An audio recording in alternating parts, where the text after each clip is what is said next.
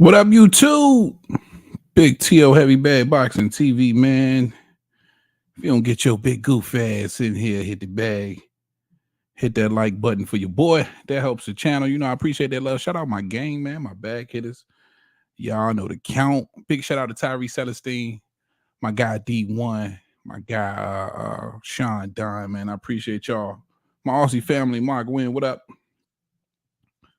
StreamYard link is in the comment section, bro. Definitely want to hear from you. Predictions. Of course, we got Teofimo Lopez and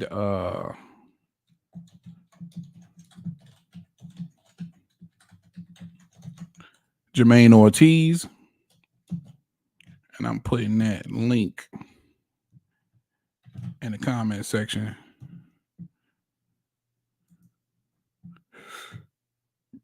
Y'all come rock with your boy. And I'm gonna tell y'all my pattern again, just in case you missed the video. Of course, again, StreamYard link is in the comment section. If you want to come up here and let us know who you got and how and why. I told y'all I felt like it's a pattern for Teofimo Lopez. I'm gonna get into that in a bit. But welcome back, man. Appreciate you. If you're coming in, make sure you smash that like button for your boy. Everybody who's been rocking with me, man. I truly appreciate y'all for sure. Also with the free cash app giveaway, I had to take that one video down because of the monetization reasoning. So I'm gonna give that list again in this live stream for sure. Again, got the StreamYard join up. If you want to join me, man, let us know who you got. And of course, I'm going to give my prediction as well. Real quick, Tyree Celestine, Mark Buchanan, just in case you guys watched the replay. Rich Kamek, Coco, Mark Wynn, D1, Keith, Troy Jack, Guru the Body Sculptor, Tony Jones, Christopher the Prophet. All you got to do is hit me up on Instagram at Heavy Bad Boxing TV. Jump in the DM with your Cash App info, and I got you. Simple as that. Nobody else is doing it like that. They don't give a damn about you. I rock with y'all. You know what I'm saying? I appreciate, you know what I mean, y'all stopping through and supporting your boy. Now, Teofimo Lopez, Jamaine Ortiz going down Thursday, co-main event with Keyshawn Davis and Jose Pedraza. I'm excited about this one. And I told y'all in a previous post about the pattern I see with Teofimo Lopez. We seen what he was able to do against the lineal champions, which is crazy. At 35, Vasil Lomachenko, and at 40, Josh Taylor. Now, some people may feel like the Lomachenko fight was way closer than what many felt it was. And of course, I think we all in agreement that the Josh Taylor fight was a wash. But when you look at the Sandor Martins, and you look at the George Kambosos Juniors, and now you look at a Jamaine Ortiz, all of these guys have something in common. The lineal champions also had something in common as well. And I'm going to break that down again. I got the StreamYard link up, man. If you want to jump in the conversation, definitely want to hear from you. Matter of fact, let me make sure this is in here correctly.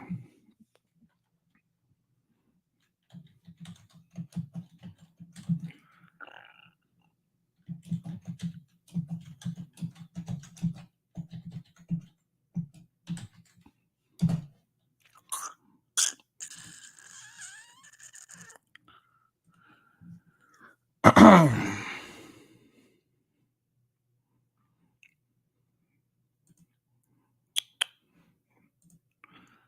look like I needed a space there.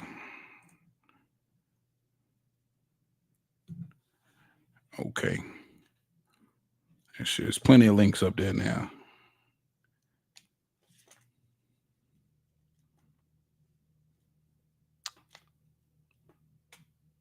that? Come join the live, bro. I see you. I see you rocking in the DM. Make sure you come join the live.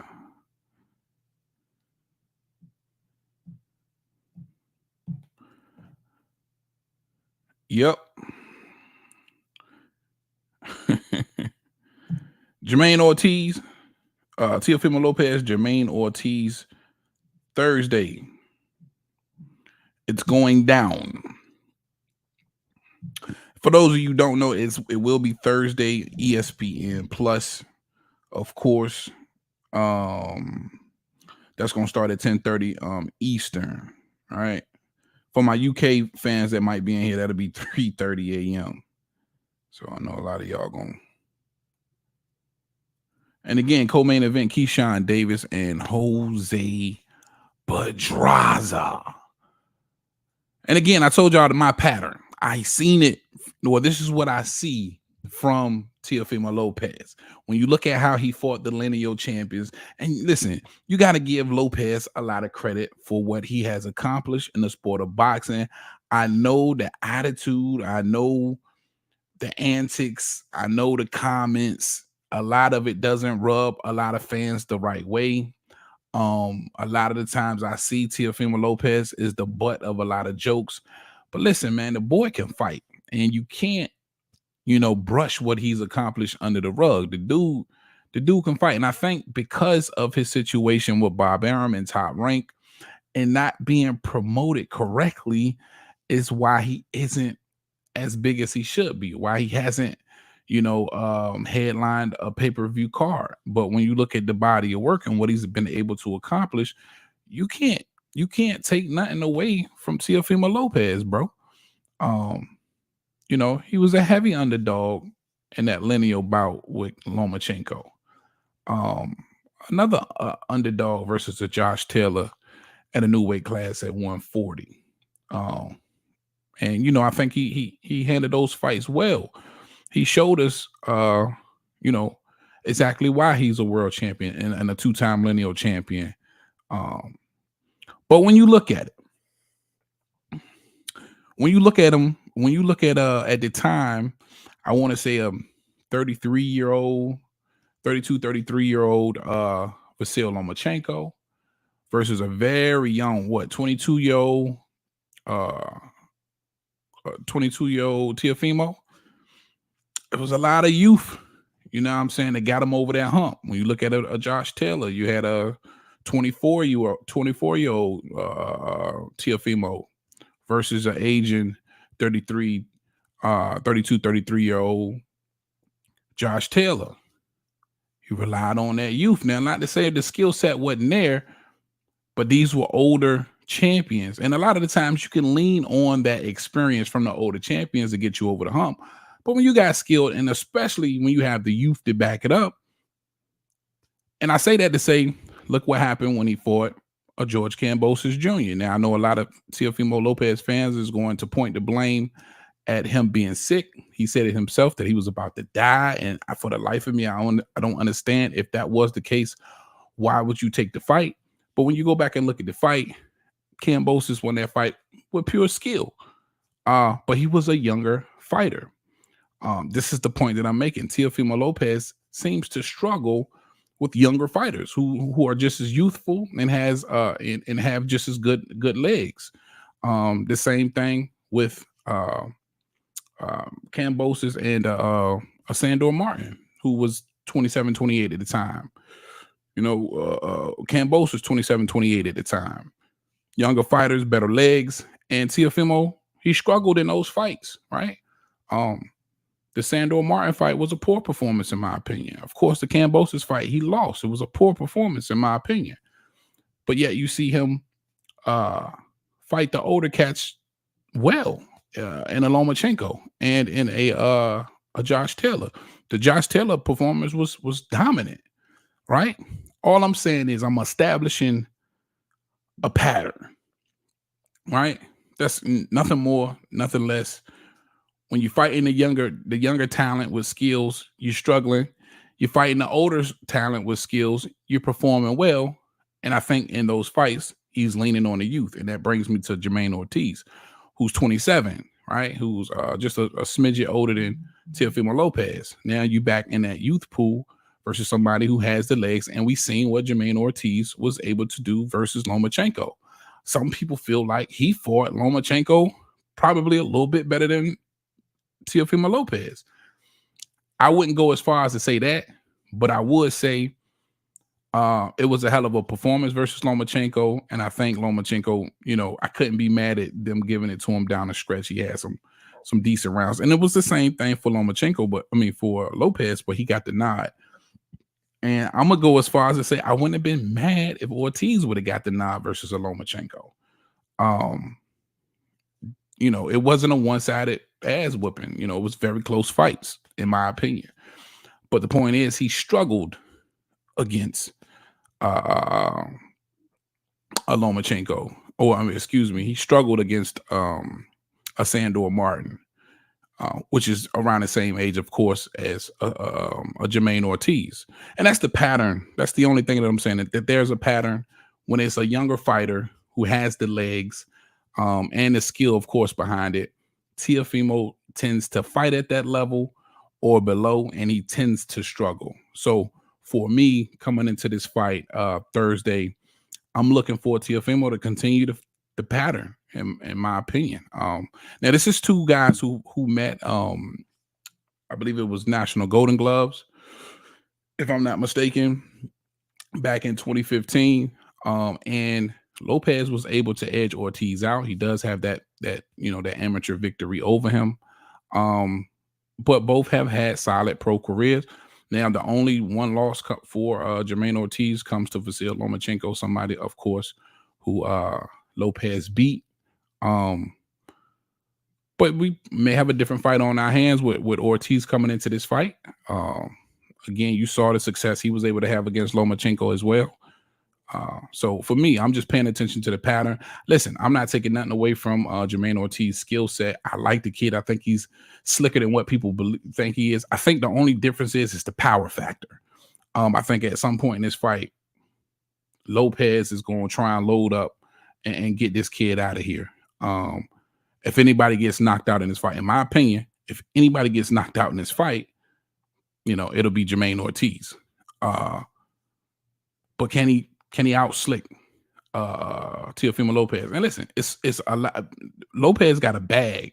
Teo's got a bag. He can fight going backwards. He can fight going forwards. And again, that's why I'm saying we can't take any credit away from what he's been able to accomplish in the sport of boxing. He's not a two-time lineal champion for no reason. The kid can fight, bottom line. But Ortiz can fight as well. And I guess depending on what the game plan is come Thursday night, that's going to tell us a lot. I think he's probably just a little bit slicker and quicker than a Teofimo Lopez. I could be completely wrong on fight night, but that's what I'm seeing. I think he can get off 2 to Teo's 1. Teo's a very calculated fighter too. You don't see Teofimo Lopez waste a lot of punches. I think Ortiz may be a lot busier or early on in the fight. So he can take advantage of a lot of those spots as well. But I think it comes down for me to the power of Teofimo Lopez.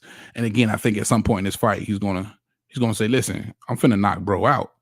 You know what I'm saying? I'm gonna cut off this ring and start this walk down from hell and see what, because I don't believe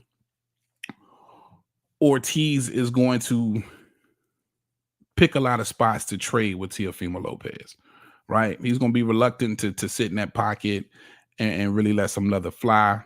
It's going to be up to Teo to try and set some traps and set up that big shot.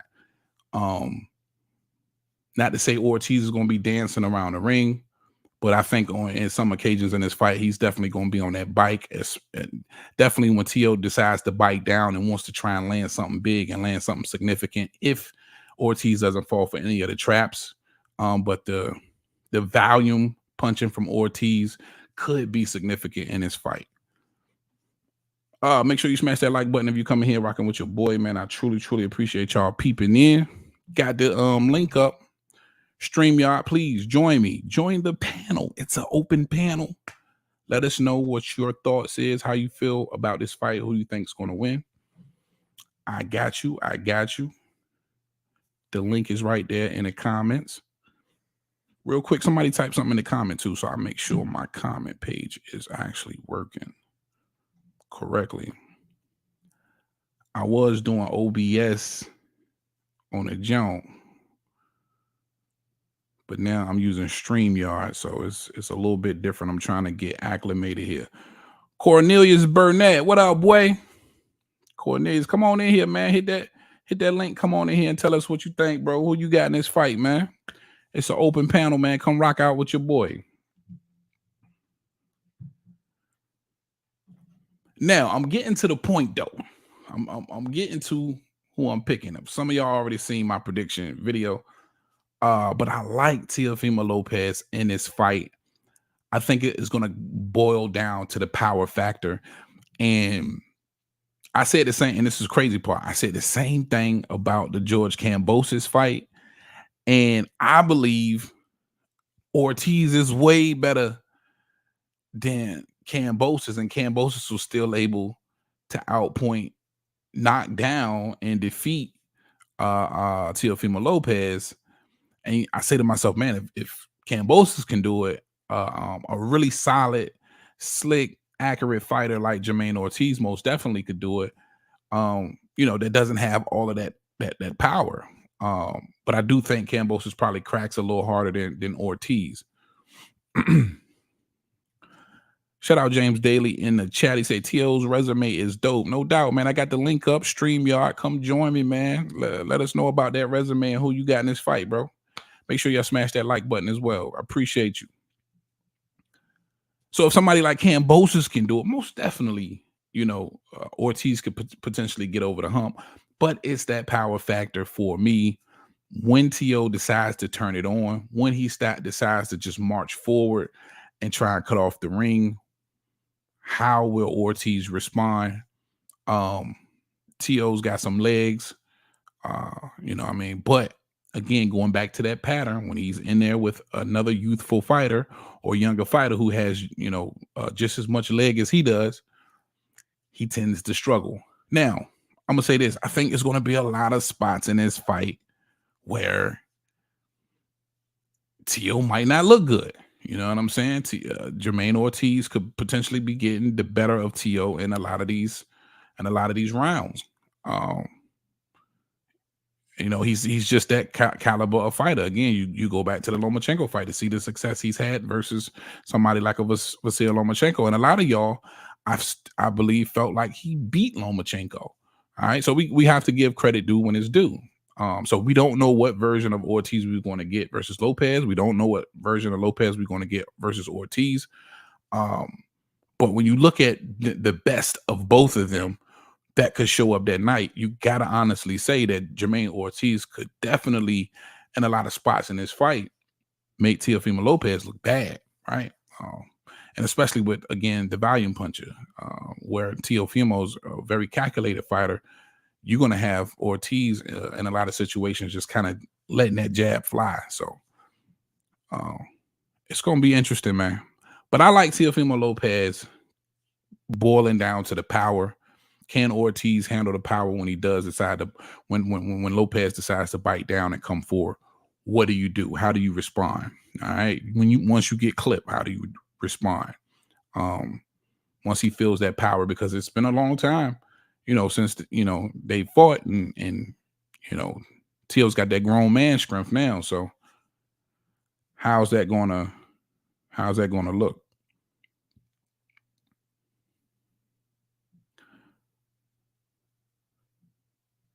Come join it.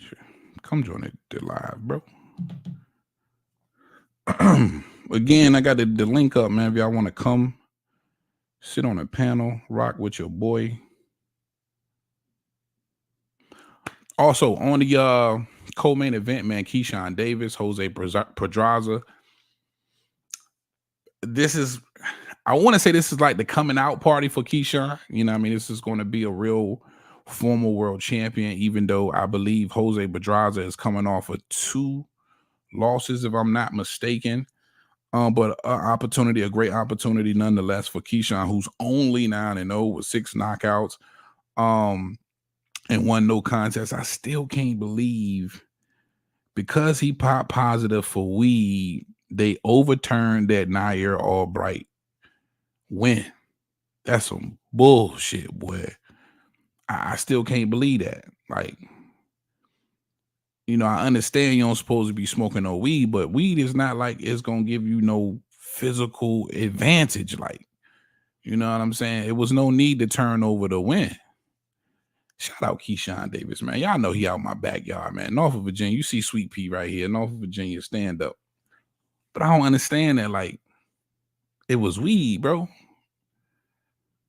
Gonna overturn a whole victory. Like, he put his life on the line in that fight. To overturn it about some damn weed, bro. There's some shit that's about legal in every country damn near now. I mean, yeah, every country and every state damn near. But anyway, that's the co-main event. Of course, I like Keyshawn Davis in his fight. Jose Pedraza over the hill, and he just might get knocked out, but it depends on the game plan Bomac has for Keyshawn. Given his performance, and I do believe it was a little lackluster against Nair Albright, and you got to give Nair Albright all the credit in the world for coming in there and making that an extremely tough fight for Keyshawn, in my opinion. Even though I felt like he won decisively, he didn't look good winning. You know what I'm saying? He got caught with the biggest shot I've ever seen him get caught in his professional career. But he bit down, he went through it. But he didn't look great.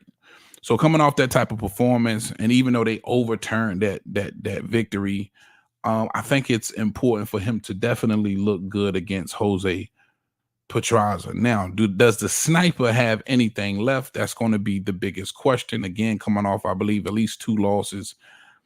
I think Keyshawn washes him. But given his performance against Nair Albright, it's going to be a lot of doubters. It's going to be a lot of naysayers.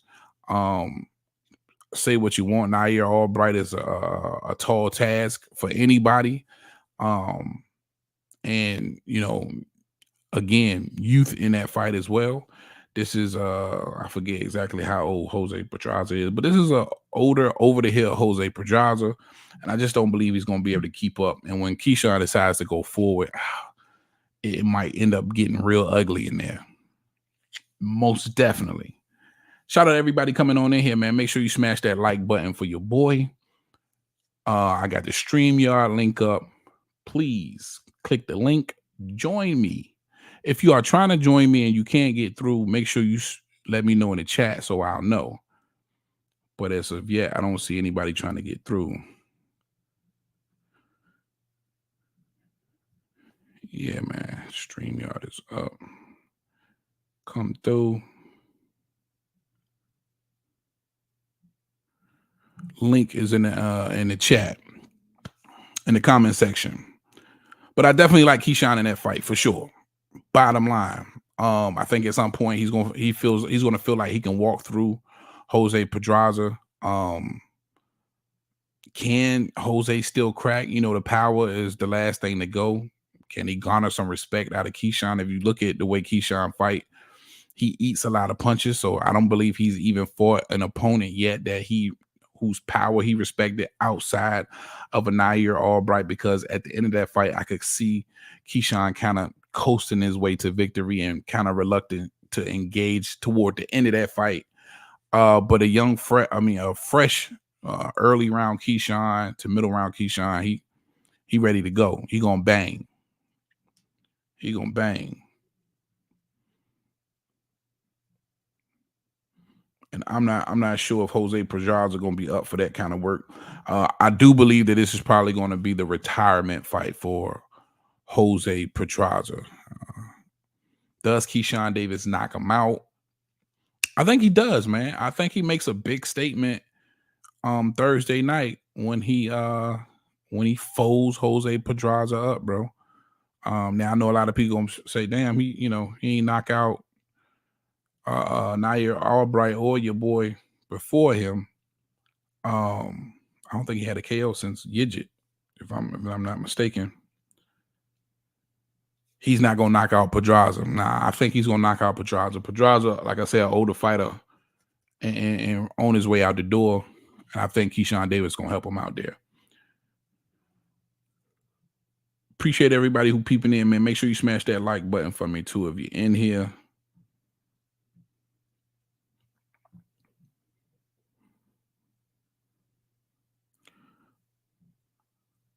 Link in the comment section. Join the panel. Come holler at your boy.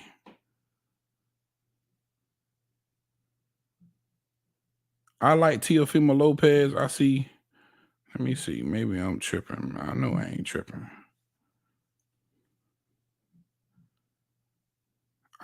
I got 3 likes. Okay, word. 4 likes. I appreciate that love, man. I'm taking Teofimo Lopez. Argue me down, man. I know somebody out there is taking Jamaine Ortiz in this one. I know Teofimo Lopez is most definitely the heavy favorite.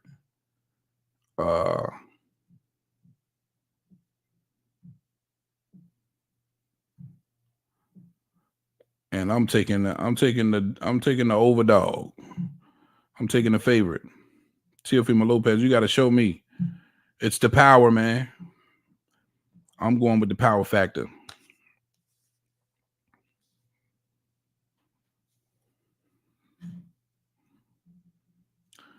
All right, well, shit, y'all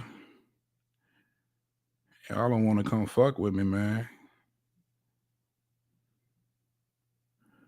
Oh, I knew it was something I wanted to holler at y'all about too. What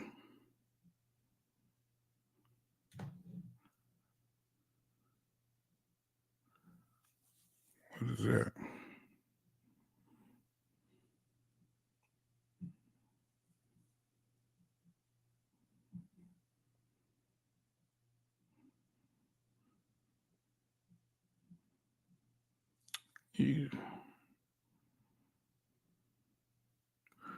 Oh shit, I ain't sure about that, bro.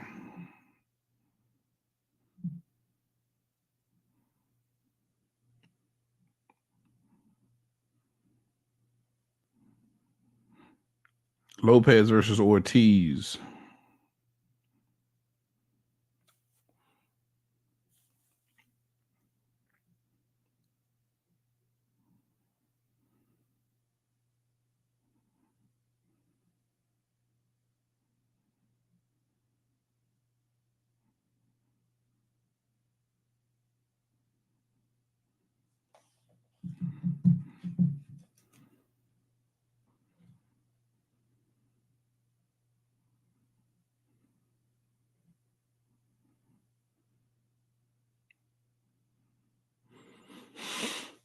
Y'all make sure y'all smash that like button for your boy too, man. Got the link in the comment section. Come join me, man. Open panel. Let us know who you got. I told you I'm taking Lopez. Argue me down, brother. I just think the power, the difference in power is going to show up in this one at some point in time, even though I do believe the volume punching, the accuracy, I do believe Ortiz is just a tad bit more slicker. Again, a lot of spots in this fight. I do believe, he's going to have some success versus Teofimo Lopez. I gave you the breakdown of the pattern. But I think it's going to ultimately come down to that power, to that pop. What is he going to do when Teofimo lands something clean? Open panel, smash that like button. Come on in here and tell me who you got. See, this is what I'm talking about right there. Let's see.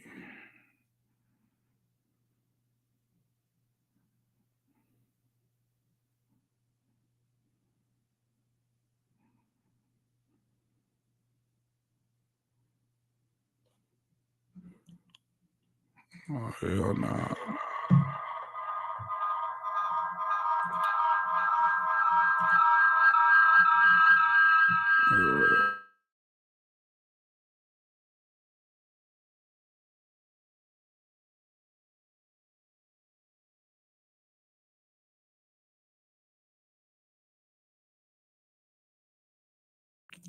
I had to get the mic situation straight.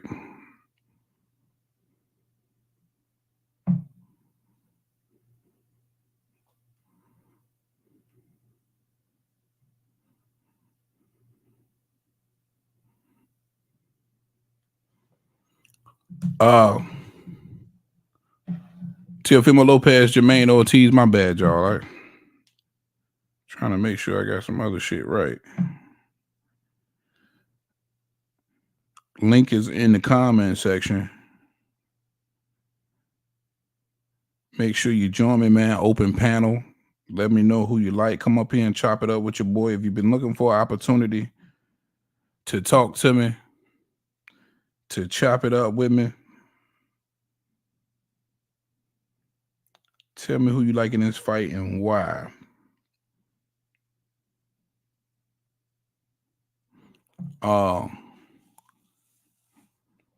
And the Keyshawn Davis, Jose Pedraza fight. That'll be the same night co-main event.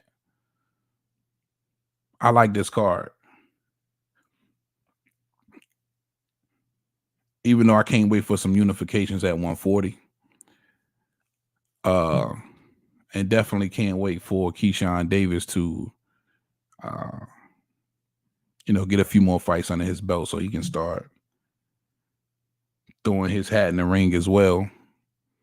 Smash that like button too if you're coming in here rocking with your boy.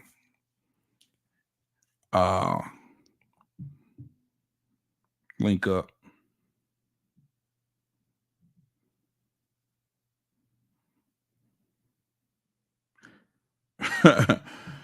My man say 9-1/3 boxer. What up, fam? My guy in the building, salute. My guy 9-1/3, he'll come in here and rock with me. Come on in here, bro. My man say Ortiz gonna shake up the world. All right, man. Listen, I'm not gonna put it past him. I think he could. Can Jamaine Ortiz win this fight? Sure. He got the skill, man. I think if you look at the eye test, if you look what the type of success he was able to have against Lomachenko, the same way or Lopez did. If Lopez come in here and have a bad night, yeah, I think he can. Listen, by no means am I saying this is a wash. Again, I'm going back to the pattern. You know what I'm saying? And I know it sounds crazy, but I'm giving you the pattern what I've seen. Teofimo Lopez tends to struggle versus younger fighters with just as much leg as he has. When you look at the Kambosos fight, when you look at the Sandor Martin fight, again, you got to give him all the credit in the world for what he was able to accomplish versus the lineal champions. You got to, for sure. Give him that credit, man. He's a two-time lineal champion. He defeated Lomachenko. He defeated Josh Taylor in spectacular form, too, against Josh Taylor. But he struggled, and he lost to a Kambosos. And then let me ask y'all this.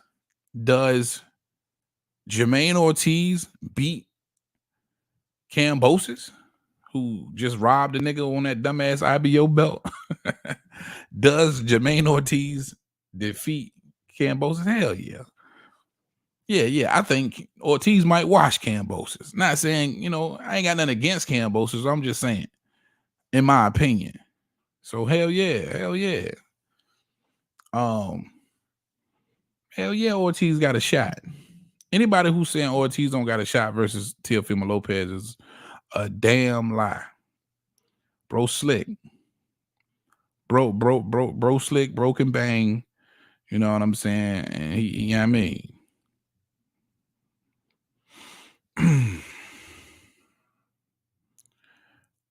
Teo literally is 2 fights away from being 2-time undisputed.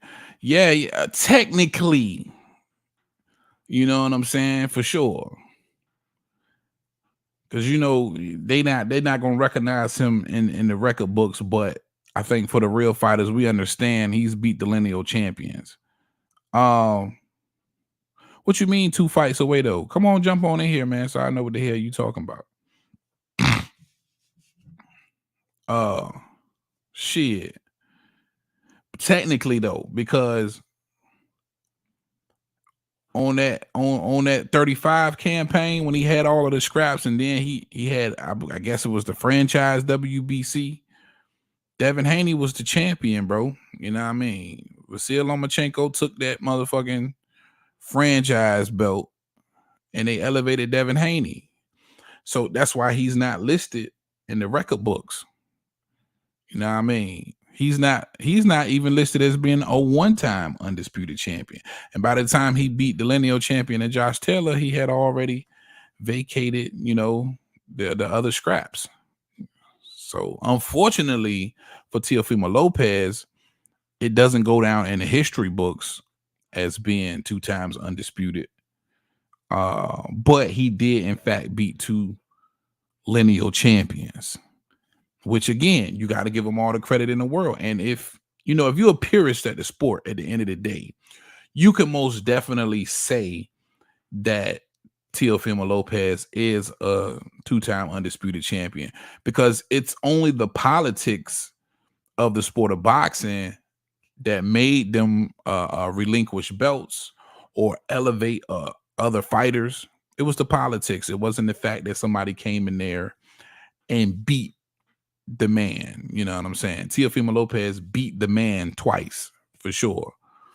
And not even Devin Haney, even though he's undisputed, can say that he beat the man. You know what I mean?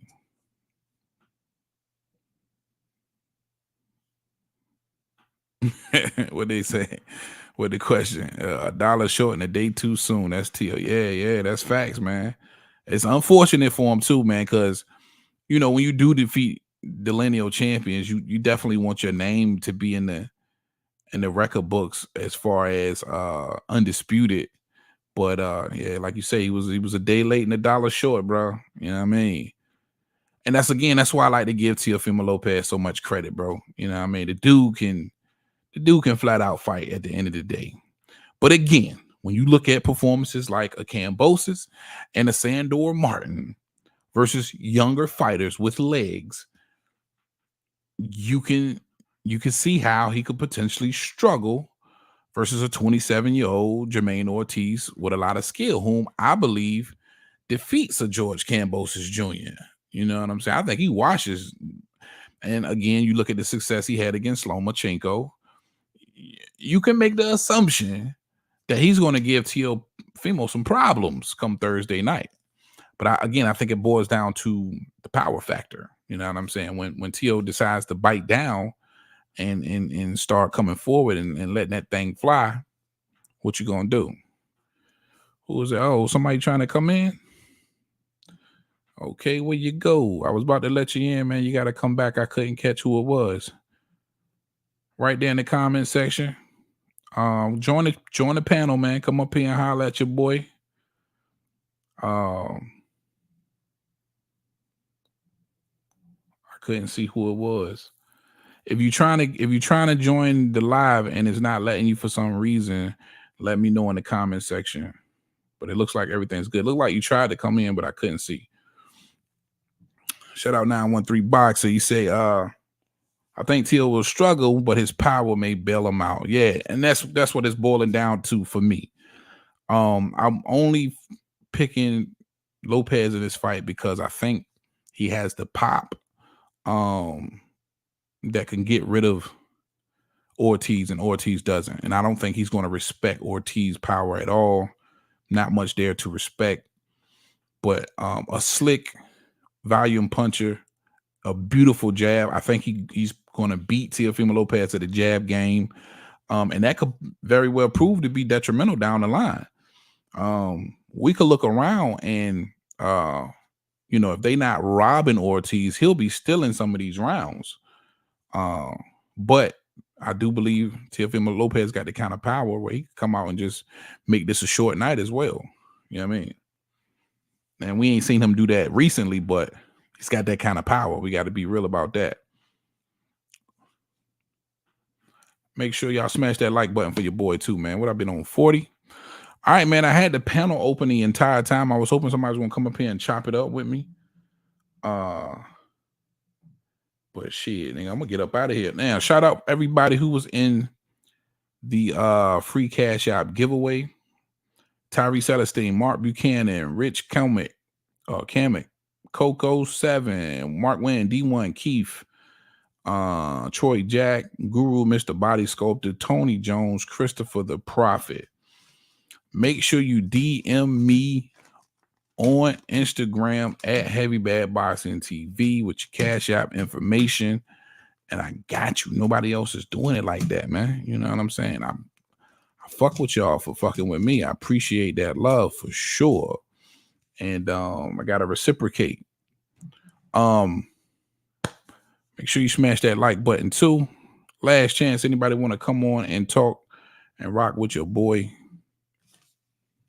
Tell me your fight prediction. No, going once, going twice, 9 1/3. I can't believe you ain't come up here and rock with your boy for a little while.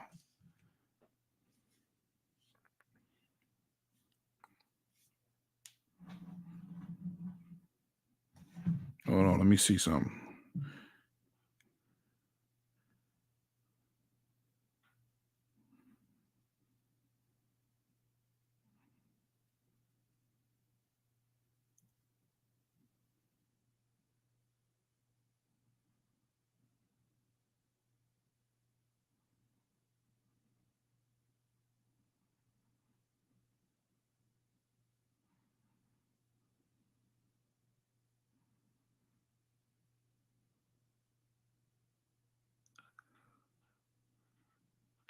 Make sure y'all smash the like button too, man. Link in the comment section. Come on up here, man. Tell us who you like and why. I told you I like Teofimo Lopez. Tell me why T.O. not gonna win.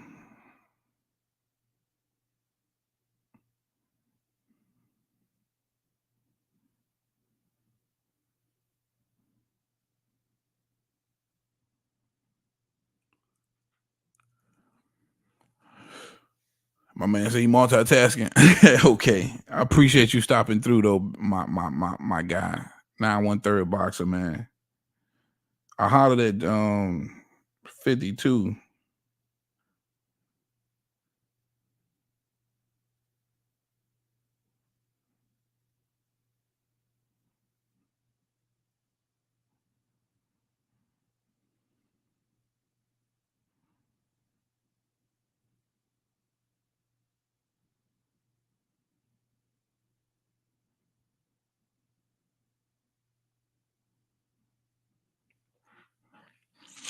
Yeah, Stick 50. I hollered at Stick 50. I think he busy. Shout out to everybody who smashed that like button, man, who been rocking with me for a minute. Again, for anybody who might watch the replay, Tyree Celestine, Mark Buchanan, Rich Kamek, Coco, Mark Wynn, D1, Keith, Troy Jack, Guru, The Sculptor, Tony Jones, Christopher the Prophet. Hit me at Heavy Bad Boxing TV on Instagram. DM me, Cash App details. I got you. Bottom line. What you say? That's what's up, y'all. Two good boxing, man. For sure, man. Yeah. I rock with Slick 50, man. Shout out GMT Sports, man. Hopefully he doing the live. We did the last couple of fight lives together, so maybe we'll do this fight live together Thursday night for the top rank card. Definitely looking forward to this card, man. My guy Keyshawn Davis gonna be in the building, beating up on Pedraza, taking things to the next level. All right, open panel.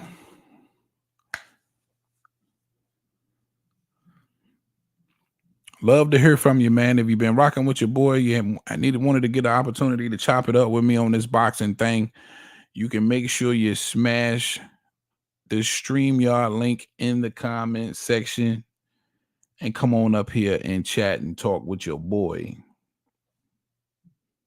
Cornelius, man, love to hear from you. Come on in here, boy. Boy, where you been? Somebody just tried to come up here, man, and I couldn't catch you, or you bailed out. Don't be shy, man. Don't be scared. Come on up here. Tell me who you like.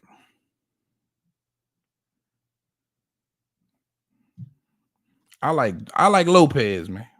I'm taking that nigga Lopez. That nigga crazy as hell, but I'm taking him. Hey, y'all see Lopez? Y'all see Teofimo put Rolly business out in the street like that, bro? Because I didn't get no reports on the injury. Because Rolly Romero was hurt, and we never got no reports on what part of his body was hurt. You know what I mean? And then he was about to be a champion in recess, right? Because he hadn't fought since the Barroso fight. And we all know he was getting his ass whooped in that. Rolly was getting his ass whooped by the old fella in that Barroso fight. I'm talking about that old nigga was fucking, he was whooping Rolly's ass. But he got injured. And I don't even know how he got injured, whether it was sparring or not. But the reports was that he got injured, but they didn't know what part of his body was injured. This nigga Teo come out. This nigga Teofimo come out and say, yeah, he hurt his back and his neck. Oh, y'all didn't know that? Oh, yeah, well, I'm exposing niggas, man. It's time to expose everybody. And said that he had hurt his back and his neck. And, you know, of course, Pitbull team gonna get a hold of that news and they gonna do what they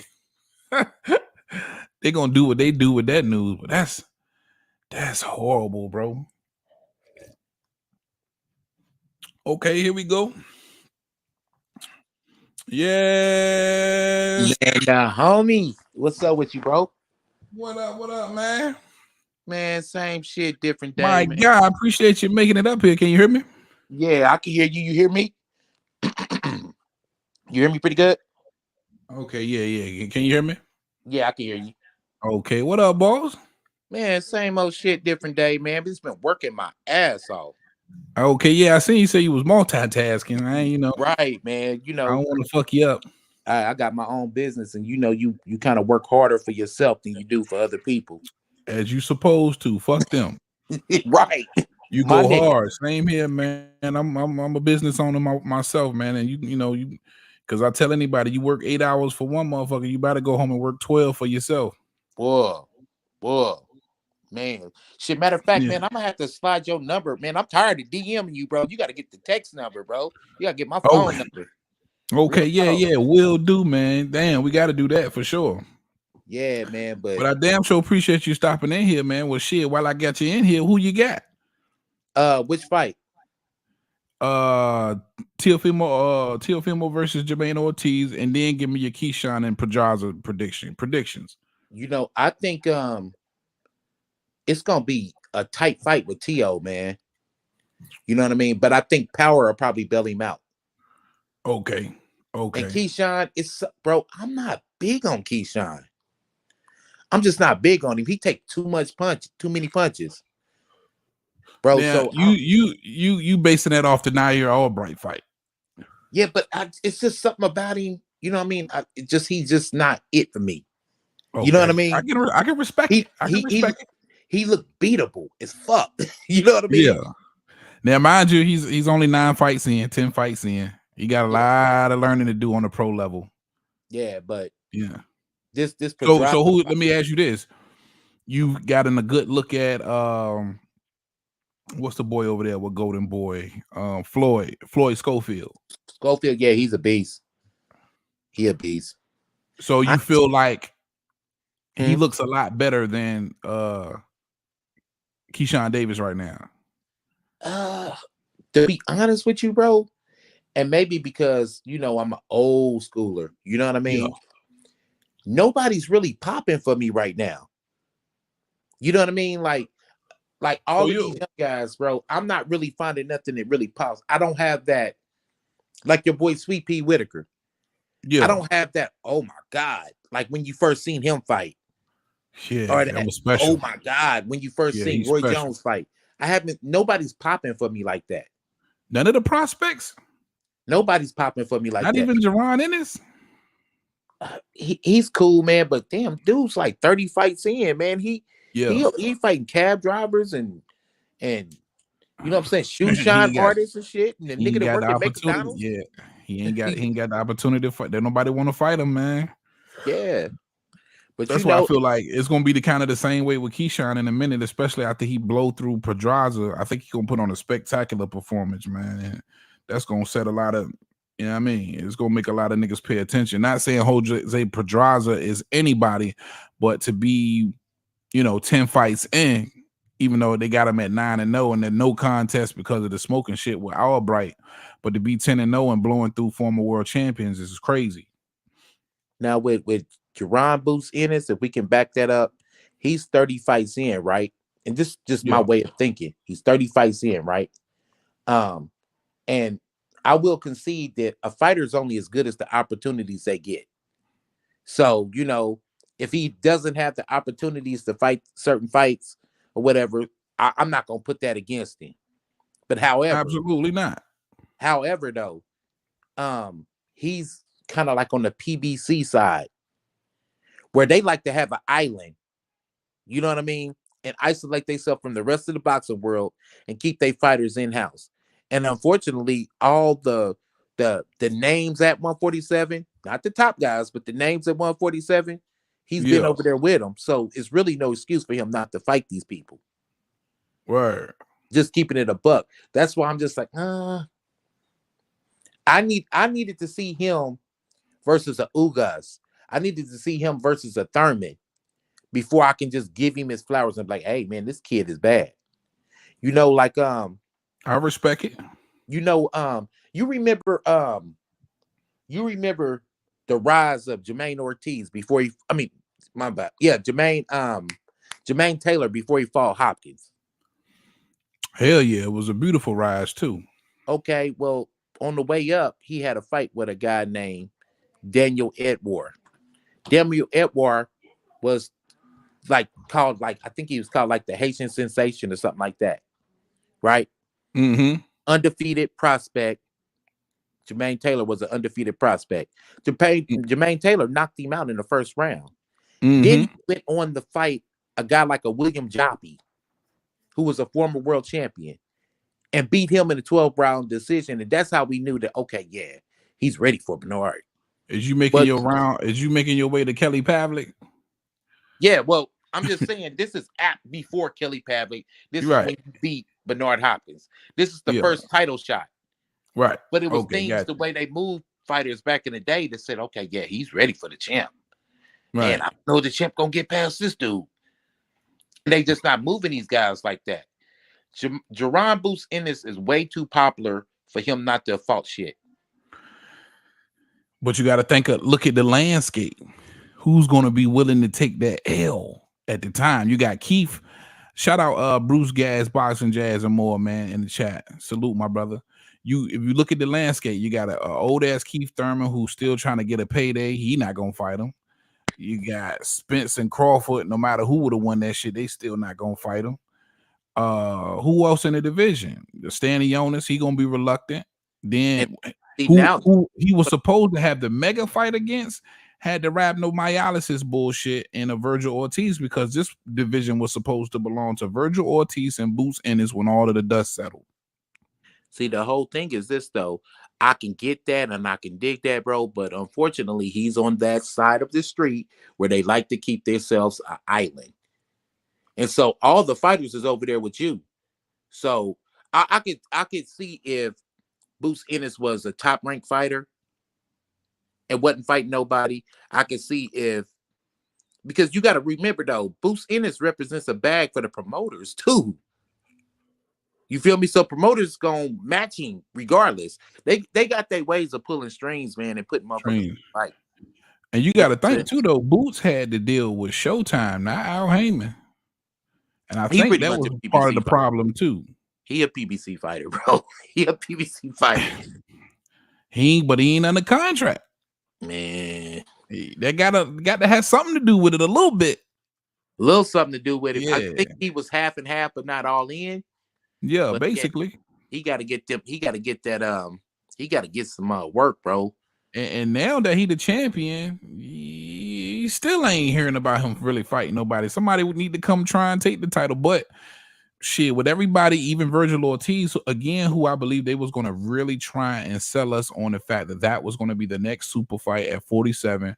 Virgil Ortiz, undefeated, everything by KO versus Jerron Boots, and it's but now Ortiz is at 54. That's why I say Boots might as well Kaz ass at 54 too. But see, that goes with the landscape of boxing. Yeah. These PBC guys have, like, if boxing was an assembly line, with these fighters fighting once, or if you lucky twice a year, what they've done is back up the assembly line. You know what Basically. I mean?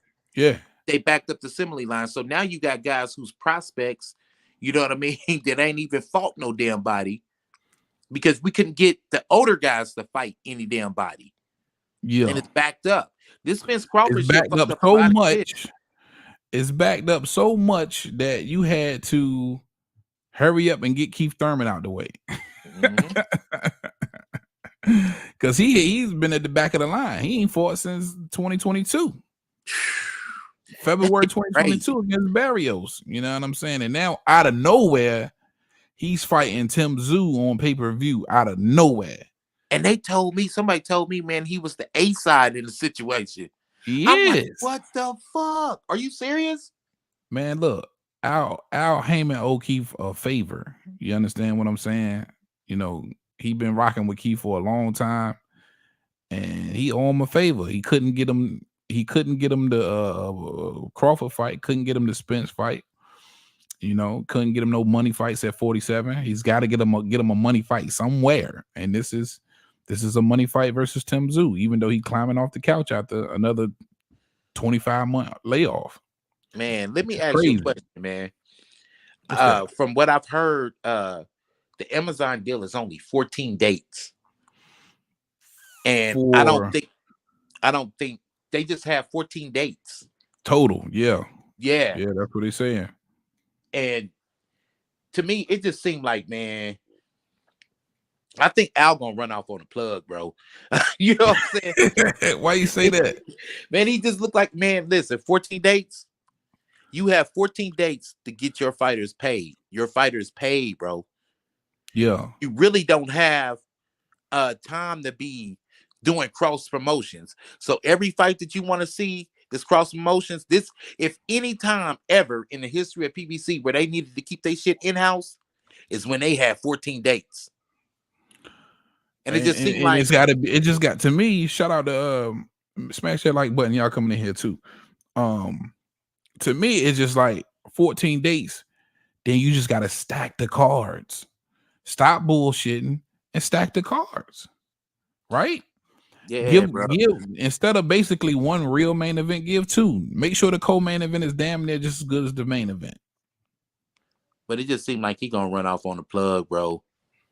It seemed like that, bro. It just seemed, bro.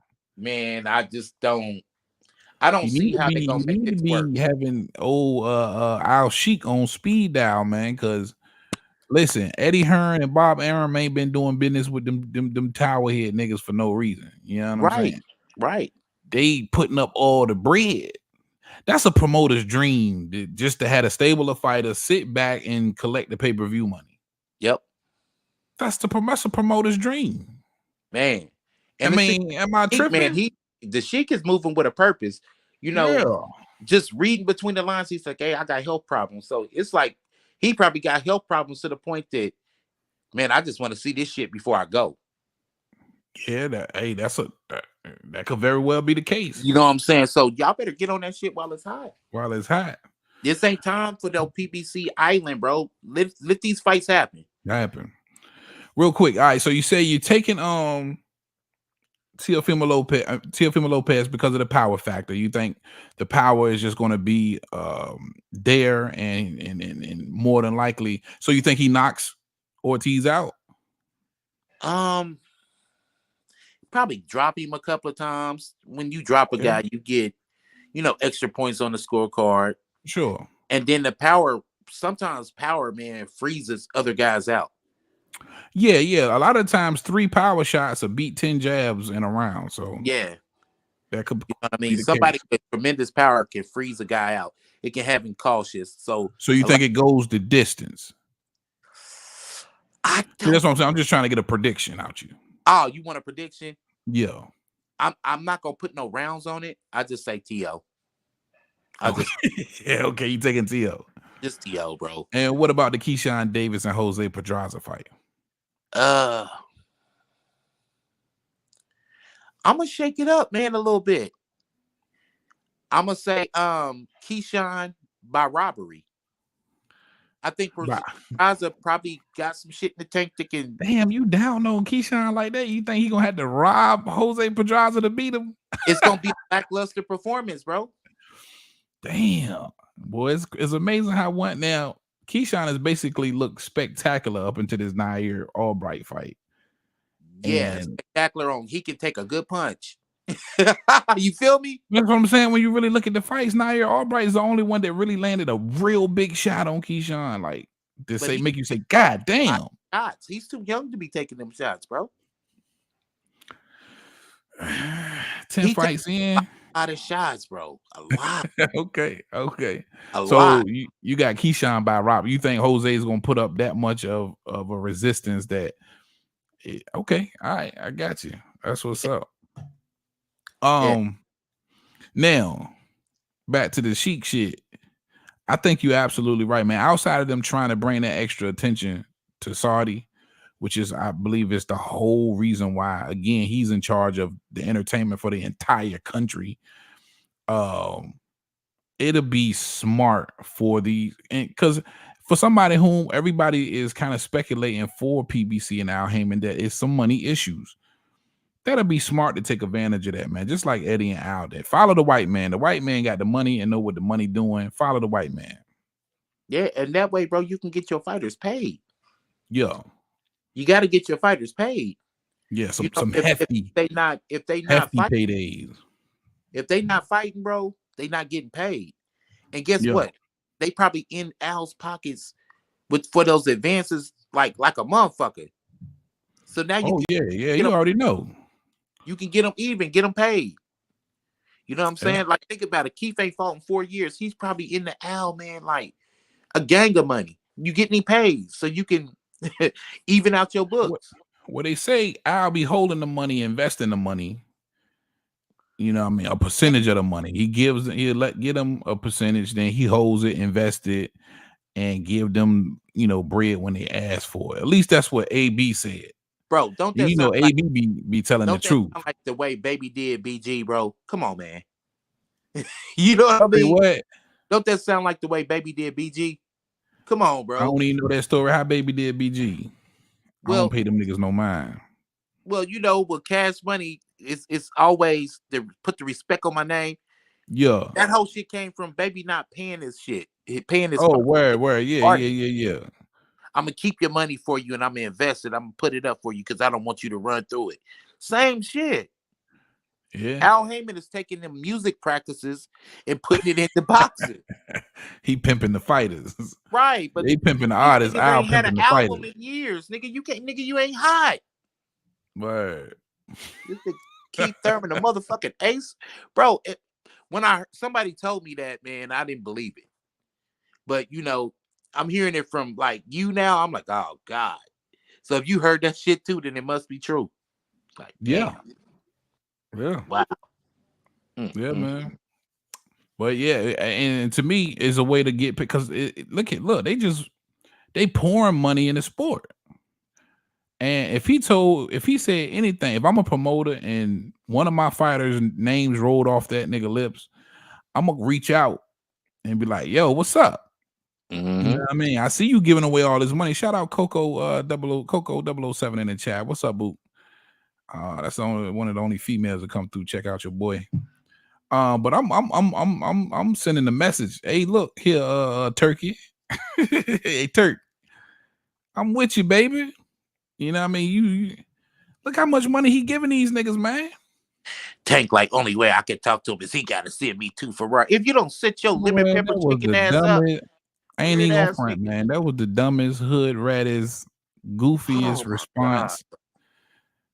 Like, nigga, you know what I'm saying? That's the money that you got compared to what they got, bro, is if they woke up with Tank money, they'd kill themselves.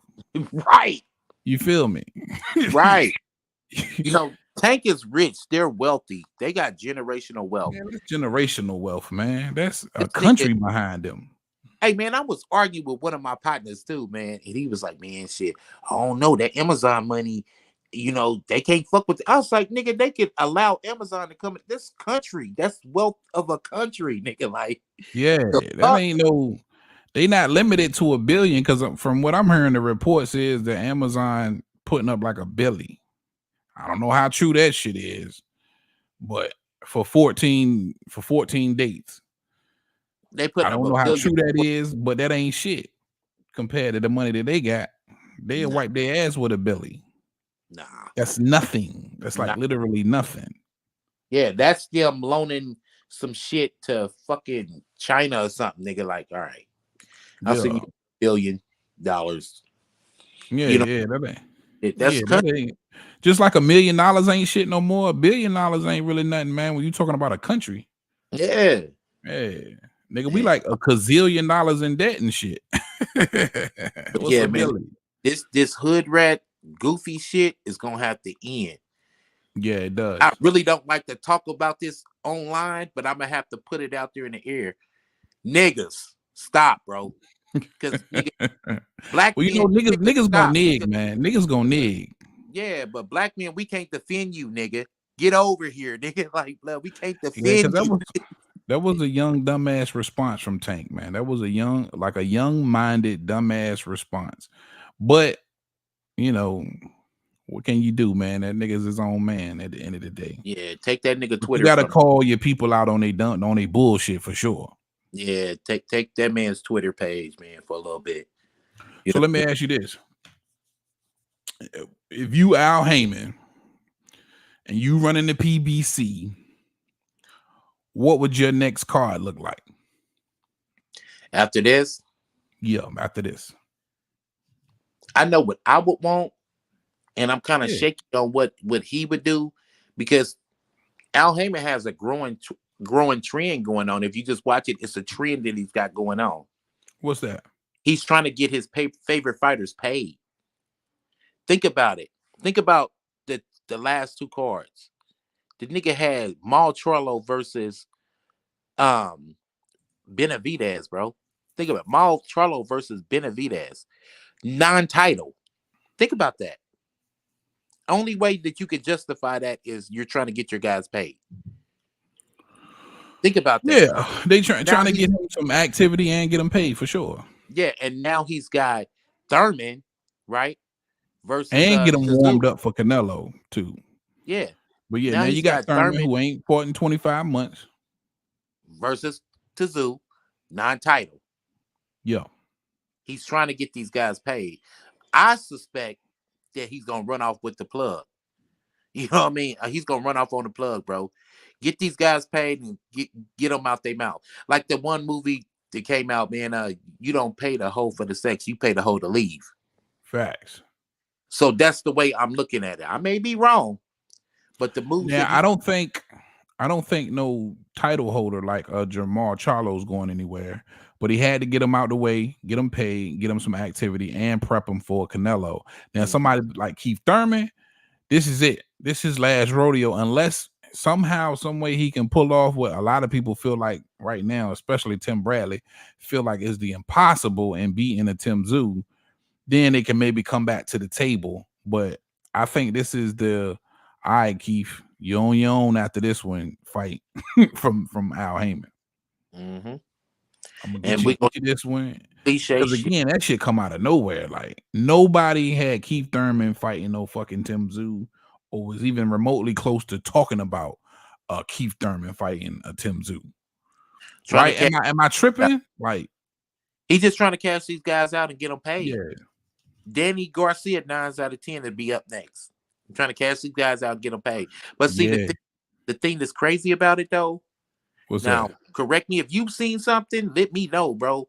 But if you peek around the PPC corner, there's no new up and coming guys that's coming out right behind them. You notice that? There's no new guys coming up behind them. I mean, you could say Boots, but okay, what next? Like real prospects. And like I say, he don't got no deal with Al Heyman. But So, exactly. but So yeah. who's Outside of Boots, yeah, so who's around the corner, bro? and then who Speedy Rashidi signed to? I don't know. I think Speedy Rashidi might be a PBC fighter, but he lost to Roy Manville, so that fucked him all the way up. Yeah, so if you He look was supposed to be coming. You look around the corner, there's no new guys coming that I can see. Correct me if I'm wrong. And he's making these goofy ass fights with niggas that ain't fought in 4 or 5 years, and then after they get their ass whooped, oh, my timing was off, and this and the third. I'm telling you, man, it looked like he's running off on the plug. Yeah, I mean, it really hey, looked listen, like I think you make a solid case of what could be to come for sure. I think you make a solid case, bro. You got Carmel. I ain't gonna put it past him. You got that kid Carmel, but other than that, there's nothing around the corner. Oh yeah, Moten. Yeah, but who else is around the corner? That's got some kind of real, because there's a few niggas, but they ain't got enough clout to even say that they around the corner. Yeah. And think about it. There's a few nice little prospects coming, but they don't have enough clout to say that they're around the corner. Bob just signed the whole Olympic team. Who was Hitchens signed to? Maybe Bob. Was Richard Hitchens a top ranked fighter? He might be a top ranked fighter. But see, one thing for certain, two things for sure. It don't matter as long as he's non-PBC. He'll get the fight right now. If he's not PBC, he'll get all the fights against anybody. Oscar a match against anybody. Eddie Hearn, he'll match against anybody. Bob a match against anybody. Mm-hmm. That PBC island that ain't got no new prospects like that. Who's got all these old motherfuckers with beer on their breath and shit, smelling like Newports, nigga. And nigga, he's fighting. They fight non-title matches. Like in mild smoking niggas. Right. Non-title fights. But you're right, though. You got to get him out of the way, man. And I think Danny Garcia definitely got to be coming up because he overdue. Matter of fact, we ain't seen him in the ring since he fought who Jamal Charlo just fought, which was Jose Benavidez Jr. Yeah, and right? That was his last fight. The way it's looking, the way it's trending is it may be some goofy shit for non-title matches. He may just get a goofy ass non-title match. Matter of fact, is Laura, because that's who Danny Garcia called out and was trying to fight at 60 for the title, was Irish Landy. And I think he's on the March 30th card, right? Didn't they just put him on the March 30th card? Man, I ain't really been getting a chance to look at it like that, but damn. I'm telling you, they stacking his card. Like, so you got the Keith Thurman, Tim Tszyu, then you got Pitbull, Roley. Then I heard they put Sebastian Fundora gonna be fighting for the vacant WBC scrap. I don't know how the fuck that happened because Mendoza beat Sebastian. So if anybody should be getting that is Mendoza. And I want to say, goddamn, Laura might be on the card. Wow. Yeah. But where the new guys at though? What'd you say now? Where the new guys at though? Yeah, that's the thing. Their whole platform is designed not to even build fighters. That's why I feel like he's running off on the plug. You can't build fighters and everything is pay-per-view. Motherfucker ain't gonna buy no fight with a nigga they don't know. That's facts. So I'm just saying the way it's going, it just look like they running off on the plug. Yeah, that could very well that could very well be the case, man. Like I say, I think you make a great point, and shit, that could very well be the case. But they got 14 days to do it. We just got to see what they're gonna do. I think they can get over the hump and start putting out some of that other shit if they can stack the cards right, get everybody out the way, and you know what I mean. Mm-hmm. For sure. Well, that's gonna be interesting anyway, man, to see how PBC pull this whole thing off anyway, man. I'm excited to see it. A lot of people don't like this card. I seen what Tim Bradley was like straight denouncing this card. I don't think it's a horrible card. And for somebody like a Keith Thurman, even at 35 years old, like I keep telling people, it was at one point in time, most of us felt like Keith Thurman was the best welterweight in the world. He's got the footwork to give anybody problems. You got a very flat-footed Mexican style type fighter in a Tim Tszyu, and he could cause some real problems. That's all I'm saying. Mm-hmm. If Tim Tszyu looked bad in part of this fight, you know why. Hey, That's man, all I'm saying. I've been saying this for years, bro. Everybody that they said, Tim's still gonna knock him out, though. oh yeah, Yeah. body shot. Yes, sir. But everybody that they said that, all right, Errol Spence was doing the heavy lifting against, Keith that beat them first. Yeah. So Hell Keith yeah. was the man. Don't get it twisted. He was the He man. unified. Yeah. He was unified. WBA, WBC, and he fucked all them other niggas up first. Mm-hmm. Yeah. So that's what I'm saying. Even though now he a little longer in the tooth, depending on how in shape he is and what if he's been keeping himself together, man. And look, when he was out of the ring 2 years coming back versus a Barrios, you know what I'm saying? Now, Barrios was undefeated till he ran into Tank Davis, but still a tall task, I believe, and a smaller fighter, and Keith wasn't able to get him out of there, but he looked damn good in rearranging Barrios' face.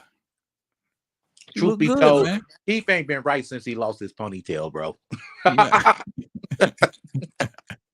Shout out G.O. There your boy Slick Fitty, GMT Sports in the chat. He say, what's good, bros? I'm just getting back from Cali. Okay. Shout out back GMT from vacay, bro? Man. What you say, Thurman 1 through 6? He gonna be a problem that first half of the fight. I feel you on that one. Most definitely, man. Because Thurman got IQ at the end of the day, man. And I don't give a fuck what nobody say. The experience with that IQ can always present some damn problems. And for somebody extremely flat-footed like Tim Tszyu, again, you're gonna see some spots where Thurman is gonna win some of them battles. He still gets knocked out though. That's mine. I think Tim Tszyu's the first guy to stop Keith Thurman. And then when you even really look at it, he's only got one loss, and that comes to the legend Manny Pacquiao, bro. Yeah. You know what I'm saying? The dude ain't 30-1. He ain't got but one goddamn loss, and that was to Pacquiao. Mm-hmm. So we gotta give him some flowers and give him a little bit of respect. Oh yeah. I fucks with Keith. Yeah. I fucks with Keith a long way, bro. Yeah, a lot of people are downplaying. I ain't mad at Keith, but I'm mad at Keith. But I think because Keith got a taste of some real paydays, he fucked himself over by not just taking the smaller paydays to stay active. Mm-hmm. You know what I'm saying? Like he could have got Al could have got him some work, but Keith wanted them keep them 8-figure paydays coming, and that shit just ain't the case no more. Inactivity killed Keith's career, bro. Exactly. Cause nigga, when you left, you had braids. Now you come back, you got the half moon. you got the half moon joint, Mr. Wilson joint in the back here. You know what I mean? The hairline nigga, like, what the fuck? Ran from his face. Like, what the fuck? You got the Mr. Wilson. You know what I mean? But yeah, that's what's up, man. Slick 50. We were talking about the Jamaine Ortiz, man. Of course, Teofimo Lopez, Jamaine Ortiz. We both taking Lopez. I'm gonna take Lopez by unanimous decision. Yeah, I'm gonna take Lopez by a split decision.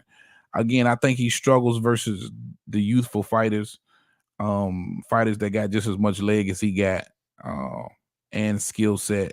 Jamaine Ortiz possesses all of that. So I think it's not gonna be the prettiest fight, but I think the power is gonna be the deciding factor, and the judges gonna like how a lot of those power shots looking and landing. And I think Keyshawn wins by watch. I think he's gonna watch Jose Pedraza. He's gonna knock him out for sure. Smack that like button if you're in here. I got the link up in the comment section if you want to join a panel with me and 913 Boss. I mean, I appreciate you too, 913.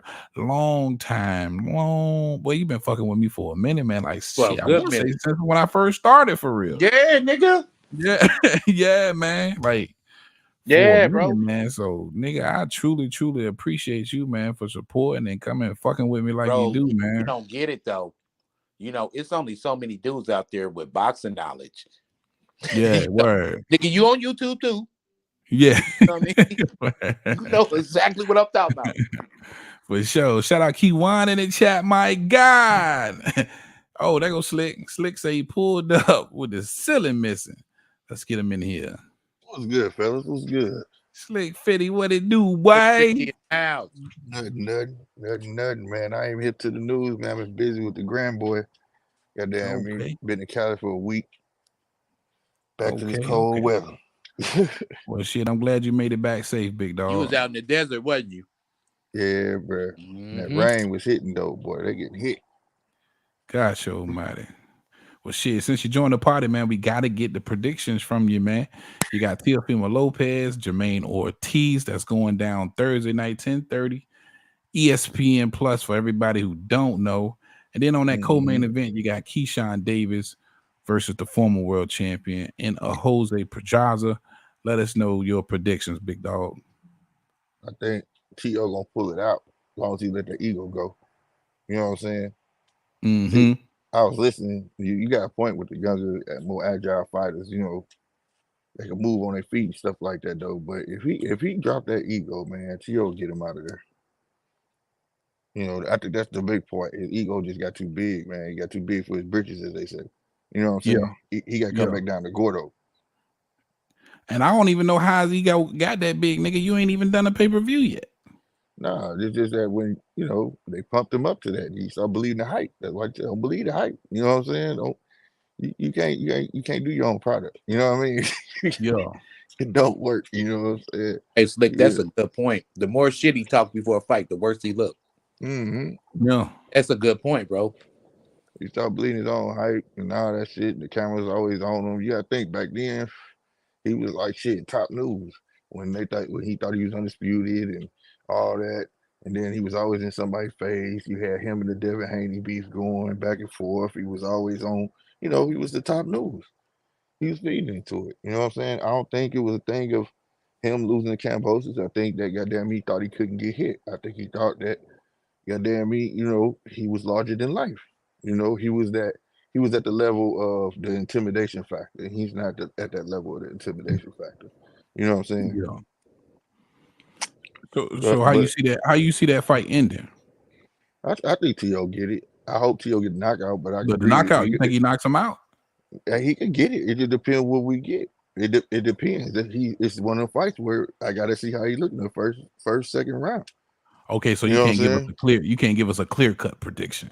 No, it ain't clear, but I got T.O. I mean, he's gonna pull it out. He's gonna win, but I don't think it's gonna be the most exciting fight. I think the most exciting fight gonna be Keyshawn and Pedraza. Oh, okay. That's my next question. Who you got out? Let me get the prediction for that. I won't go with Keyshawn. Okay, but Pedraza gonna test him. And that's what that's what 9 was saying. God damn, Slick. Pedraza gonna test him, and it's gonna show like Keyshawn got the goods. Keyshawn he young, you know what I'm saying, and he wants to be big, but he gotta learn patience. You know what I'm saying? This is what it's gonna show. It's gonna show patience. Don't feed. He gotta learn not to feed it to the crowd. You know what I'm saying?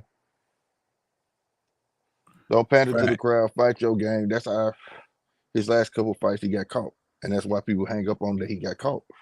You know what I'm saying? He got to have a clear cut fight. He ain't had a clear cut fight yet. He ain't. But what you mean he a clear cut fight, like where he don't get clipped, where it look like he about to fall. Shit, the Nair Albright fight, the only one where somebody really landed something the big one before that. Clean. Yeah, but the last one, Anthony Yidget, he was getting caught. It's a difference from when you go from like he's showing see, that's what I'm saying. But he gonna get caught. Like he's not a Shakur Stevenson, and I'm glad he's not. He's an exciting fighter. You gonna get caught. No, there's a way to be excited. First, what I'm trying to say is this. Let me mute this TV. My bad, bro. I don't want no feedback.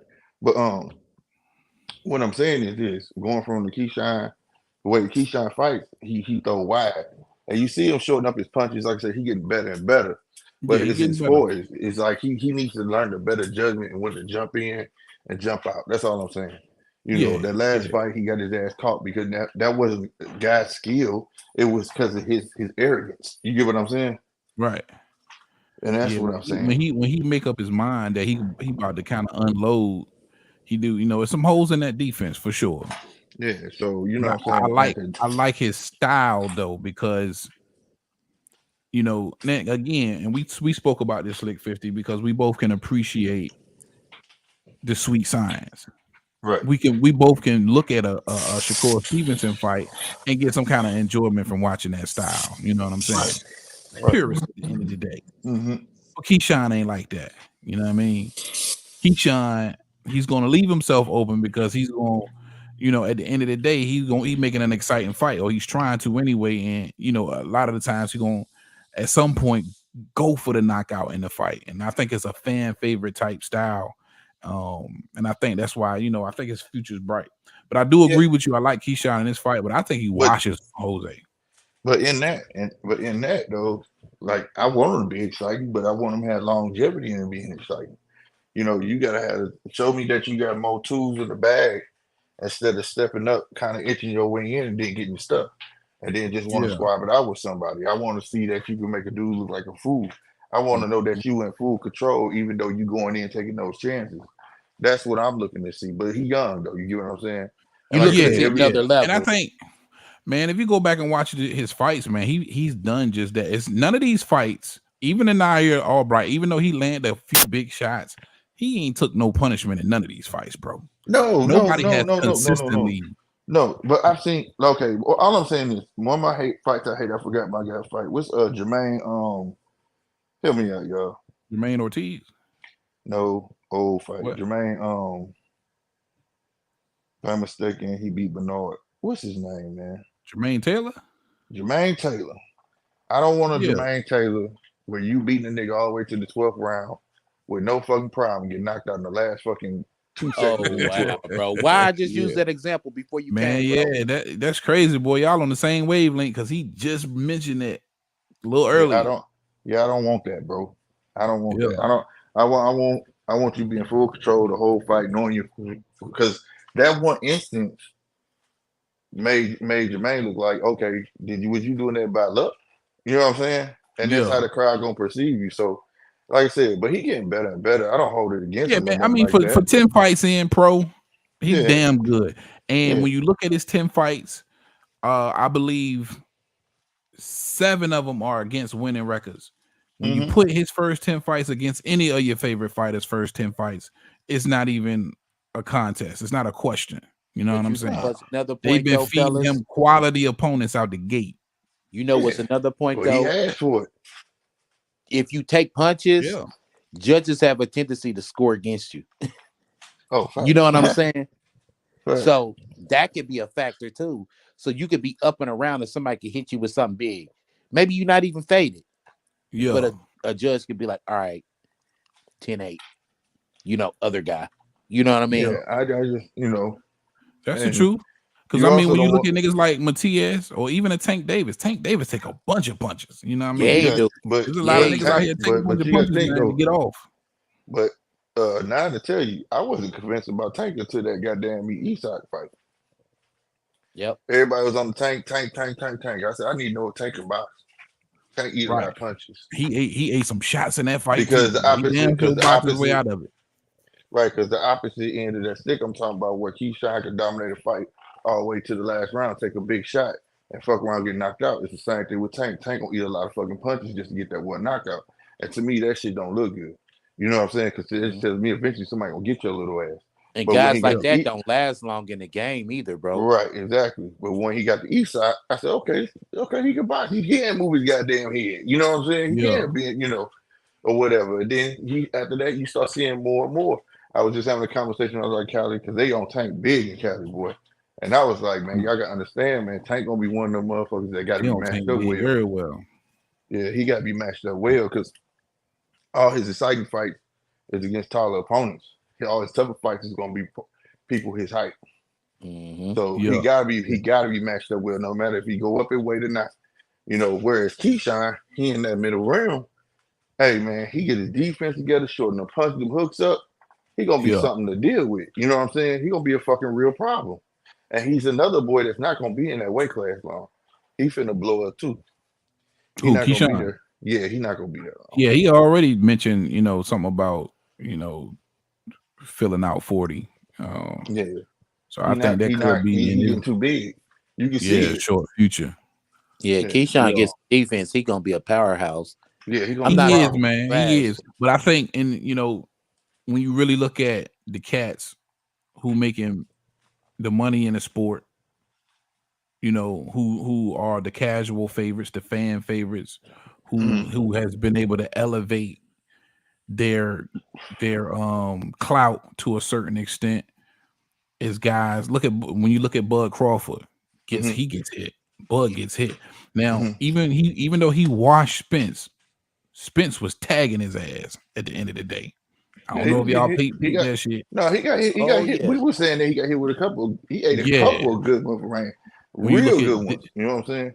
when you look at David Benavidez, when you look at Canelo Alvarez, all of these guys got big holes in their defense to me. And it's because of the style that they fight in. That's why I say I like Keyshawn's style, because he'll be willing to expose those holes in his defense to get that offense off and go for a knockout. You know what I'm saying? Yeah. I'm saying that I think to have success in the sport of boxing, you need a pinch of that shit. yeah. You understand? I think Keyshawn at the moment, which I feel like he gonna come up out of it, which I'm glad they got him in there with Pedraza. Like I was talking to Holyfield one time. He said his mama said, "Yeah, you know how to fight, but why the fuck you gotta wait till somebody hit you to want to go in on? You need to start like that out the gate. You know what I'm saying? Yeah. And Keyshawn has a habit of wanting to fill out too long and not jumping on a motherfucker when he know he got him or whatever the case may be.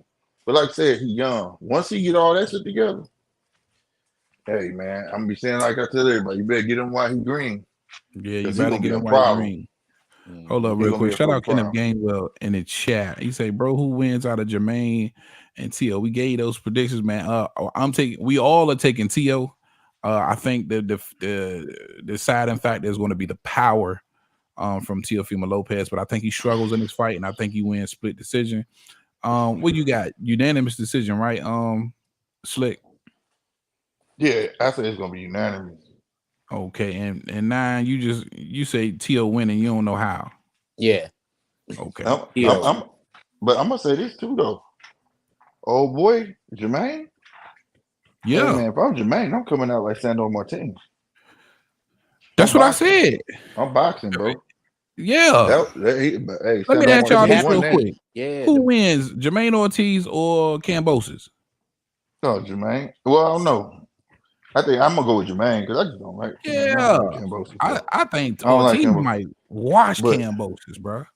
But if I'm Jamaine, shit, that was a blueprint. Sandor showed you put some decent speed out there, and you move your fucking feet. That son bitch just gonna follow your ass around. That's all he gonna do. And Jamaine got really good accuracy, hand speed, and then I think the volume jabbing of Jermaine's gonna be a problem. Listen, T.O. is gonna struggle in some spots in this fight. I just truly believe that. And then when he's in there with somebody around his same age and got just as much leg, that's what he tends to do. You know what I mean? So, but never mind that it's a Thursday. I know a lot of people not gonna be watching, or whatever the case. But that nigga T.O. know all the right eyes gonna be watching. T.O. got all the pressure on his back. All Jamaine got to do is go to 12 and win, and that's all he needs to boost his name. You know what I'm saying? You know what I just said, Slick, before you got on? The more shit T.O. talks before the fight, the worse he looks. Yeah, facts. Yeah. T.O. need to go in there and dominate. That's what people want to see out this nigga. He got to dominate. He won't get back to what his name used to was. Well, not used to mean, but was on the way to meaning. He needs to dominate. Like I said, Jamaine just got to get the 12 to boost his name. Jamaine get the 12, get a unanimous decision. He good. You know what I'm saying? Yeah, facts. Yeah, definitely. T.O. got all of the pressure, man. And he already talking about he wanted the winner of Pitbull and Rolly, so he already looking past Jamaine Ortiz. If you ask me, shout out Ken in the chat. He say, "What are the odds?" T.O.'s minus 600 favorite. Teofimo Lopez minus 600 favorite coming into this fight. He already quick thing, fellas, too, because I ain't really been watching boxing like that for the last couple of days. What the hell is up with this T.O. Rolly shit? Tio and Rolly, Yeah. man, let me tell you something. They've been beefing, man, but they used to be real close. Yeah, they was like the Rack Pack in Yeah, Las Yeah. they used to Vegas be in for the a minute. clubs and all that shit. Right. You hear Yeah, me? they was. Yeah, Him, man. They used to have footage. Them him niggas and everywhere together. Rolly. But see, that's just the paradigm. I think a lot of it's just the sell. But I think for the first time, I don't think Rolly wanted no part of that shit. I think for the first time, Rolly was the one blindsided by that shit. Because did you see that Rolly interview where a dude was asking him about that shit? And he was like, man, I don't know what's up with that dude. And he wasn't hyped about it, but he was like, shit, he putting Man. that shit out there. What Rolly say? I done stopped Yeah, the can kid you from killing throw them in the himself. parlay? You know what I'm saying? This is what's going on with Rolly and T.O. Both of them niggas is champions in the same division. That's what the fuck is going on. No, that's what I'm saying. At some point, you got to become rivals. You know what I mean? One got to be better than the other. I think for T.O., that's what it's about. I think Rolly really just didn't expect that shit. I think that for the first time, Rolly was caught blindsided by that and shit. to answer your question, 9 is because Teofimo released a sparring footage where he was fucking Rolly up. So that's what really got the ball rolling. Then he just come out. Then he just come out saying, because we was all speculating that Rolly and it was old. injured. It was probably real old too. Yeah, we was all speculating Rolly was injured after the Barroso fight. When Barroso was whooping his ass and Tony Weeks gave him that fucked up stoppage, he was almost a champion in recess with the WBA because of an injury, but nobody knew what the injury was. You know what I mean? I never seen a report on the injury that Rolly got, and he hadn't had a fight since Barroso. So I'm like, listen, what they gonna do? Is he gonna vacate, script on what's gonna happen? T.O. comes out yesterday, I believe it was, and says that Rolly Romero had hurt his neck and his back. So maybe Pitbull can take advantage of that. So he basically, because nobody knew what he had hurt. And so Teofimo Lopez, he says, y'all didn't know that, did you? But I knew it. I know a lot. So I'm just going to expose people. It's time to expose people. And he told them what his injuries were. So he just been going at Rolly hard as a bitch. Yeah, and that shit lame right there, though. I think that came from. I think that stemmed from when he said he stopped her from killing himself. Or what? Bro, if you got a Rolly, phone, bro, you don't put that shit out. So mainstream media and shit can talk about that, bro. Yeah. You a foul ass nigga for that, bro. Yeah, I think that was weak. Because I think he said that because Rolly said, man, I don't know what's up with the kid. We was cool, shit, but I remember stopping him from killing himself. So if that's what he want to be on, cool. But Rolly also said in the interview too, though, he said, yeah, he was like, I ain't gonna deny it, but he didn't show you the whole thing. I had already been sparring for like 18 fucking rounds before that. Or whatever. But we know that's Rolly though. So yeah. At the same time though, it's good for the sport. Clicking up like that ain't no good. You know what I'm saying? To the point where you don't want to get in the ring with each other. Fuck it, get in the fucking ring. But but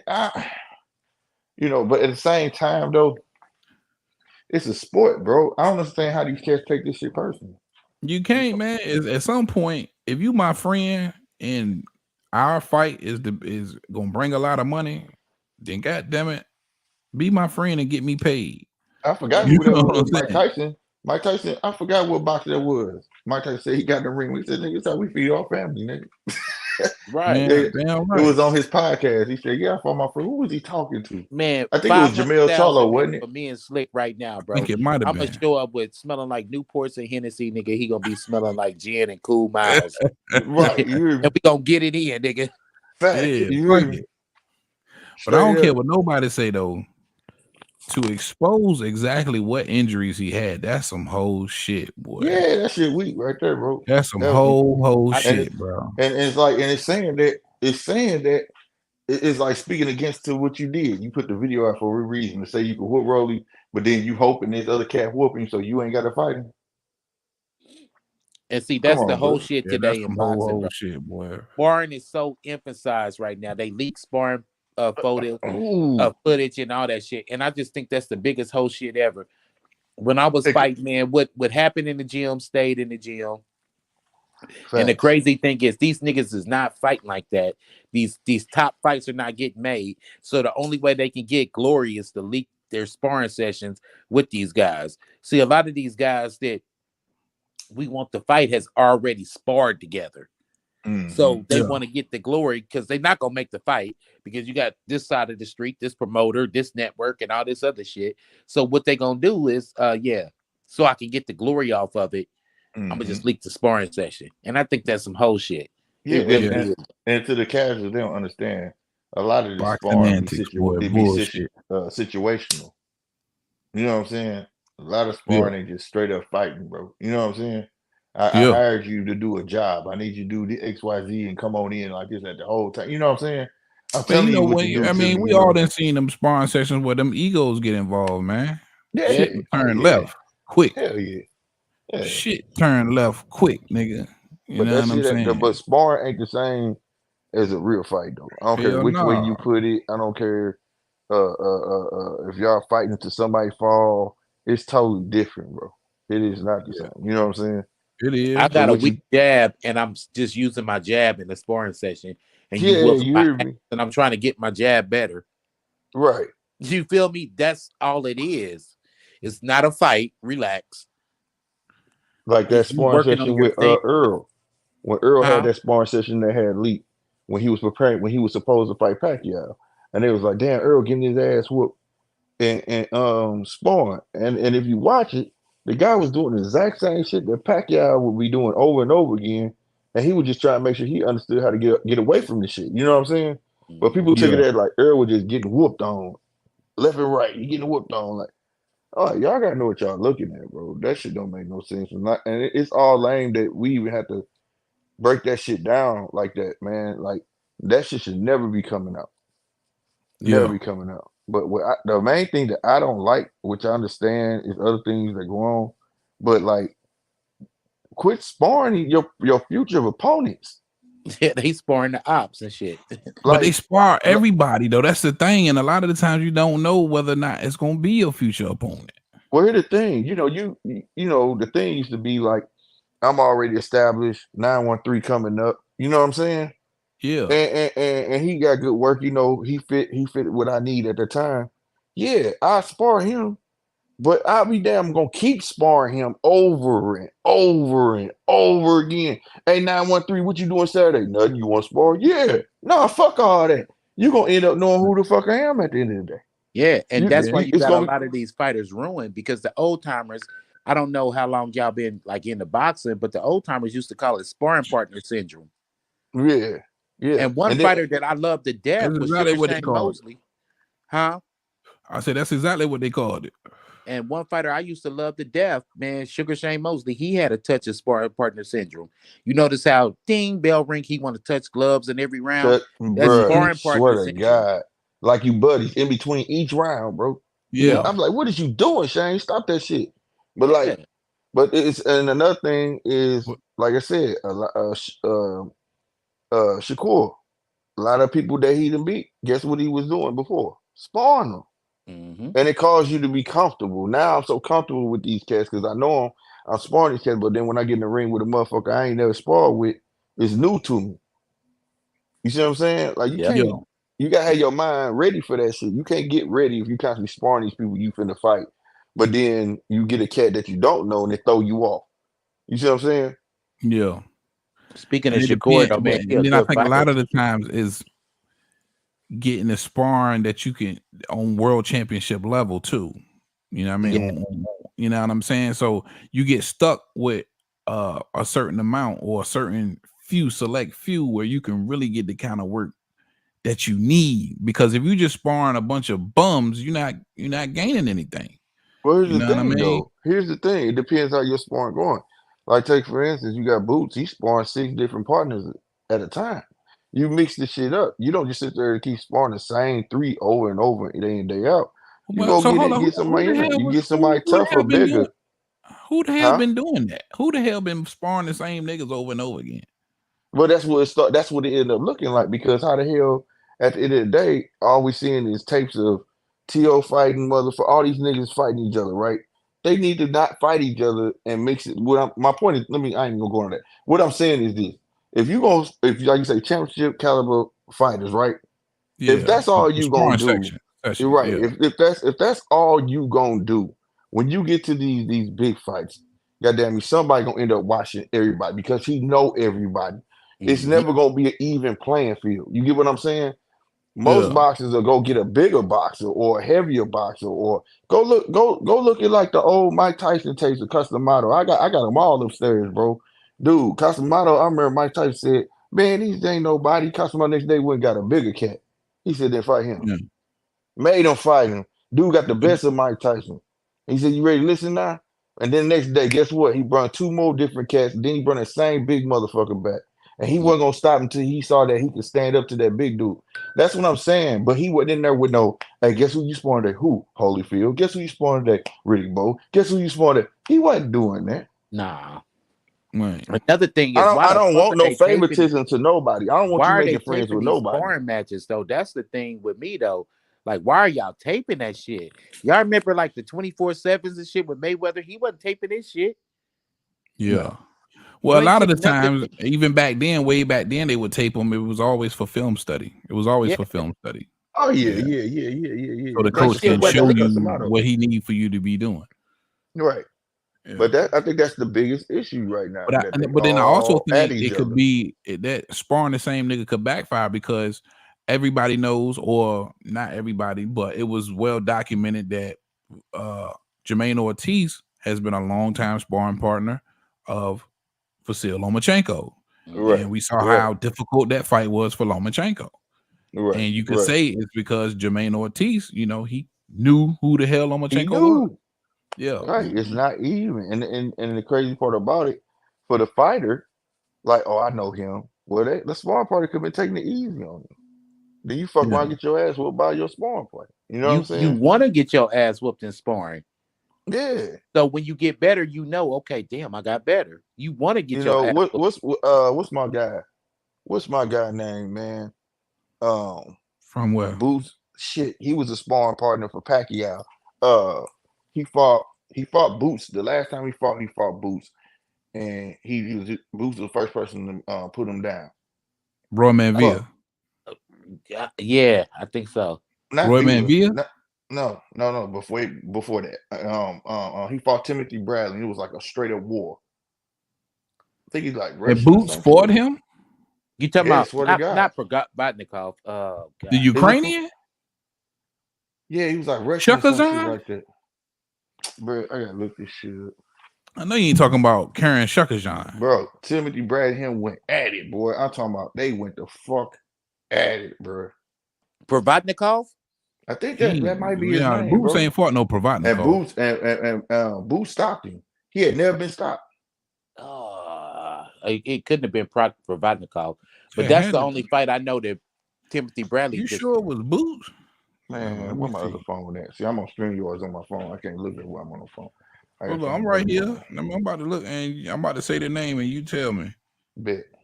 You got Roy Manville, Karen Shukazan. That's who I was talking about.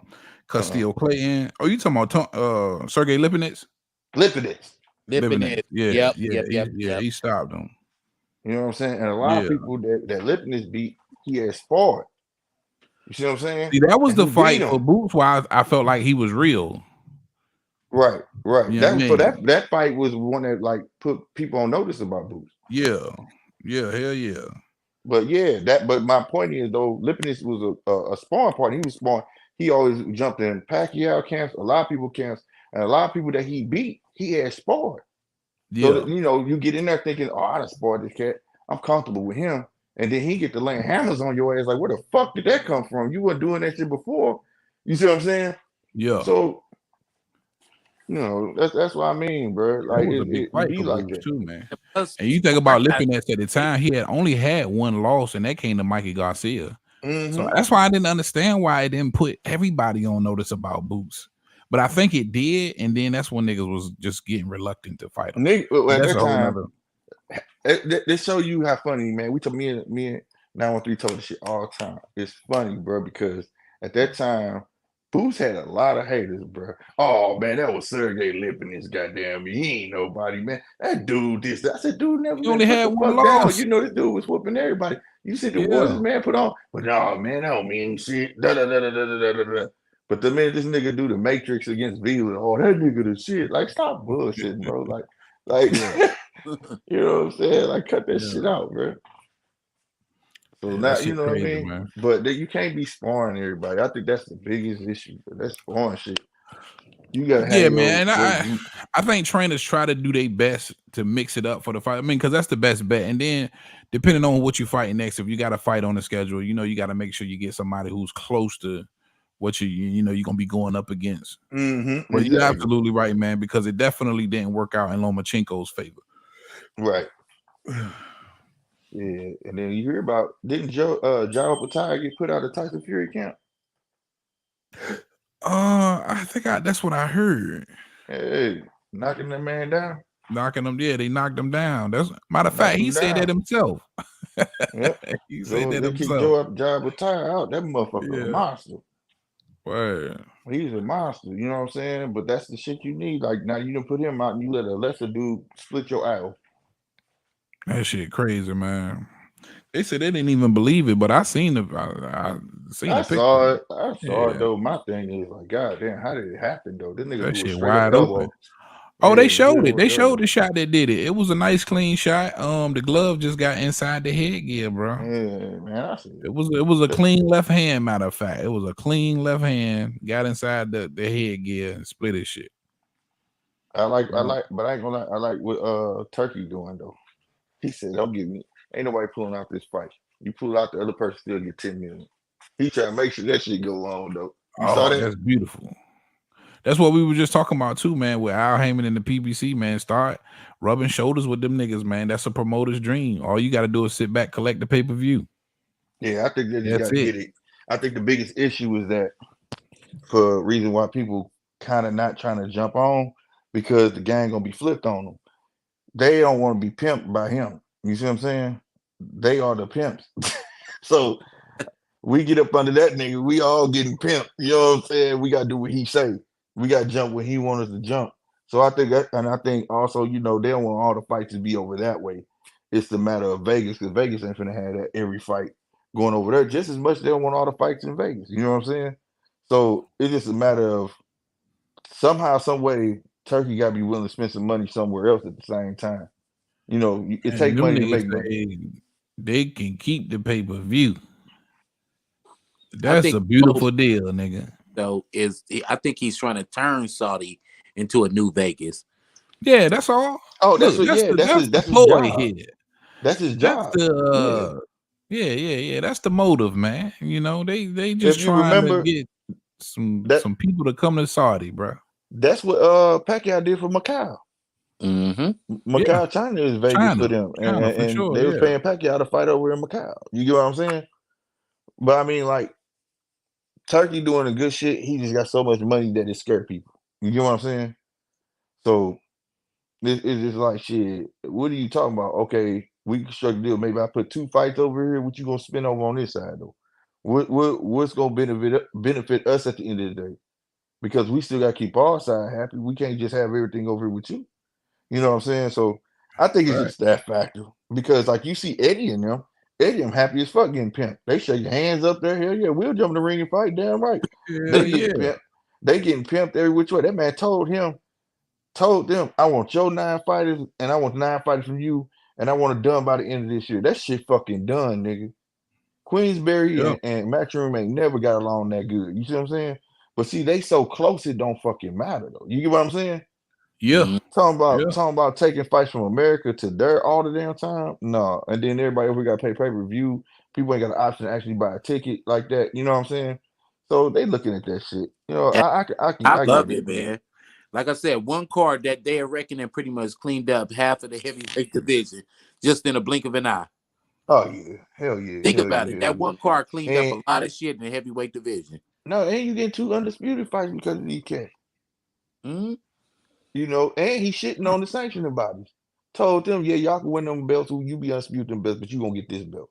So I don't even care about the belts. Yeah. And you know why he did that, right? Because they told Usyk if it's a rematch that they're gonna strip Usyk. Okay. So that Say belt was that. Say made that like again. so. If Usyk, you know, it's a rematch, and what belt Usyk got? One of the belts Usyk got. They said that He got all. He if he got get, 3 of them if hoes. it's I a think. yeah, but I Hold on, think it's a didn't he just? WBA. Like I said, I think it's Yeah, the WA that said that if he do the rematch, they're gonna strip him. Yeah, only They already belt put it Fury out got there. is the WBC. So yep. Yeah, they already put it out there. If he do the rematch, they gonna strip Usyk, and that's some bullshit. yeah. I heard that news, man. It was something about one of them belts stripping him for the rematch. Mm-hmm. Yeah. So, and that's some bullshit, bro. So at the end of So the day, if he do the rematch with Tyson Fury, say what? Yeah, if he do the rematch with Tyson rematch Fury, with bro. Tyson Fury, they'll strip him. Mm-hmm. Yeah. Yeah, that's But some the rematch, bullshit. yeah, that's some bullshit because it's undisputed. It's I think that's some undisputed, and it's bullshit. They just contracted. they wanted some attention at the time. If the time comes and the fight is close or he loses, you know what I'm saying? They ain't gonna trip off no rematch. I doubt they strip him for undisputed rematch. That's crazy. Man, this shit crazy, man. If they do that, so Yeah, dumb. Putting that shit out there right now, anyways, like that, like you trying to spook somebody. That's why the man made his own belt. And yeah. he That's said why he's the still gonna be sheik. undisputed. That's what the sheik said. What he said. You know what I mean? Fuck them. Them sanctioning bodies. They be in the way for real. Yeah, man. I agree with it, bro. Man, weight classes and them belts is the biggest problem in boxing today to me, bro. We need to go back to when it was because all this bickering and arguing about, oh, he going up 3 weight classes, oh, he going down 2 weight classes, oh, all that shit. I get sick of hearing that shit, bro. We wouldn't be saying that shit, goddamn me, if motherfucking it was back down to what was it, 8, 9 weight classes. Yep. Take all that junior bullshit out and go back to lightweight, middleweight, heavyweight, welter. You know what I'm saying? Go back to that lightweight, Yeah, cruiserweight, the base. Go back to the base of it. to the We basics. won't, yeah, we won't be hearing that shit. Oh, because it's like excuses now. Oh, he going to 3 whole weight classes, man. Then you look at the pounds, you be like, it really ain't that, especially if the man walk around at that. Like if you really watch these boxers, But bro, it'll when be you going from 3 weight classes to 1 weight class, and then, yeah. but at the same time though, you still gonna have the same, niggas saying the same thing. Is weight classes for a reason, which is the truth. But peep this though. Okay, if you take all these classes out, eliminate a lot of excuses. Man, that's 3 weight classes. No, it's just a weight class. You take your ass to middleweight, that is what it is. Now, if you a Mhm. boxer that walk around comfortably at the weight in your off time, fine. I think you could do it. Why not? But people don't get to look at that. People look at, okay, he's lightweight. Then he go to motherfucking welterweight and all it's these little pounds, and they add that shit up like, oh man, that's this. Man, look, if it was going from welterweight to middleweight, y'all would have no problem. Oh If you my just God, I heard was that, just about to say that. Hypothetically speaking, y'all, just check this shit out. Like, what would happen in the landscape of boxing right here, right now, if they said, okay, we done with 54 and we just got 47, 60, and 35? Whoa. Think about that. and guess what? Guess That's what It'll how will it happen? used shake to shit be, up though. so terrible. That's how it used to be. You would catch a lot of catchweights, meet in the middle. It wouldn't be no argument. You come all the way up here, you There'd be come a all the lot of way down catch here. weight fights. I know that much. Damn right. Yeah. You'll be able to see who the best. But It is you was really gonna see eliminate a who lot the of best at a excuses. weight if it's a catch weight fight? No, you skill for skill. Think about it. If I ask you come down 5 and I come up 5, then it's a game plan. And if I'm a cat that's already walking around that way, because we got in this day and age, we got a lot of weight bullies, bro. We got a lot of fucking weight bullies, bro. It's Weight always bully, the term weight bully bro. don't mean shit no more. It It's just been don't weight mean that bullies no more. from the beginning of the sport, bro, for the most part. Yeah, beginning of the sport, but I'm talking this shit outrageous, bro. When you got nigga walking around 180, nigga, 170, and he And drained then on himself to top fight of at it, back in 140. the day, they Yeah, did them look at that same nigga day Conor weigh-ins, Ben. too. They did them same weigh-ins back in the day, too. So it wasn't none of that. So Yeah, you was Yeah, facts. pretty much fighting on your walk around, bro. You know, If, you yeah, understand? if you So yeah. was at a the end of natural 147 pound, that's where the fuck you was fighting at. Same day weigh-in. exactly. Same Yep. day weigh in. Wasn't no time to rehydrate, none of that shit. And So you at the was end of doing 15 rounds. It was a bad facts. motherfucker back then, bro. Yes, sir. So at the end of the day, that's what I'm saying, man. It's just a lot of excuses. And they want it like that anyways. These guys think about all the money that the sanctioning body's making off of this shit, bro. They making shitload. You got the interim belt, you got all these different belts, bro. It's just too much, bro. I'm Yeah. sorry. It's too much for people Yeah. to walk around, and then not only that, motherfuckers ain't even goddamn me fighting nobody. Like, okay, I'm number one WA, you number one WBC, you number one WO, IBF, and ain't none of them number ones fighting each other. Well, that, So I mean, so that's what's the point? because they ranked in that sanctioning body, and they got to fight the number 2s and number 3s There and you number go. 4s and number 5. There you go. No, I'm just saying this is what how they got. No, this shit I'm not saying set that up. you go in a bad way, but I'm saying there you go. You right. Yeah. So you keep because playing none of the keep away. sanctioning bodies are working together now. That's why I Thank always you. said at the end of the day, if they would make it all one motherfucking joint, then it'd be different. Because Like then this the number guy's ones would be forced to consistent. fight each other if they was all under the same joint. But Like one because they're guy's a not, and none of the consistent sanctioning number bodies one. are, everybody's their own entity. Of course, they're gonna match their ranked fighters up against one another. Right, but because they do make- it that way to keep away from each other, so you keep their champion, keep them that bankroll roll. Oh yeah. I mean, shit, this ain't no secret. This what how they been rolling for a long time now.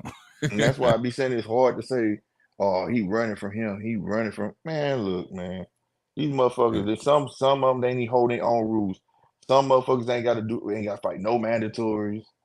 Some, you know what I'm saying? Motherfuckers don't be enforcing mandatories till they won't enforce mandatories and all that shit. That shit weak, bro.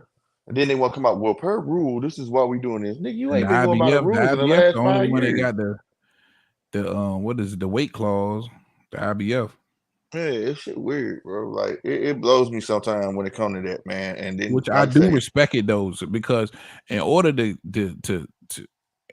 like the IBF, and then I guess it's their way of coming down on the weight bullies. In order to do so, you add that 10-pound weight clause. You know what I'm saying? Like, I ain't never been a fan of a nigga blowing up 25 pounds, 30 pounds after the weigh-in, bro. I don't like that shit, bro. No, that shit weak. That shit weak, for real. No, that's dangerous too. It is. It's very dangerous. It'll cut a lot of bullshit out if you cut some weight classes. You a welterweight, but you about to come into this fight a whole super middleweight. That's crazy. That's crazy. Yeah. But, like I say, Shine used to fight at what, 160? And he came down to 147. That's where the money was. Say that again. Who? Sean Porter started at 160. Oh, word, yeah. Was it 160? He was all the way up there. Then he bucked his all the way down to 147 because where the money was at. God damn. Yeah. And I still can't believe 47 where is that now, man. I mean, it looks bad, man. It ain't nobody there. 47, the glorified weight division, man. The weight division that has really carried the sport of boxing for like I don't know how long now. It's finally like it feels like the run has come to an end. 154 finna be the shit. 140 and 154. Yep. But hey, let me ask you a question though. I asked you this earlier, Heavy, but let me ask you this, Slick. If you peek around the corner in 147, who's the new prospects that's up and coming? Who do you see new that's on their way out there? Just like, okay, we got a new guy coming to 147. Not nobody moving up. Somebody who pro debut 147 and they fight at 147, like a new guy that's 147. It'll be Boots, but then who's there for? Well, what name a guy not named Boots? I don't know nobody. It ain't nobody around the corner, bro. You ain't got nobody. That's why I said Boots get there. He gonna run that bitch. Ain't nobody there. That's what I'm saying. And even with, like I was just telling Nine earlier, Virgil Ortiz, that was supposed to be one half of the super fight and to continue to help carry 47 into the future, he done. He at 54. That was supposed to be Boots' nemesis. Now he's even gone because of that rhabdomyolysis bullshit. So man, that's really because he couldn't make weight, bro. Yeah, he wasn't supposed to be there in the first place. He was having a problem with weight. yeah. But there's nobody around. But Ennis is a big 47 pounder, bro. So shit. Hell yeah. A lot of these niggas don't supposed to be there. Because that's where they just see the money at. They following the money. Yeah, that's where the money at. And then they wonder why they got these dry ass divisions, but don't nobody want to go make a name somewhere. They trying to chase that bag. You know? Just think if the guys that was dope wouldn't actually fought where they were supposed to fight. Them divisions would be popping. Yeah. They would be popping, bro. They would have brought money to that division while it was still money at 147. They'd have been at 154. You know what I'm saying? And 160. Let me But share, everybody want to be where the money at. Let me share this with y'all. This is who they got as the top 10 welterweights right now. And you got a minus Earl Spence and Terrence Crawford because more than likely they gone. You got Jerron Ennis. Damn, they still got Virgil Ortiz listed, but we know he's gone. Emmanuel Stanionis, Giovanni Santillan, Alexis Rocha, Cody Crowley, the Giavasov nigga, and Mario Barrios. Oh my That's God, what you got to work with, bro. at 47. That sounds bad. You just named a bench. Right. A straight, You named a bench. straight bench, my nigga. Real That's talk, what. man. That's the future. Somebody in here is supposed to be the future of 47. Oh, they gonna shine, bro. I mean, somebody in there gonna shine amongst them, and they're I gonna don't look know, real man, good. because when I look They're at gonna all look of real these good. cats, who? No, I'm saying, think about it. It's like I use this now all the time. Have you ever And watched Rocha 2 week just got football washed. teams? Have you ever watched 2 week football teams play against each other? And it was like one of the best games ever. Say that again. Have you ever watched 2 week football teams play against each other, and it ended up being like one of the greatest games ever? Being a really good game, yeah. That's how it's gonna be, bro. Somebody's gonna look good amongst the competition they got, and it's gonna make them look way better than what they are. You get what I'm saying?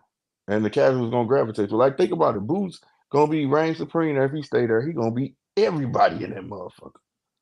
Hey, can I ask you guys a Right. question?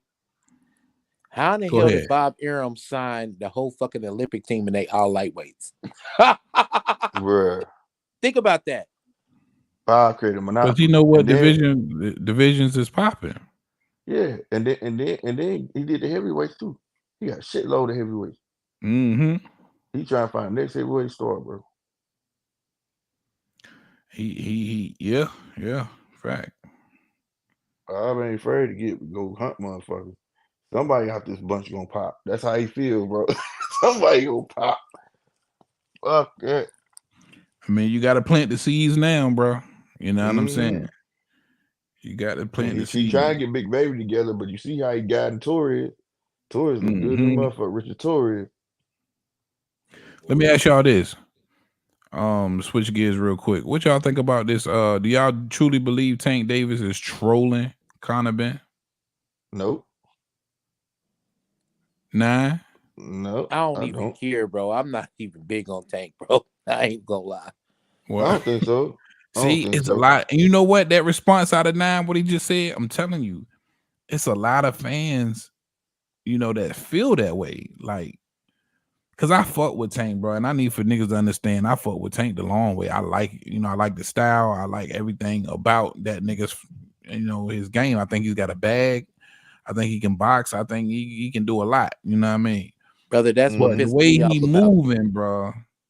Tank said one thing that just he lost me in that Ryan fight. They was talking about the weight clause, and Tank said, "Well, I didn't call him out; he called me out."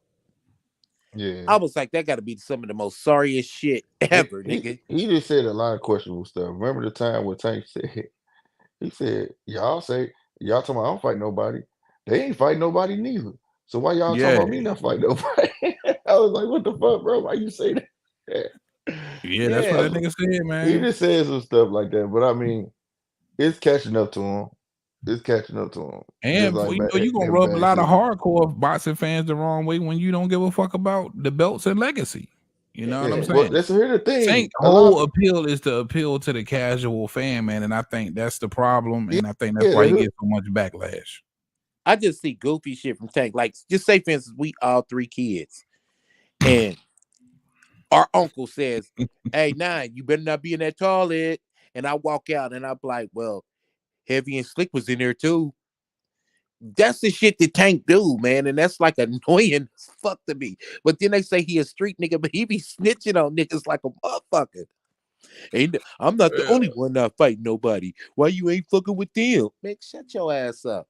Now, the fucked up thing is, I think that Tank will beat most of these guys. That's the crazy thing about Damn it. right. That's the crazy part about it.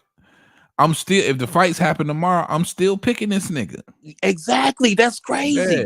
I'm still picking this nigga, But man. see, You know I what I have the mean? power of discernment, man, and a lot of boxing fans don't have that. I can root for a guy and pick the other guy. Mm-hmm. You know what I mean? Just because I'm picking you to win, bro, that don't mean I'm rooting for you. Just Yeah, because I'm facts. rooting for you, that don't mean I'm picking you. You know Yeah, what I'm yeah. saying? So I You're can walk making a between conscious both of them decision at the based same off time. what you see in the skill set. That's all. Yeah, I could walk I don't between get both of them at the emotional over same none time. of these niggas, man. You know what I mean? Yeah, man. If Who you wins? ain't, Nigga, Tank is gonna win, bro. But unfortunately, he a bitch ass nigga. yeah. You know, but So you honestly feel like he's not trolling Connor, and if that fight could be made, he'd take it. if he sees any kind of weakness in Connor, yeah, he'll exploit that.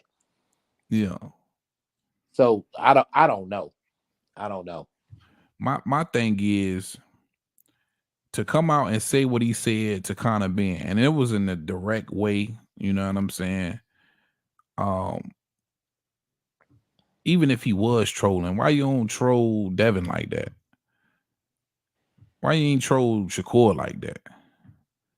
You know what I'm saying? Good point. Like Good point. troll the niggas that really want to smoke with you, and is a fight that the fans are actually asking for. Don't come out and go to left field and troll a nigga that's just fought at 150 pounds. You know what But I he's got a mean? touch of that Floyd Mayweather goofy shit. Floyd did goofy shit back in the day too. And Tank is around Floyd, so he does a little bit of that goofy shit. Like, do you remember the survey that Floyd did years ago? Who should I fight?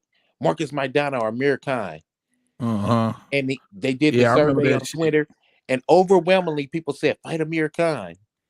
This when Amir Khan was a beast, and he fought Marcus Maidana.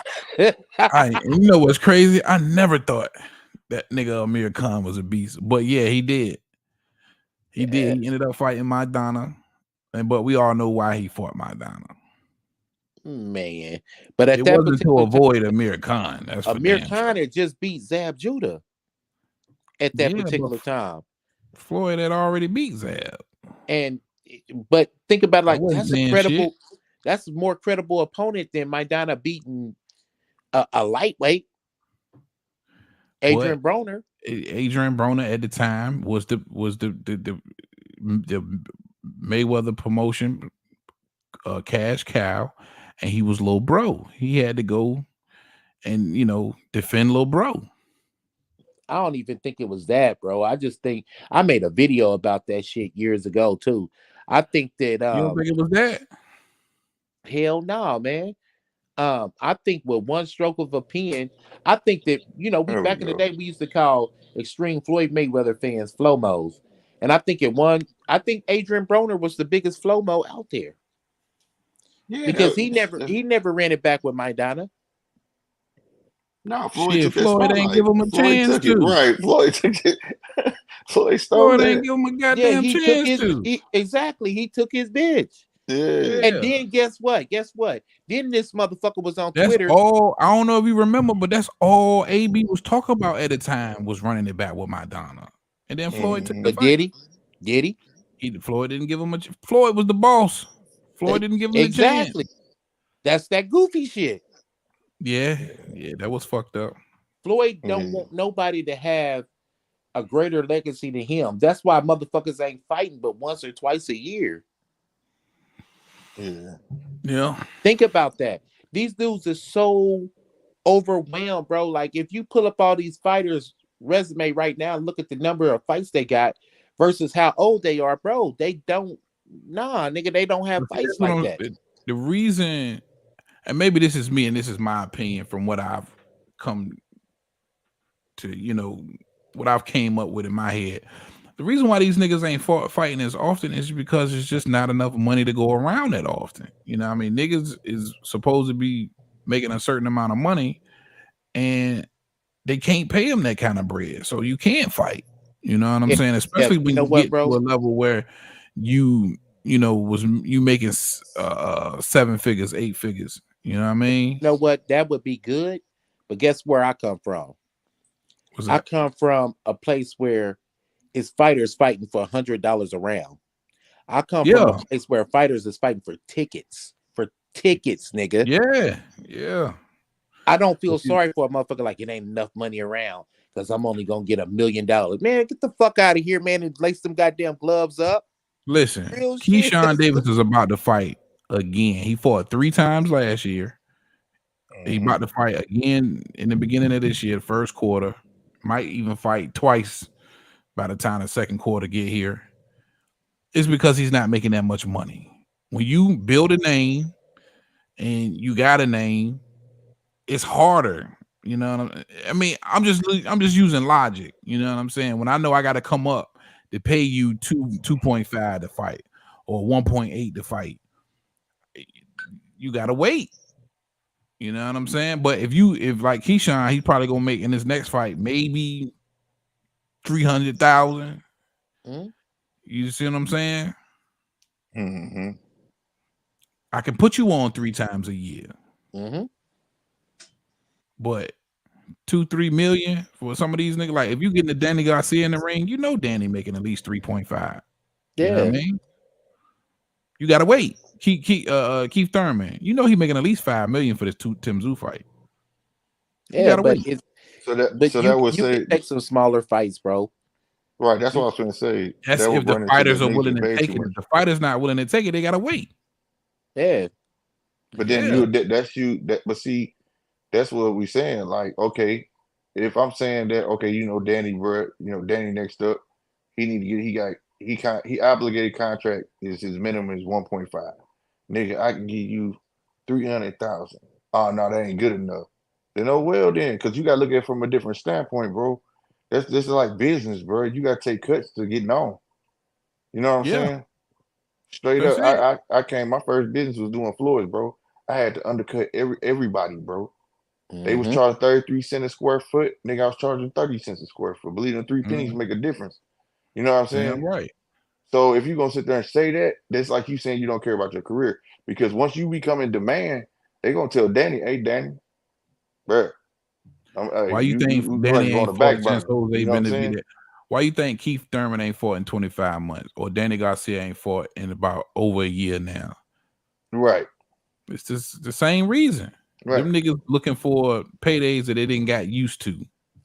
Yeah. And You're not gonna see these niggas no 3 times a year because you that's can't afford to unfortunate. pay them 3 times a year. That's unfortunate, but check this out. Look at the Day of Reckoning card, because that Day of Reckoning card showed me a lot. That If you you can can't just count that read it, though. You can't if count the Sheik money. The Sheik money cheating. if you Griffin could cheat code. if you can read between the lines, it taught me a lot.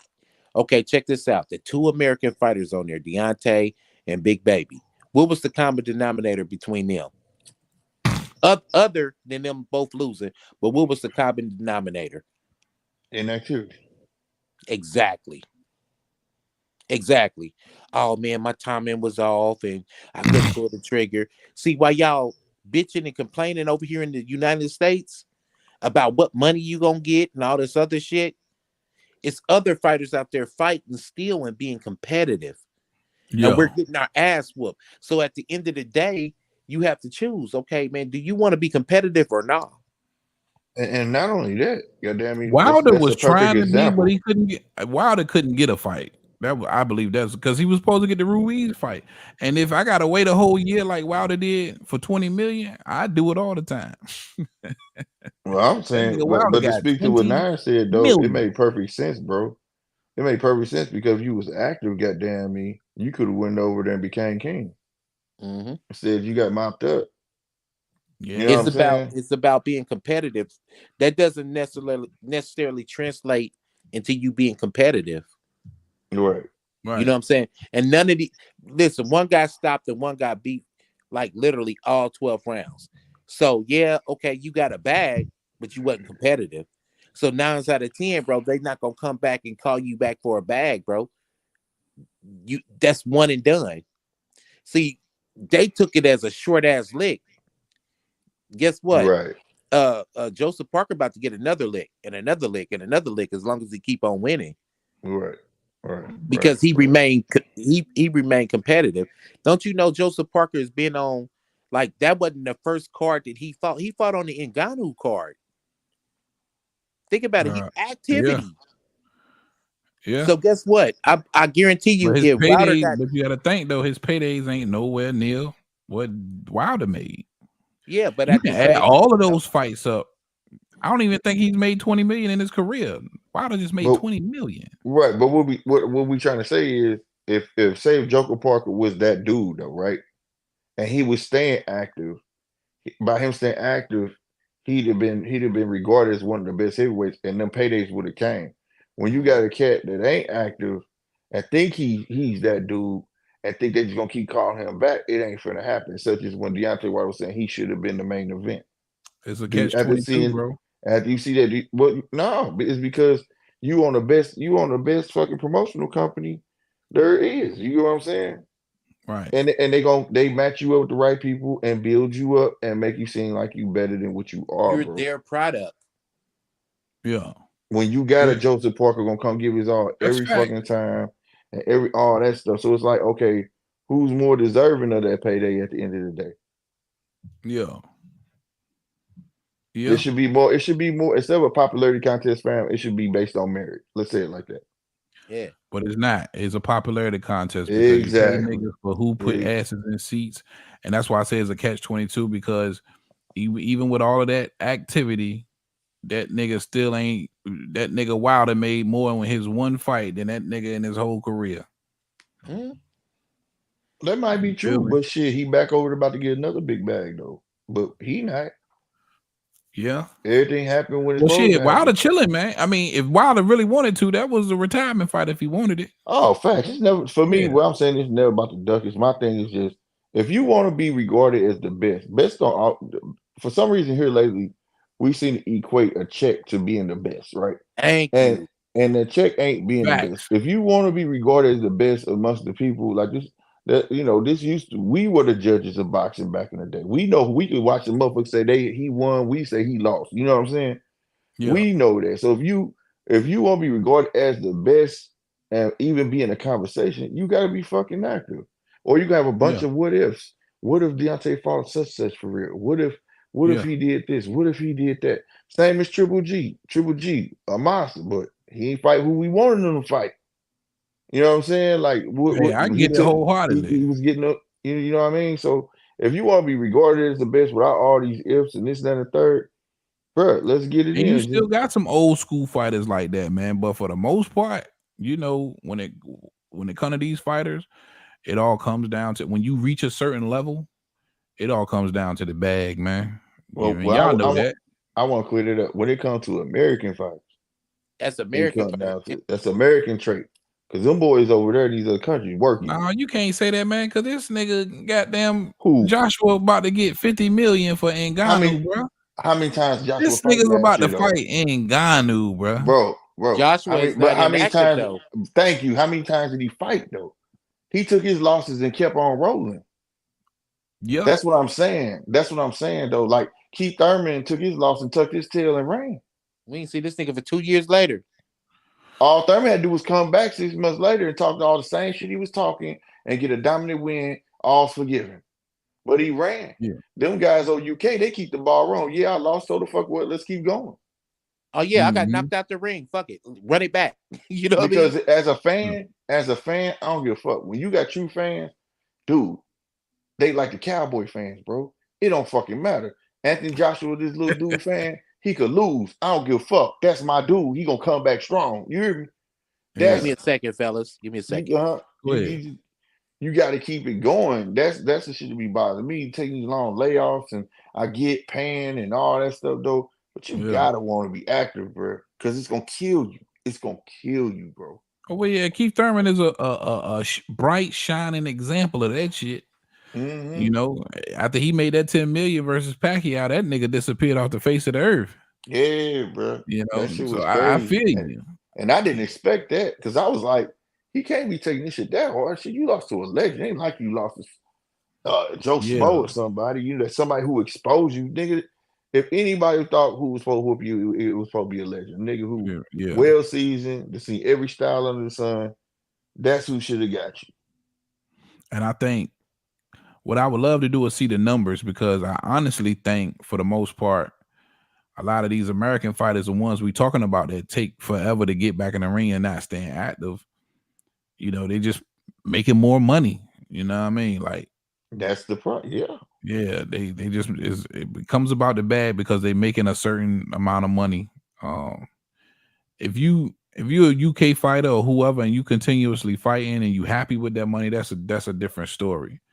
But that money ain't adding up to the stars and boxing money.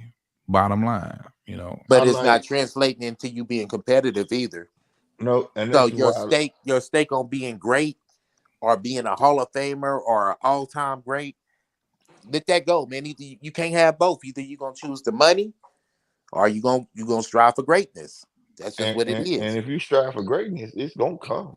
If you got the Yeah. goods, it's gonna come. That money's gonna But then fucking when come. you look at somebody like a Bud Crawford who hasn't been extremely active. Uh-huh. Bud fights once a year. You know what I'm saying? Uh-huh.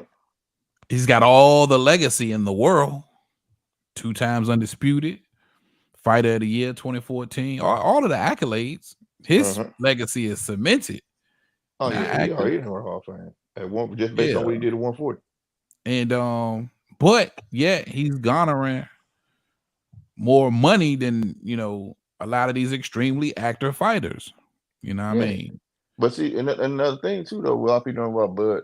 He was already guaranteed $4 million a fight on Top Rank. Top rank. That's Yeah. what people don't understand. They saw Earl fight once a year. They was like, Earl just made under 20 million. All right, well, I'm gonna take this foe, and I'm guaranteed my fucking foe. I ain't gotta wait on nobody to cash me Yeah. out. You get what I'm saying? I And ain't that's fighting why but one time this year, but I done made 4 million this he year. made his foe. You know what Yeah. I'm saying? So like, it's just all about which way you want. But he took the route of getting exposure. But for Terrence, like one thing about boxing, I will always say this: boxing is 25% skill and 75% charisma. So like, this thing, like I tell everybody, all that shit people want to question Bud on who he fought, blase after the fact he dominated 140. Everybody want to bring up who he fought and all that shit, right? They wasn't saying it while he was fucking fighting. Mm-hmm. But in the day, if Bud was talking big shit and backing it up at the same time, oh, Bud be larger than life. He'd be larger than fucking life. Larger But than he would life, bro. still probably would have been only fighting one time a year is the point I was Yeah, making. yeah. Yeah. Oh, yeah, facts. Because But the money compared probably to would, all of but these the money would extremely have to, active UK guys y'all was talking about, right. I was saying he ain't active, but he's also got the legacy part down pat, which Mm-hmm. was what you was alluding to. The Mm-hmm. active fighters chasing the legacy. Mm-hmm. Yeah. And maybe Bud is like that what they call that shit. He's the you know, he Well, stands but out amongst the crowd, so yeah, he stands he's a out, little but different. earlier in his career, he wasn't always fighting once a year though. I mean, but later, yeah. No, But later in but his since career, he yeah. became undisputed the first time, even Yeah. a little bit prior to that, he had Well, slowed down a lot. But yeah, but definitely at since then, like once a year. 147, because he was being boxed out though, bro. I think if he actually had his way, he would want to clear that shit out quicker than that. You know what I'm saying? Yeah. If he had his way, you know what I'm saying? But they was trying to box that man out. He was getting boxed out from both ends, bro. Like that shit Man, was, I ain't mean to boy, push that that. shit was blowing me. He was right before he was trying to get up out that from Bob when he was trying to, because people always jump to Earl, but remember when Bud was trying to fight Pacquiao on Yeah. TV? But Pacquiao, they asked him, "Is that Pacquiao fight gonna happen?" He said, "No, I don't want to see my friend get hurt." That Yeah, hell bruh yeah. Bud the wrong way from there on. Then he said, "I want to fight fucking Earl," and that shit was just It not wasn't going long through. after that. That's when the lawsuit came not too long after that. Yeah, Yeah. and then after that, I'm going 147. But oh, he on the other side of the street. It was like Yeah. just the box out. I mean, but he had the goods, man. It was just like, man, promoters is not gonna take a chance on their cash cow. You know what I'm saying? Getting Yeah. man, he bringing the bread in. That's what boxed him up. whatever the case may be. But nah, man, activity, man, like I say, all these boxers, bro. I tell everybody, the boxers we see on TV, a lot of these cats that watch boxing, they think that's it. I'm like, man, you know how many boxers it is out here, bro, that's dying to get a fucking shot. I think if the sanctioning bodies want to be fucking worthy and they collecting all that money, you know what they should do with some of that money? What's They should that? take that money and create their own Super Six. At the end of the year, all the sanctioning bodies put their fucking number ones and number twos up against each other. That'll be dope. I That like way, that that way, concept. that way, everybody getting their first shot. And it's just gonna go over and over again. Everybody getting their first lick. Is that But simple? if they do Like that, a if they World put they Series what kind you of mean they sort of number thing. one and number two contenders, not the champions? No, champion. Your champions, and then you do your number twos and so on, so on. Oh, well then that ain't number unification bouts.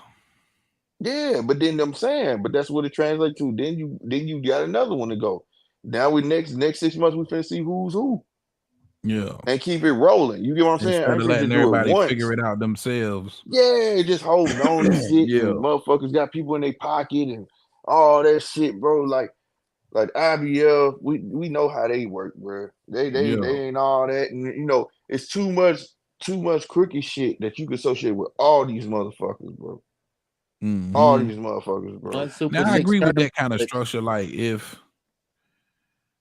like it has to be like you champion mandatories. Like once you get a scrap, right? And another scrap isn't vacant and somebody hold it. So say like let's just say this scenario.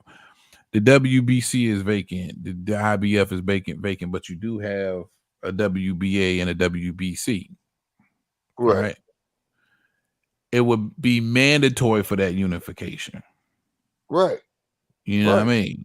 Yeah. So yeah, I like that. I like that concept. And keep it rolling, bro. That way And we then can't sit whoever on belts. wins the vacant WBA and or IBF, that'll be mandatory. And then whoever Yeah, wins that, it'll be mandatory to fight that winner over there.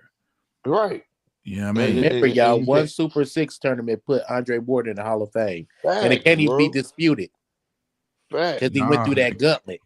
he went through the gauntlet, nigga. He went through the mother, and it was facts, the bro. best of the best. I Yep. The promise best you, of the that shit best. was hard, bro.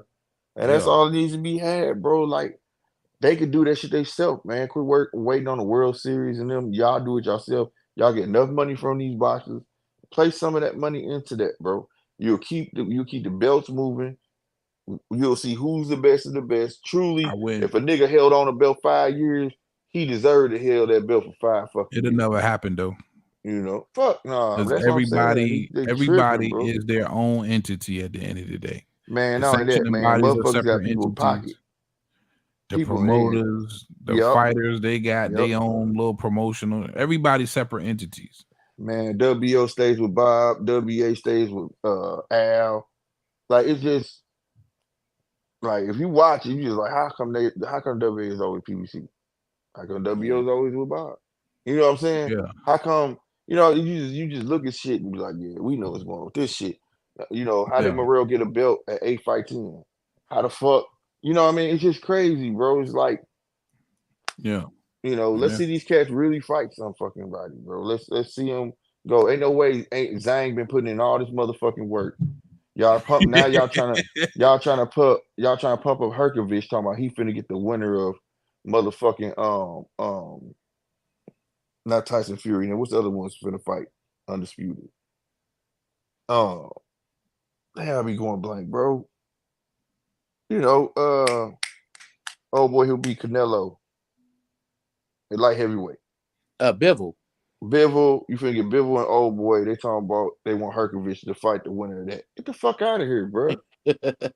Herkovich should be fighting What? Zhang again, bro. Everybody knows Zhang beat Herkovich, bro, but they stay trying to pump Herkovich up, bro. Like, stop that, bro. Yeah. But y'all don't want to let Zhang get his just due. Zhang put hands. He just beat the Juggernaut twice. Put the second time just to show you like it wasn't no fluke. Dog walked that big motherfucker. You know what I'm saying? Zane But a nah, motherfucking problem, by the way. I've been saying he He was a a problem, goddamn. bro. Matter of fact, nigga, you the one to turn me on to him. He a Yeah, problem. man. He got that slow ass George Foreman ass, man. That motherfucker hard, bro. But nah, we don't keep him away from. No, we ain't doing that. Okay. certain shit like that. Put these niggas up against each other, bro, and it'll work out Word. just fucking fine. But they ain't gonna do it. They're not gonna spend that fucking bread. They're gonna keep that bread, not telling nobody where the bread going. All they say, we do a lot of nonprofit work, and this, that, and the third. What nonprofit work are the fuck you doing? And they ain't telling nobody that shit, bro. They're not telling nobody. They just dancing with words. That's all they doing. They on that And Nino Brown shit. They passing out turkeys and shit on Thanksgiving. yeah, you hear me? Selling all the dope in the parties and world. shit in Looking other at me. countries and shit. That's it. Meaningless. You throwing meaningless organization parties to say talk about fights that you hope that happen that never transpire. Right?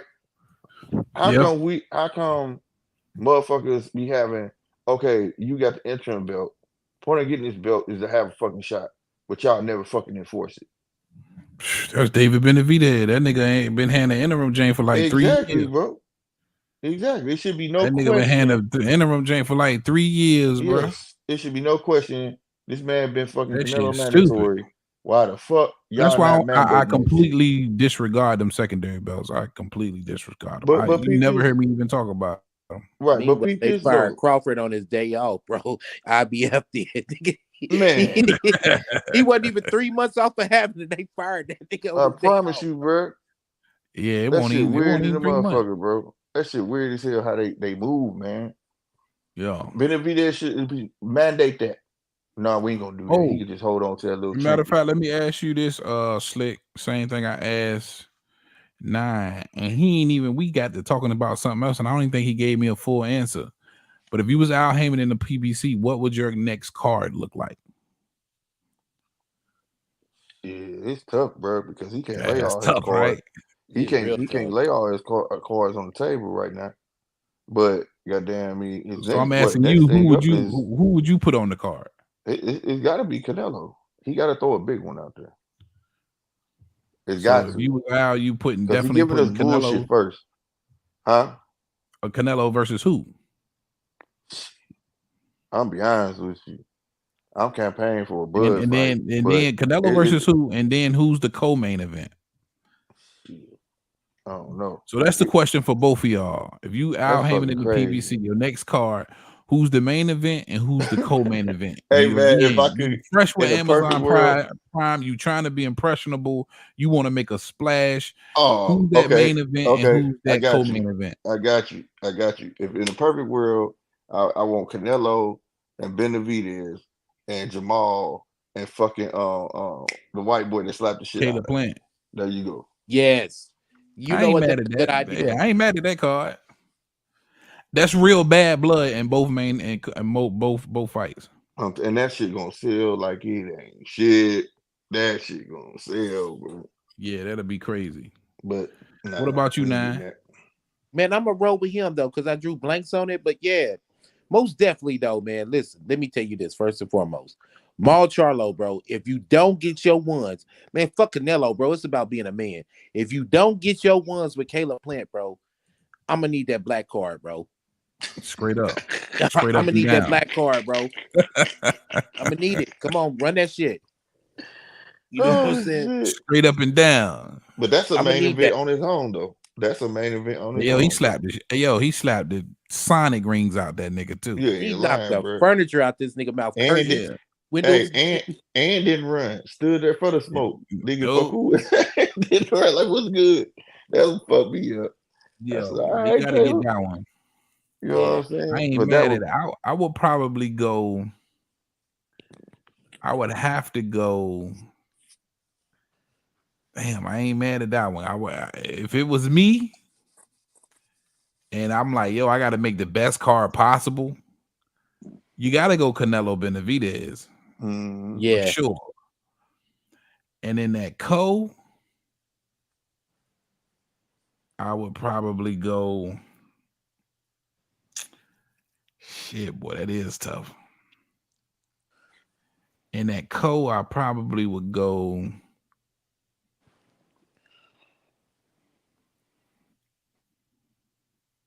Give me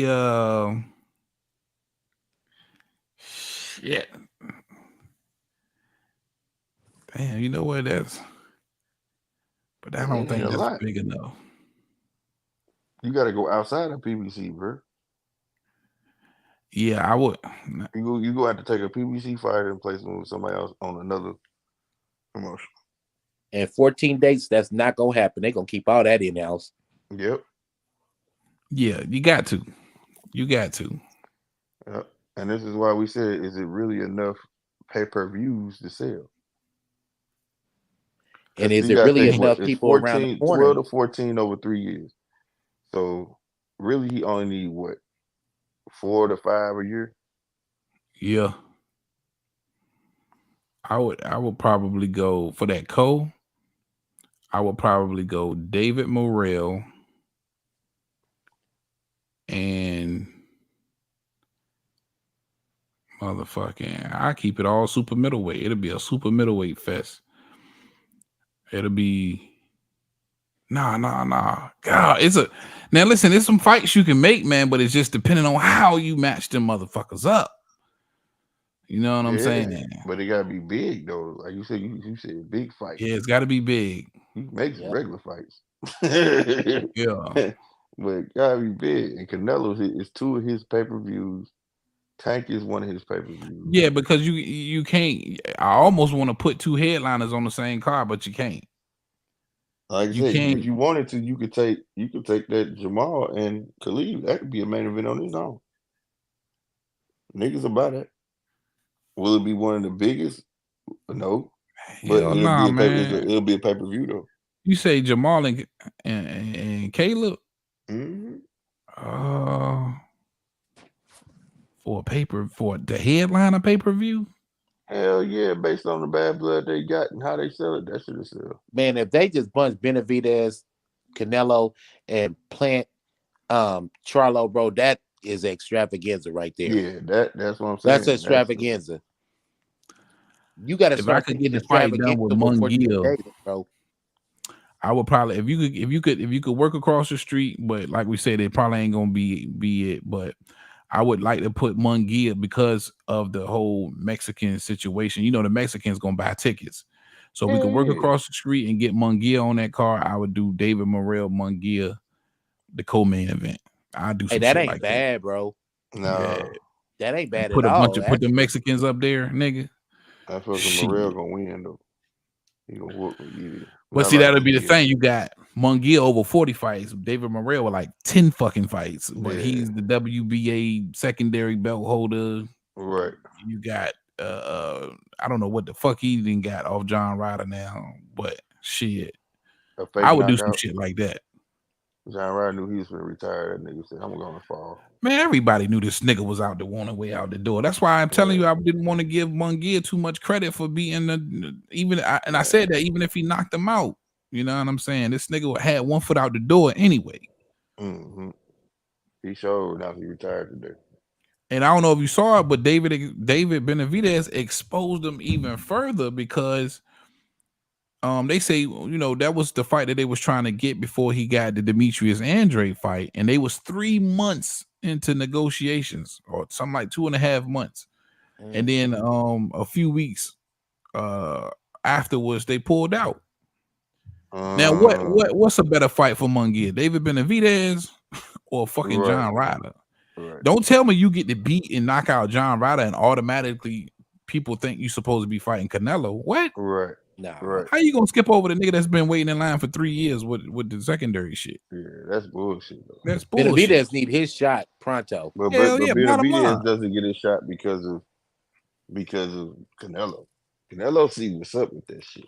Canelo, it's gonna be a passing of the torch, man. Yeah, it's a passing of the torch. If he fight Benavidez, it's gonna be the end of this year, September. And this team know it. They saying, listen, man, we can't.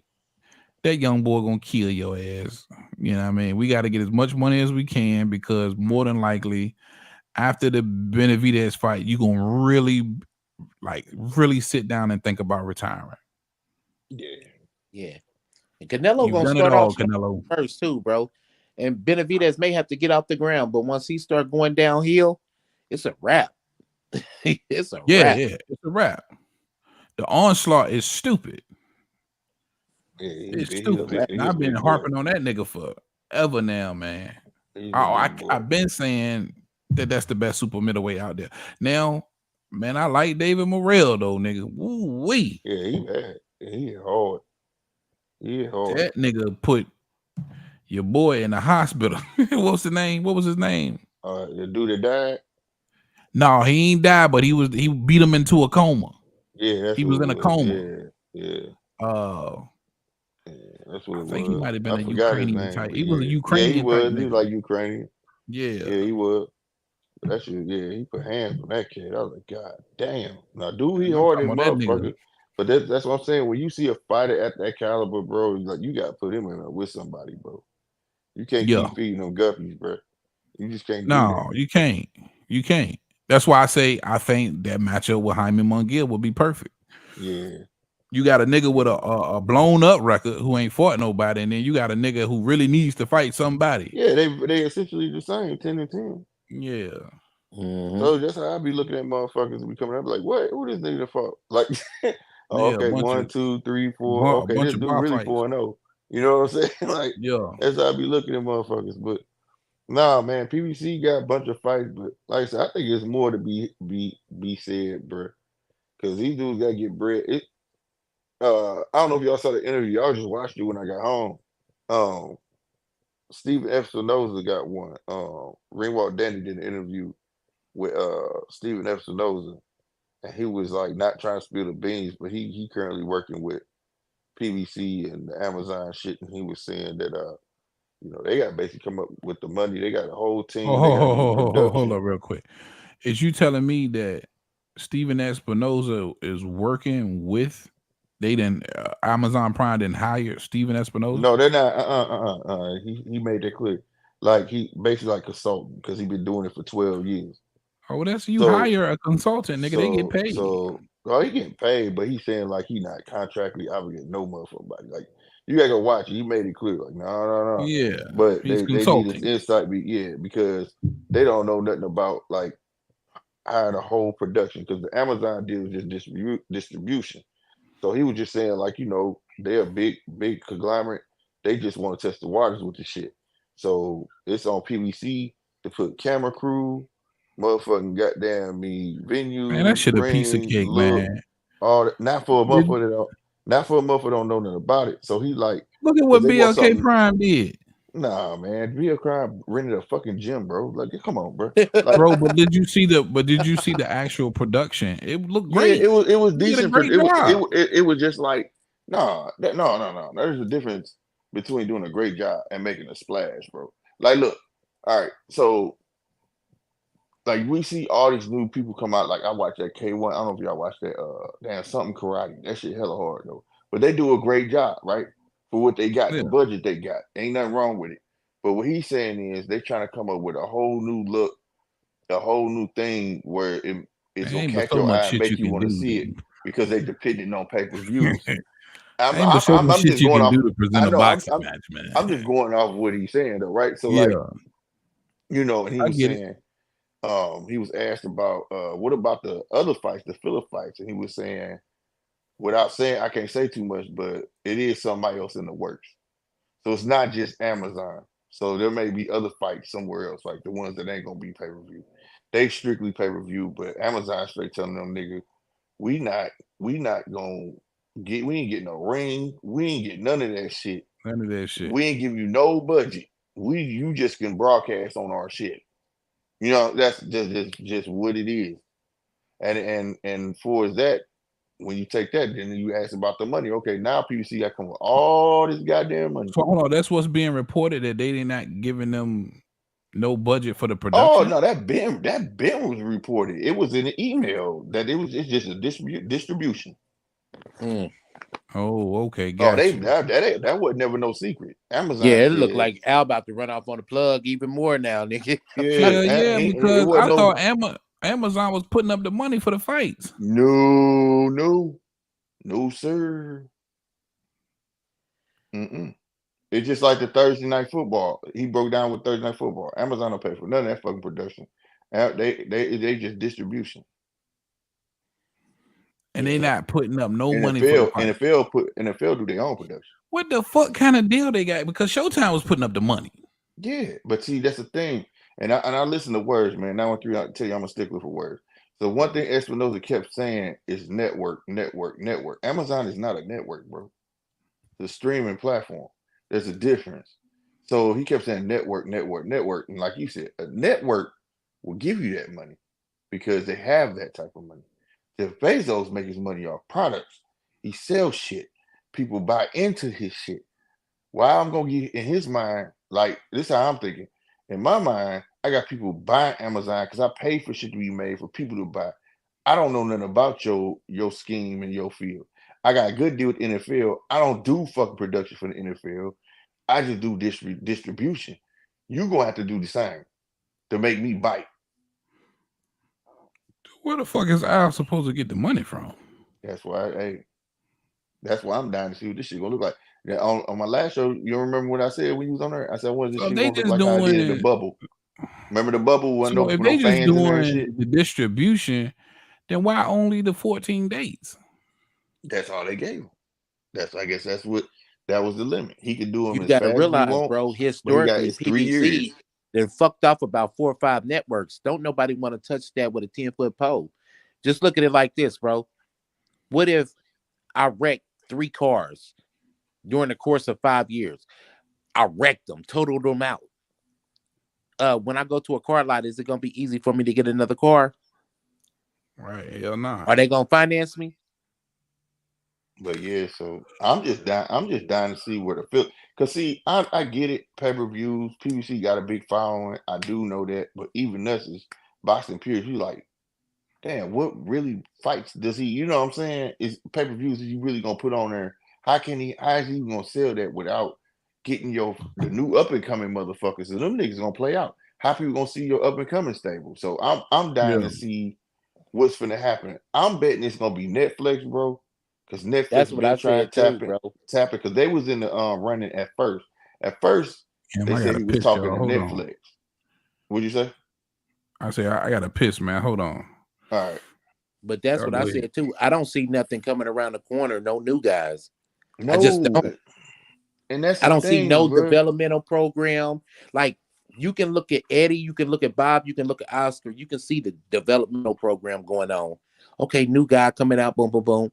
Put him on an undercard. I don't see Mm-hmm. nothing developmental coming from PBC. Yeah, and that's the thing. PBC, it kind of, I don't know, bro.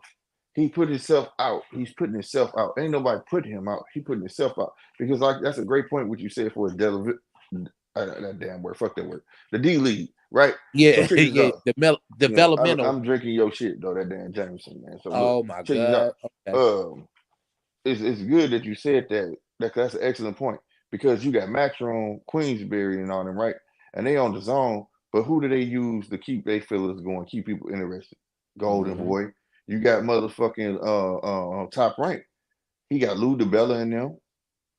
You know what I'm saying? Mm-hmm. He can go get other fighters and all that shit. Who do PBC got?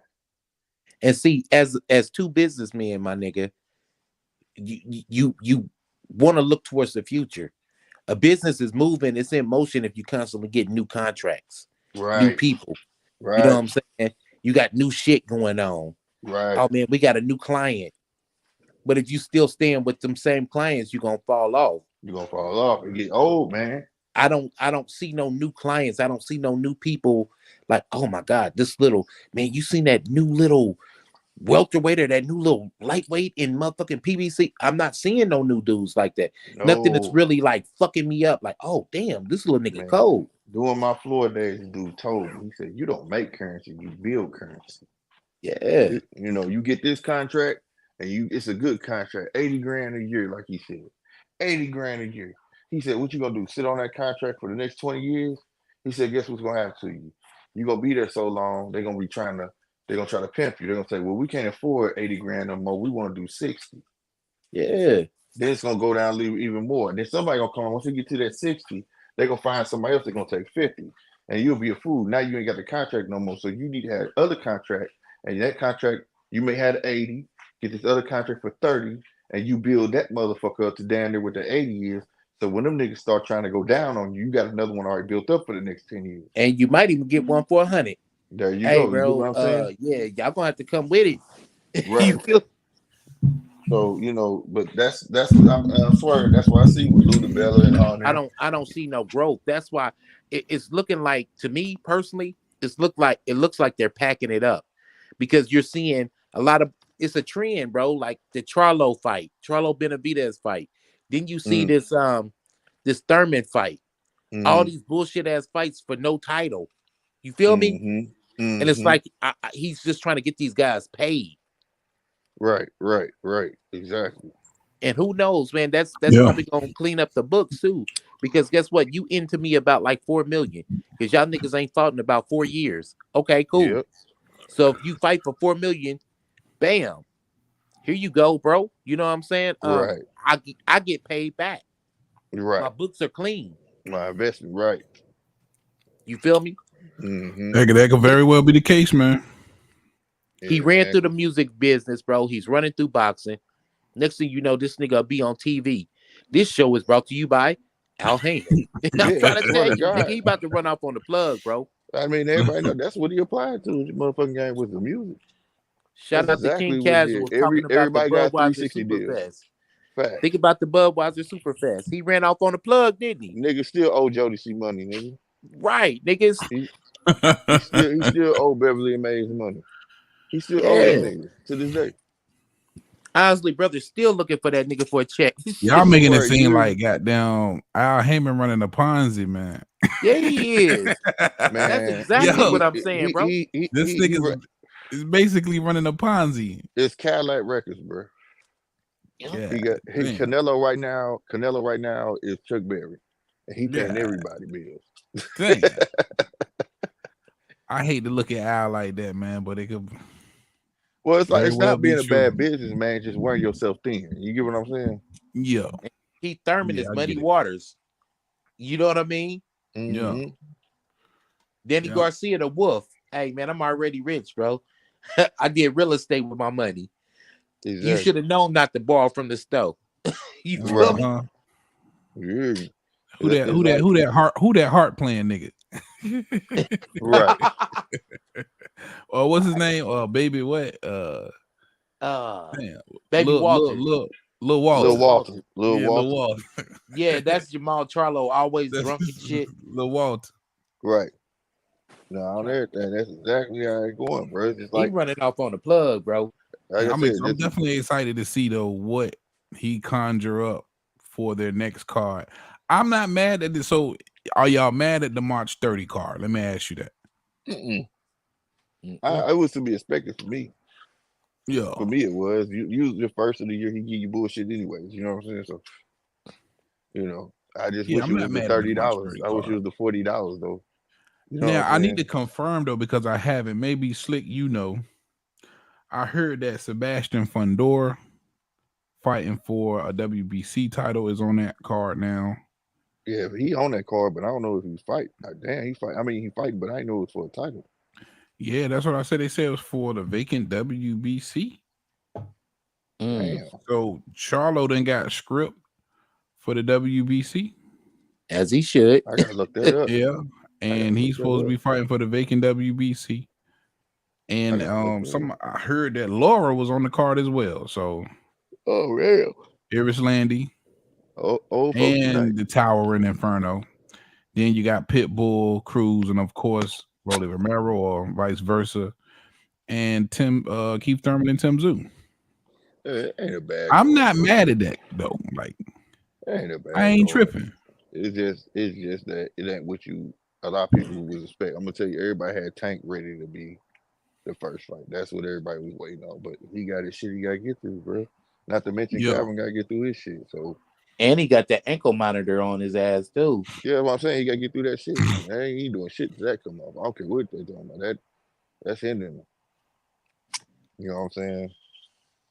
And shit. So we might not see no Tank till the end of the year. Yeah, it's a possibility. But I think that's what everybody wanted. Everybody wanted to see Tank. That's what everybody clamoring about. Yeah, of course everybody wants to see Tank, man. You're supposed to save the best for last. Either him or Canelo. They're gonna be last, but Out of them 14 dates, the last 2 for Canelo gonna be there, and so that more than likely that Canelo Hey, Benavidez Canelo will get be this. last. I'm telling you, Canelo about to get these last 2. He got his 2 dates, and they gonna hope to sign his ass right back. You know what I'm saying? Yeah. They hope to sign his But ass who else right is back. there for him to fight if they do sign him right back? I don't know. I don't think he cares because they gonna have to pay him big money. That's all he give a fuck about. Mm-hmm. True that. He got to say so. Who he Or want like to I fight. say, after he lose to Benavidez, he truly contemplates retirement. Right. If he fight Benavidez, that'd be the whole thing, man. I think he don't want to give it up. I think he don't want to. But if he He loses don't to want to give up that Benavidez, supremacy, huh? oh, that's what it's gonna be though. Because now it makes sense. Because if Al Heyman makes sure Benavidez is last, it's gotta be a rematch clause. So that's Oh gonna yeah, take that's a fact. Canelo Alvarez over his 3-fight deal. You got to get Yeah. another deal. Now see, now you catch it. Now you see. Now you know how Yep. Al works. You got to lock it in. No, I'm telling you that shit just hit me, and I haven't heard anybody say this. Yeah, but he That's do that with exactly how everybody Al major, worked, though. bro. He do that with You know what I everybody mean? major. You ain't notice any cash cow he put up against somebody, it's gonna be that rematch, bro. And if you come to Yeah, PBC, you locking in for a 3-fight deal. That's how he work, bro. Ain't no coming over there for no 1-fight thing you finna run. Hell no. because that'll extend it. That'll be 3 fights, but it'll have to extend to at least 4 for the rematch. Mm-hmm. That's a fact. Oh goddamn Al, boy! Oh That's how shit, Al work, ass bro. Al. You can go back. He's not I ain't gonna mad at let you, you get Al. away with nothing. It's gonna be a rematch. Al And usually the loves motherfuckers, exclusivity, bro. and He it's gonna be loves a to be one way. exclusive, bro. Yep, He and loves that shit. it's always a one way. You Mm-hmm. ain't getting a rematch if you lose, nigga. My cash cow gonna get the rematch. Make sure y'all smash that like button, man. If you looking in, man, I appreciate you. Got the Yeah, link hit that is in the motherfucker button. comment section. If you want to join the conversation, you're more than welcome to come on in here, chime in. Let us know who you have in the Teofimo Lopez, Jamaine Ortiz fight, and of course, the co-main event with Keyshawn Davis and Jose Pedraza. Of course, we just talking boxing. We all over the place. But for those of you who may just be coming in, we've given predictions. If you got any questions, please make sure you put it in the comment section. Or again, join us. Man, we didn't win over about just much damn near everything. I did have another question that I wanted to ask y'all about. My damn phone died, man.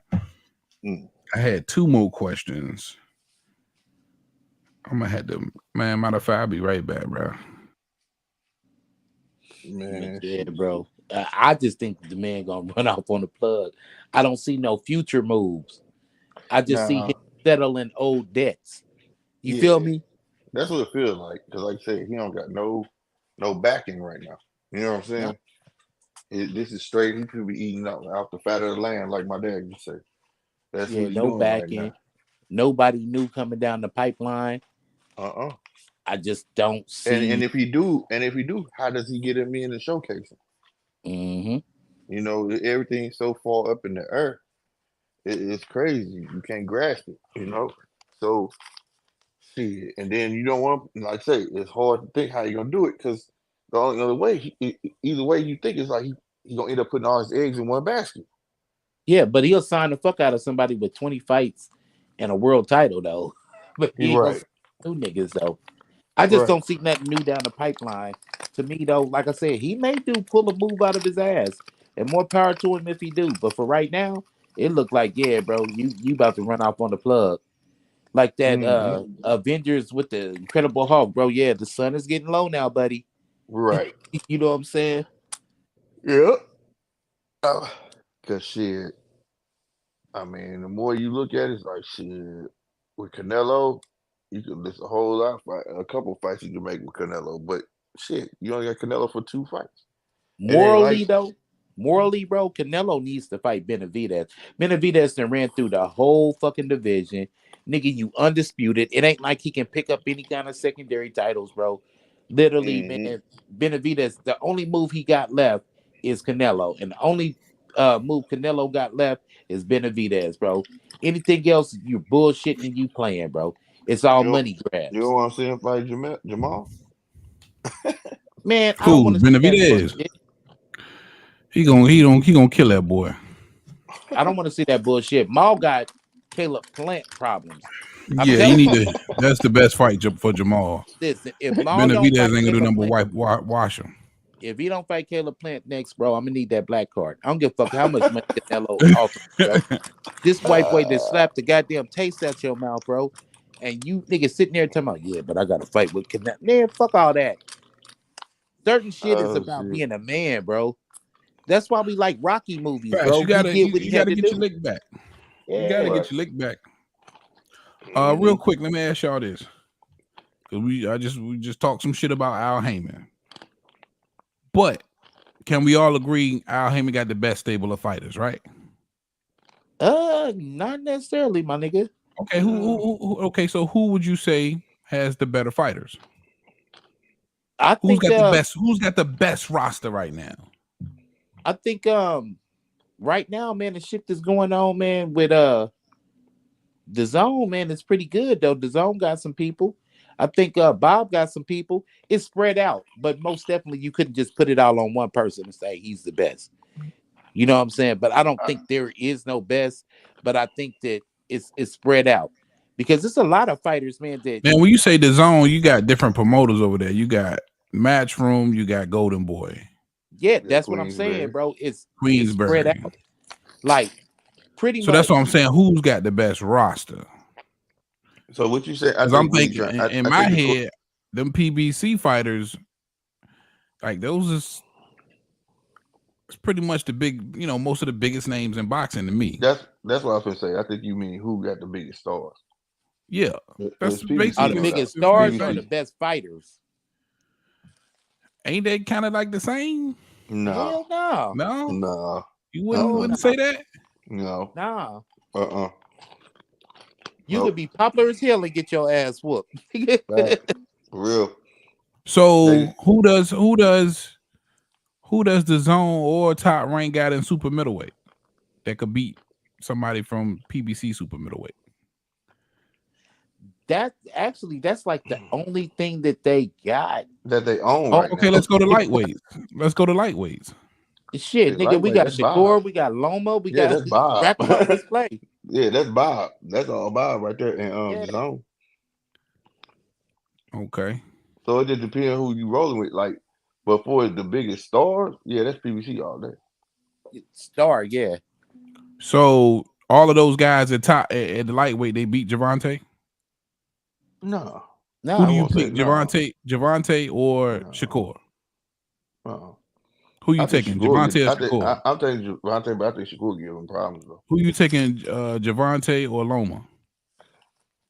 I take Loma. That's a tough one. I might end up taking Loma. And you know what? And this I think he knocks Loma ass out. Based on footwork, I don't know. He didn't got too old. I probably would have took Loma 4 years ago. Maybe even 3 years ago.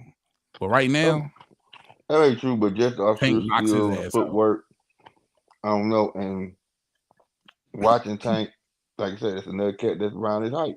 It ain't gonna be an easy fight for Tank. So I don't know. Now, who you got at welterweight? Who's got the better roster at welterweight? That's ain't nobody got everybody. No welterweight. That's why I said that's a toss up for everybody. Yeah, we can remove Shakur. I mean, we can remove Spence and Crawford. See, the only thing is Boots out there, but I'm saying ain't nobody in welterweight. Period. There's no welterweights out there that's worth the fuck. Yeah, ain't nobody. So who's the best welterweight left? Boots. Well, Boots, yeah. And like my man said, he basically a PBC fighter. Yeah, basically. Right. Heavyweights. Heavyweights right now belong overseas. If Tyson Fury lose, Bob has no heavyweights. Who is Olasana Usyk with? That's what I was about to ask too. I don't know. He might be signed temporarily to Bob. Never know. But I don't know who he with. To be real with you. Because I know Fury's with Bob. Yeah, he with Bob. He with Bob and Queensbury. It's a joint. Queensbury. With Matchroom. Oh, that's that right there. He might be with some promotion company. I don't know, but I don't think. Let's I go to don't think it's Bob. 140. Let's go to 140. That might be Bob. It's Bob. That might be Bob. Bob got them lower weight. 140. Yeah, Bob got them lower weight. Who you got? You got Devin. You got Rolly. Who Matias with? He just signed a Matchroom, didn't he? I thought he did. Is that Matchroom? Yep. I think he did. Okay. So that's kind of all over the place. It's all over the Is place. it? Yeah. Is it? You sure he not with PVC? I think Man, he Matias just with left the PBC, PBC. bro. Oh, he just left PBC. Yeah, I just seen something where he just left PBC. If I'm not Oh, mistaken. okay. I'm gonna have to. That came out I'm like gonna a have to day dig or on that. two ago. Okay. So I guess I can't agree. Like when we go go through the grid, see what's out there. What about middleweight? Damn, ain't no real noise at middleweight. Middleweight and light heavyweight, ain't no real noise. Ain't no real noise at Garcia cruiserweight. is ranked number 7 in the WBA last time I checked. That's middleweight. Word. Well, shit, light heavyweight is shit. Better be number one right now. That's Matchroom, right? But the point I was getting to real quick, I was asking y'all that question is because again we was coming down on Al, and I agree with a lot of shit. But somehow, some way, in the midst of, for a lot of us, including myself, because I do believe their business practices had something to do. Not saying it was completely responsible for the exit of HBO or Showtime or whoever else. He's still managing the biggest names in boxing. Yeah, that's why. You know I mean, what I'm I saying? don't take no away from Al. So like I said. somewhere he's doing business right because these guys are continuously doing deals with Bob. He's a PR firm, so you're gonna that's get what the I said. I don't take nothing fighters. from Al. He's a PR firm. Like if Somebody's he's the best getting PR firm paid. ever. I don't know if y'all just seen recently. Keyshawn Davis came out and said, "Hey, listen, man, I like the way they building fighters over there at the PBC." Which was hinting, and it seemed like Keyshawn was hinting on, after this deal was up with Top Rank, was trying to go to the PBC because he says he likes the way those guys are getting paid and the way they're getting built up because I'll know how to build you up to be a big star, right? And I think that's why he has a stable of somewhat big stars and two of the biggest stars. And I only saying that quick, because we just hold on. All right. Okay, go ahead. Oh, I know you say you want to hold it because again, we just came down on Al Heyman talking about all of the cons. It's got to be some pros in there as well. If these guys continuously want to, to do business with Al Heyman, is what I'm saying. Yeah. That's the only point I'm ain't playing devil's advocate. You feel me? Yeah, ain't no continuous. I mean, he got a thing called perpetuity in that contract. I don't give a fuck where you go. You still dealing with Al. Look at AB. You ain't finna go do shit without Al. When you sign Al, it's perpetuity. He is your advisor. That's how he gets you. What? Hold up. So you trying to say he still got AB by the balls? Goddamn right. He shut that shit down. That motherfucking what was that Prime? What was that shit called? BLK Prime. Okay. Sure. He shut that shit the fuck down. But he done had 2 fights since then. That wasn't on BOK, but with Don King. Yeah, with Don King. Al ain't had shit to do with that. Al got his cut. Go listen what Don King said. I'm gonna talk to him. He said his name. I'm gonna get with Al and la. Trust me, Al getting his money, bro. Yeah. Well, okay. And that came out. Don came out. I'm gonna get with Al, and we gonna make this thing happen. Blah blah. Al ain't playing with nobody. So you trying to say when AB left, he was still on the contract? Yeah, with Al. So you gotta understand, Al, Tim Brown owned PBC. See what I'm saying? That's why Tim Brown always up there talking. Al is your advisor. And the advisor is the loophole to being a promoter. That's why they be mad at Al. That's why when they tried to sue Then why Al, the hell would they Don threw it King out. even touch AB? This is what I'm saying. That don't even make Because sense. he's Don King is Al Heyman's mentor, bro. Thank you. I didn't say that. Yes. So they ain't got shit to do with business. Yeah, it Business is is. business.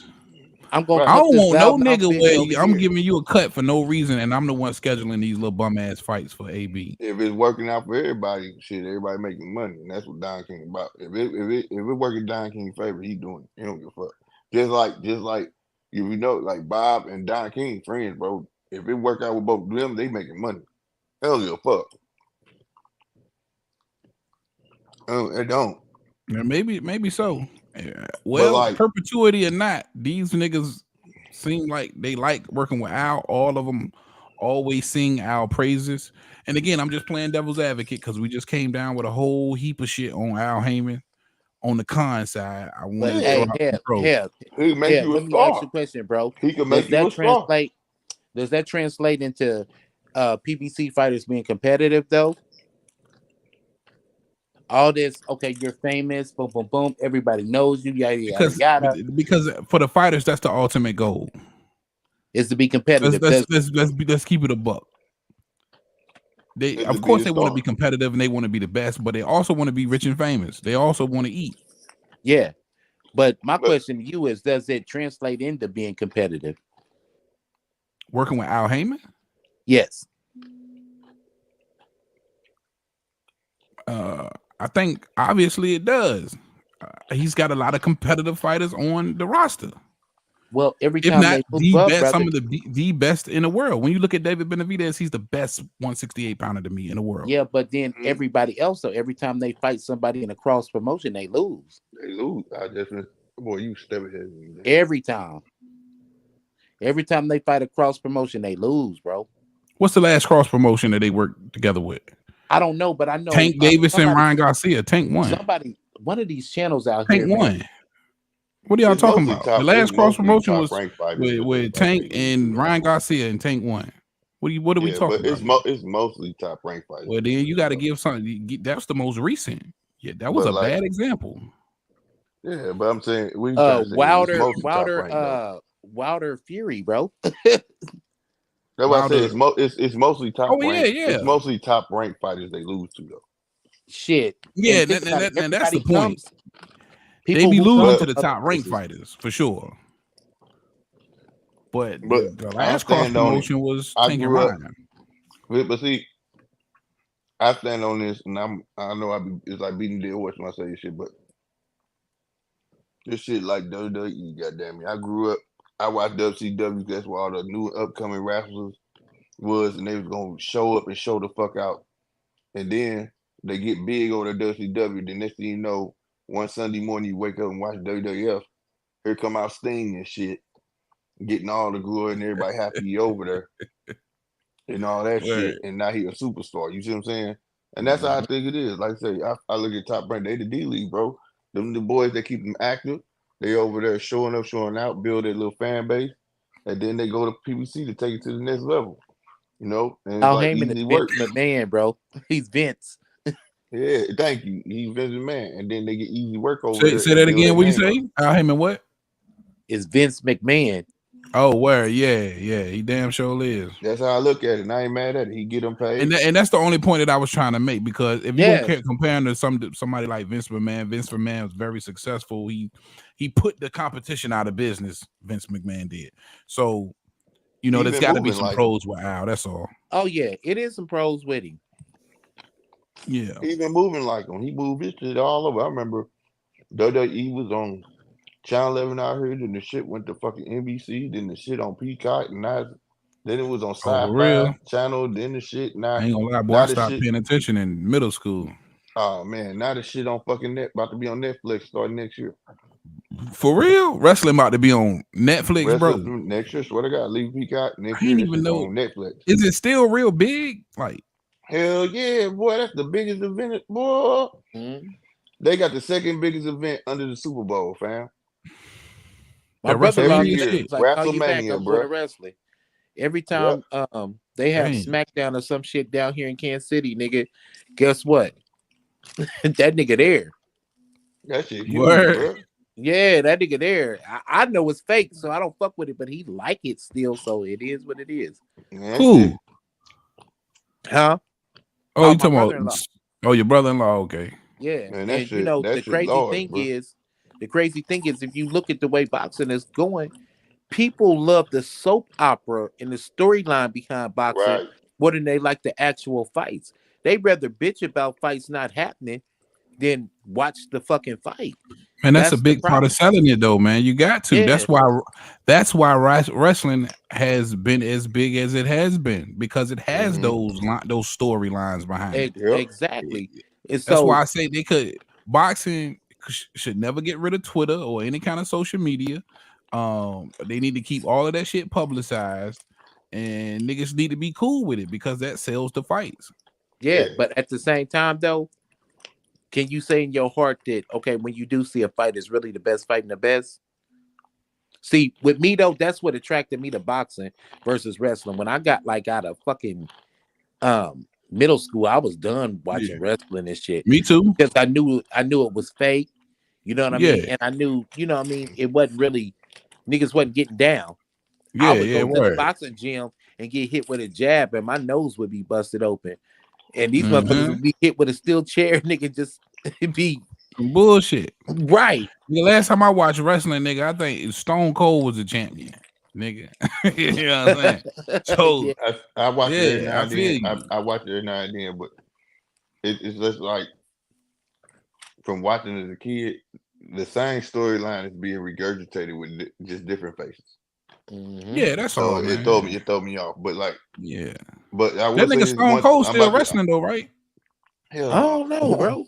Hell no. That nigga ain't wrestling. He Knees not. That gone. nigga had Oh, the people's elbow or some shit. No, that's the Rock. Oh yeah. yeah, yeah, yeah, Rock yeah, still do every yeah, now and then. But I'll tell you this though. One thing about boxing, I mean, in comparison with WWE, at least 3 times a year in wrestling, you're gonna get them wrestling matches you want to see. yeah. Mm-hmm. Word. Even though it's fake, they gonna put the two top wrestlers of that year together in the same fucking ring. The two got the biggest Yeah, following. you never You know with gonna see boxing. them in the ring. You never Boxing, know you with don't boxing. know. You don't Yeah, know. You don't know what's you happening. never know with You boxing. don't know what the fuck My, going on or my whatever. point is that guys like me who was attracted to boxing for the same reason that for the opposite reason that I watch wrestling.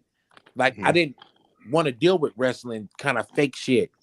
So I gravitated towards boxing. And so now that boxing is becoming more like wrestling, it's like, damn, bro. You know what I'm saying? Yeah, Because the promotional shit and the like, say yeah, for instance, right, a fight happens right now, and I'm like, hey, bro, did you see the Tank versus Ryan fight? And the fight fan nowadays, he'll be like, damn, how much they make? Before they even ask who Mhm. won. This shit's Yep. ridiculous. You seen that big ass chain Earl came out evolution now? is a motherfucker, man. I know, right? Yeah, evolution is a motherfucker, man. But But the if same, boxing, go ahead. go ahead, bro. No, I'm about to say, but boxing learn how to use social media to their advantage. It can get big. Yeah, Like that's it. if you had no sense to your boxer, yo, okay, first and foremost, shit in boxing is too out open. So like contracts and shit like that, I feel like that shit shouldn't be out there. We should know all that. We should know when a fight is fucking made. That's what the fuck we should know. Period. The con. Yeah, You know what I'm saying? And when it get announced, you tell your two boxers, hey, y'all need to start promoting. Get on that fucking social media, have a couple lives, start talking shit or something, and generate, you know what I'm saying, garner for people to want to see this. You know what I mean? Whatever. That's what wrestling has. Wrestling, do you know wrestling has expanded so far outside of that ring? It's crazy. These dudes got fucking podcasts talking about wrestling like it's real. Yep. No lie. They do. I'm talking about a whole hour podcast and they talk about wrestling niggas made a as if it's real. podcast about wrestling. Swear to God, bro. Yeah. They got all WWF got so many shows, bro, that you would think was real ain't real, bro. It's not. Not really at That's all. crazy. That's some entertainment for your They ass. got one. They got But you one got to show think that's though too. Their major consumer is children. So you know well, what I mean? Like but they got you something can though, fuck bro. with those minds for a long. They fuck with my mind, like I say, up until middle school. So you It tell you something you can though. fuck with Let those me tell you minds for something. a long time. It tell you something though. Where the owners, what's them two brothers' name that own UFC and all that shit? You The know they Nori bought that. Hockey brothers or something, They, some you shit know them like that. them motherfuckers bought they and formed another conglomerate called TKO Are you because the what? serious? Yeah, look it up. It's called TKO, bro. They bought that because they said they like the way WWE markets their fighters and they larger than any other sport. You can take Yeah. a wrestler and go But any a again, wrestler they can can go market anywhere. them Everybody know what he to is. So children, and you yeah, gonna and win. so they want UFC to be just as big. They went and bought them motherfuckers, bro. Bought them. Yeah, and that's the point I was gonna make because I felt like I was gonna make a comparison with boxing and wrestling. You can't really compare the two because that shit is for children. You know what I'm Well, saying? let me say this. As a grown man, it's just being distinctive of knowing what you're looking at. Like I'm not a person that takes shit wholehearted, whole serious. Like I love boxing, but half the Yeah, time I don't take that shit full serious, man. I be knowing there's some bullshit I'm watching. You know what I'm saying? This yeah. shit ain't finna go the way it is. I look at wrestling the same way.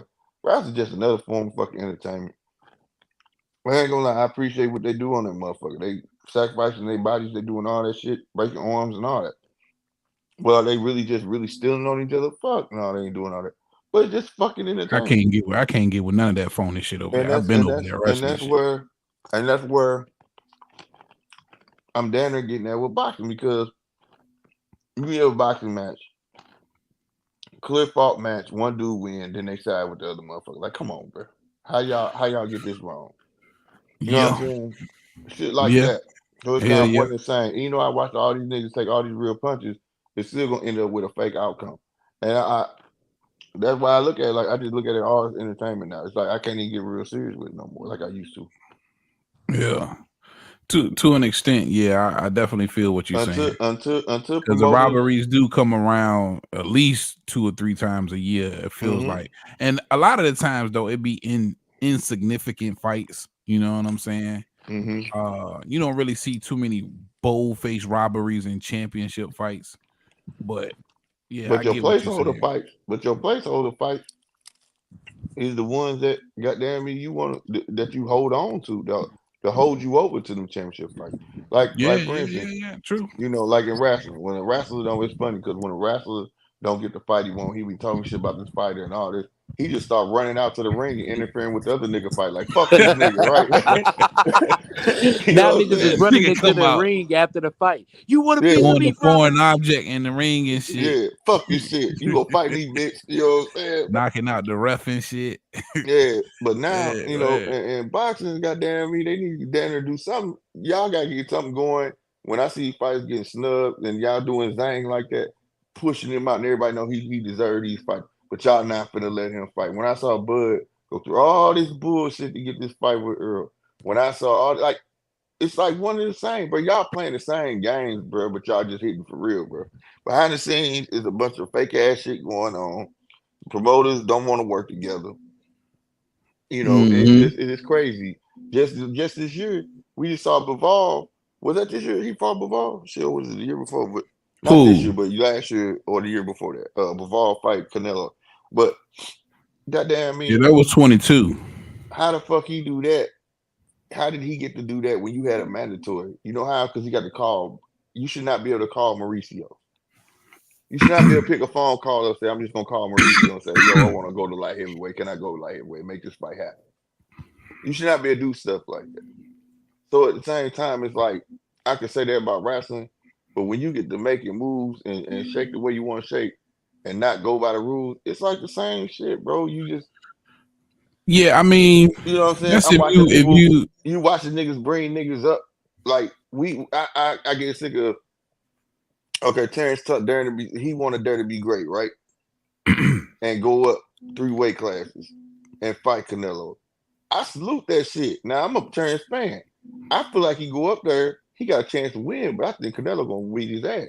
Now, Yeah. at Canelo the end go of stop that nigga right, inside 4, bro. you know what I'm saying? Right, that's what I'm saying. But then, like, if you go, I don't but think then the so. other fighter You bring, can't stop but Jermell. You can't stop Terrence. right, but then if you a guy that doesn't have the caliber of a Canelo, and I take that chance and go up, it's perfectly fine. Or your favorite fighter, if you go look at your favorite fighter resume, you saw that he bringing people up, he beat them, but that's perfectly fine. Like that shit, not man. Look, man, it's just I don't know. Yeah, It man. sounds subjective, If but you and I understand because I like every aspect of the sport as well, and then unfortunately a lot of the bullshit and politics come along with it. But at the end of the day, it's the finished product for me. Is what I'm in love with. Two men getting in the ring and squaring off. yeah, yeah, We know the real outcomes, whether or not the judge called it one way or the other. Is about the work that they put in and that finished product. You know what yeah. I'm saying? It's to me, it's still the most one of the. It's for me, it's the most honest sport. If I say who won, that's who won. Me, fuck that shit. You know what I'm saying? I Yeah, don't care what judges. As yeah. soon as I see Tim Cheatham name as a judge, I already know what time Yeah, it you, is. I you don't give just a you fuck. just live with it, just like over there in wrestling. You know, the nigga pulled the brass knuckles out his drawers and hit the nigga in the head and pinned him. You know that. Mm-hmm. You know what I'm saying? But it is Mm-hmm. what it is. It is what it Right. is. You know what I'm Right. saying? Right. Yeah. But like, but when it comes Oh, to boxing though, like it's so fan driven to the point where everything's so opinionated. That's the part that just blows me. Sometimes they ruin it. So for me, if I say Tank bring niggas up from that smaller, why he can't go up? Bullshit. I said shit. One Leo Santa Cruz, 126-pounder. man, there's always gonna be some diehard tank Wasn't it? all sucking fans out there who gonna Yeah, man. You know what I rebuttal mean? But anything you it's got in to say everything. negative. But it right. But then they say, if I say shit, Bud should be a go up and fight Canelo. Hell no, no, woo woo. But then if you're a Canelo fan, I say he made a living off smaller fights, so why shouldn't he fight Bud? Oh bullshit, Canelo ain't never did that. I'm like, okay, Yeah, bullshit. Yeah. okay. You know what I'm saying? But you know, that's the problem. You get a bunch of fanboys talking about boxing, you gonna get these type of conversations. You mm-hmm, feel me? When you just mm-hmm, neutral and you looking at everything for what it is. Yeah, I mean, I can understand Bud going up 3 weight classes. I can right. understand Canelo fighting him. I can understand Tank fighting at 140 or going back to 130 if But he could make let it. me ask y'all a Right, I question, understand bro. right. all that shit. Bud moving up there to fight Canelo, is it daring to be great or is it daring to be paid? Both, Darren to be great, man. Listen, this is somebody who's both. already 2 times undisputed and said he would love to go for 3. We have to give the niggas who want to continue to make history and legacy they flowers. Yep. Yep. Especially for the niggas who are boxing purists who love the sport of boxing. These are the niggas that you love to watch. The niggas Yep. who Facts, really about being the best in the sport. And if the nigga facts. say he want to be 3 times undisputed, nigga, that's the type of talk I like to hear. Hey, Yeah. Slick, you know I asked bro that same question. That nigga just trying to get paid. Oh, for yeah, man. Nah, You man. talking about that Spence nigga? Yeah, man. That's my Uh-huh. brother, man. That's Yeah. my I brother think it's from both. another, man. Like I said, you got I'm all for one in killing every two birds, family. one stone.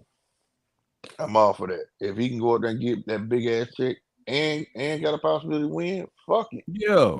Give him a shot. But he He said the calling for same that thing ass about whooping. Mel too. He said the same thing about Mel. When Mel was undisputed, he wanted that fight. He wanted to become 3 times undisputed. It just so Mm-hmm. happened, right now Canelo the only one left with all the belts. Right. Hey, Yeah. Well, where do you he's rate still Bud hold if on. He's Bud still gets hold to on. pull this off though? Where would you He rate him? shit, one of the greatest of Even all if he time, don't do bro. 3 times undisputed, you still gotta rate him with the best of all times for being 2 times. Right. He's up there. Yeah, He's he's up up there there, like a man. motherfucker. But I'm saying But pulling this off, he's like, yeah, he's definitely top 5. Man, if he But pulled that shit off, bro, and I beat gotta say this though. Canelo, But you he gotta would rewind, definitely be the best welterweight of all time in my eyes. bro. We gotta yeah, he rewind too goes though. He from still being got an Hall of opportunity to Famer be to 3 opportunities. ATG. He's an He still all-time got Yeah. great then. he still has a chance to be 3-time undisputed, bro. If he don't get Canelo, he can go fight Boots. This would be like a Ray Leonard versus a Donnie Yeah. Milan. But it'd be 2 times welterweight. It'd be Yeah, 2 That's- times welterweight. Yeah. But 3 times but that's 3 undisputed for times sure. disputed. That's what I'm saying. Yeah. He still got, Yeah. and it's still a great fight. Not big Yeah. as the Canelo fight, but he probably won't get the type of money for that Canelo fight for that fight. But And see, that's the thing. The Canelo fight knocks out 2 birds with 1 stone. You get the big check and the legacy. Because this is my thing as a Terrence fan. If you don't get that fucking Canelo fight and you still got these belts, and then you drop them after you know you're not getting the Canelo fight, and you still go fight somebody else, bro, you duck then. That's a duck. Yeah. But Terrence already said in so many words he gonna duck Boots anyway. Well, he better drop them belts. Let him go. That's out. Yeah. You know I'm a fan of Terrence. That shit kills me. Don't I don't hold think on he to him. planning You don't on have no keeping plans him on long, doing bro. nothing. If he stays at 147, he gonna have to fight Boots, bro. Or that's Yeah, bro. Straight up, bro. It's just that simple. Don't Yeah, do that bottom Canelo line. fight. You know, you stay at 147 and I start seeing you fight Blair the Flair Cobbs or some shit. Fact, Yeah, bro. you hear me? Trust me. You ducking, bro. Trust me. If Bud fights at 147 again, it's gonna be versus Boots. Bottom line. Gotta be. Yeah. Yeah, it's gonna be versus. But his next fight ain't gonna be at 47. And once he announced it, he probably go ahead and drop them belts. I don't know what he waiting on. Al Heyman in there. Get it all right. If for you him. know Figure it out. if you know for a fact that you don't want to do it no more, drop them all. Yeah. Unless, like you say, Al saying, hold on to him now. Yeah. You don't Because want at this point, who the fuck really gonna put up the money for the Boots fight? Boots ain't got the clout. Just ain't got the clout. Man. Just ain't got the clout, bro. Who gonna put that check up? And to put him on pay-per-view for the first time, Bud versus nobody, because the casuals don't know who that is. Hey, Heb, that's a good Al question. gonna have to do that shit because he gotta put all the money up now. Shit. That's a good question, man. He Exactly. fuck around and make less than what he made at Top Rank. Fucking around with that fight. Hell You know yeah. what I'm saying? Under this climate. You know what I'm Yeah. saying? Because right now everything is like from hand to mouth. There's no investors, there's no nothing. You know what I'm saying? That's a good point, bro. For sure. Oh, shout out my nigga Sean and Dine in the chat. He said, let me in. Click the link, man. Look at the link at the top of the comment section. Scroll up top of the comment section. You're gonna see the StreamYard link. Click the link, baby. Yeah, in the chat. In the comment section. Yeah, man. You gonna lose money on that fight. Yeah, you're that's gonna definitely point, lose bro. money on that fight. And that's why I keep telling niggas, you know, who keep calling for that Bud Jamaine fight. I would love to see it too, but who gonna put up the money? Right, and it also go back to it can be made, but who gonna put the money up? That dude should be fighting, man. Boots should be fighting, bro. Yeah, build. What we talking about? Building this cloud up. You get what I'm saying? So when an opportunity like this come, it'll be big. But he's not active. Now, he's not active. And unfortunately for Bud, it just ain't too many more opportunities out there. I would say, Bud, fight one more fight and get up out of there, bro. Enjoy your bread. Yeah. Enjoy your bag. Chill, relax. You know, spend time with your kids and your wife, man. You know what I'm saying? And just do your thing. I think if he don't get Canelo, he retires, bro.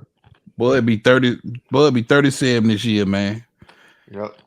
You know what I mean? He need to be thinking about hanging up them gloves. I understand, and that's why I think the Canelo fight is so important for him, because it could be both at once. It could be the legacy defining fight that he really wants, and the big retirement payday. Mm-hmm. So you can't be mad at him for continuously throwing rocks at that crown. I don't want to see Bud go out like with Roy Jones after he fought Ruiz, went down, fought Tarver, and then started getting touched, bro. Because his age is right around the corner. He could get old any night right now. Right now, this is the sweet spot. Like, either he can be a world beater or get old like overnight. What's hey, like 9? That's 39? An excellent point. No, I'm saying 9. That's an excellent point. I'm telling you, that's an excellent point, bro. At any time, that age could just be like, bam, bitch, I'm You ain't here. lying. You 36, bitch. They Yeah. get out the you, bed and hip you about hop. to Like, be what the fuck? 37, bitch. The fuck is You know what I that? Hey, mean? what's You that could be movie? here Get at any Out. time. He start feeling a coffee cup stirring and shit with a spoon. Right. Get The out fuck? the ring, nigga. Ain't Right. no lie, bro. Nigga got the bed, can't stand up straight. Fuck wrong with you? Shit, my back hurt, motherfucker. Fuck. For real. Yeah, bro. No, that's real. But Well, let me add my guy Sean to the stage. Sean Can and you hear Don, me? what up, baby? Peace, brother. How you feeling, man? I'm good, man. We can hear you loud and clear, man. Welcome, Man, welcome. Boy, you must have heard something that had good. your ears itching. yeah, man. I just hold on one second. I just got done working, man. I had to come. I just hopped on YouTube and I said, man, they still online. Let them still be on here. This live, brother. Let me go and talk about my guy, Jamaine Ortiz. Hey, first of all, 913 and GMT. Nice to meet y'all. You know, first Right Man, of all, on, salute, brother. salute. Salute him up, bro. salute, good brothers. My We God. always need some good fellowship with some good minds, some sharp minds on the boxing tip. Sure. I'm new, so I want to know y'all's take on it. If you don't mind me cutting in. Yeah. And of course, you know we went over it, man. I'm taking Tio over Jermaine Ortiz, of course. Okay. I'm going with the favorite, but I do believe it's a tough one. It's going to be a tough fight. I explained the pattern that I see in Teofimo Lopez versus the younger fighters. We saw the success he's had against the lineal champions a little longer in the tooth, but every time he's up against some fresh legs like his, he tends to struggle. When you think about a Sandor Martin, a Cambosis, and now you got a 27-year-old Jermaine Ortiz who had a lot of success against a Vasil Lomachenko. But I think the power is going to be the deciding factor at the end, and I think that's going to get him over the hump. I like T.O. split decision. Okay. I got T.O. T.O. I got T.O. too. Yeah. And I think the T.O. power is gonna be a factor too. Yeah. T.O. unanimously. Yeah. But Sean, you taking T.O. unanimously? Ortiz got a chance though. He come out there like Sandor Martin. Boxing keep Yeah, moving. He got a strong chance. I think. Come on, man. You know me, man. You know me, baby. Uh-huh. You know I'm the resident plan. Give us the breakdown, Sean. Yeah, I got because I feel like the only person other than Devin that beat Loma, because I know y'all gonna feel some type of way about that too. You know, I gotta throw my little shit.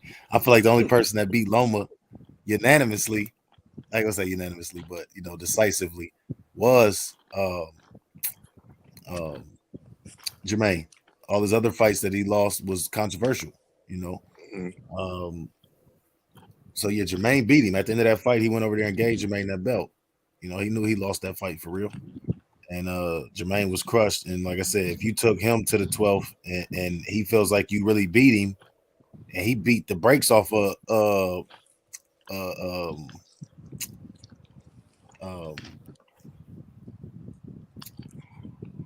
T.O.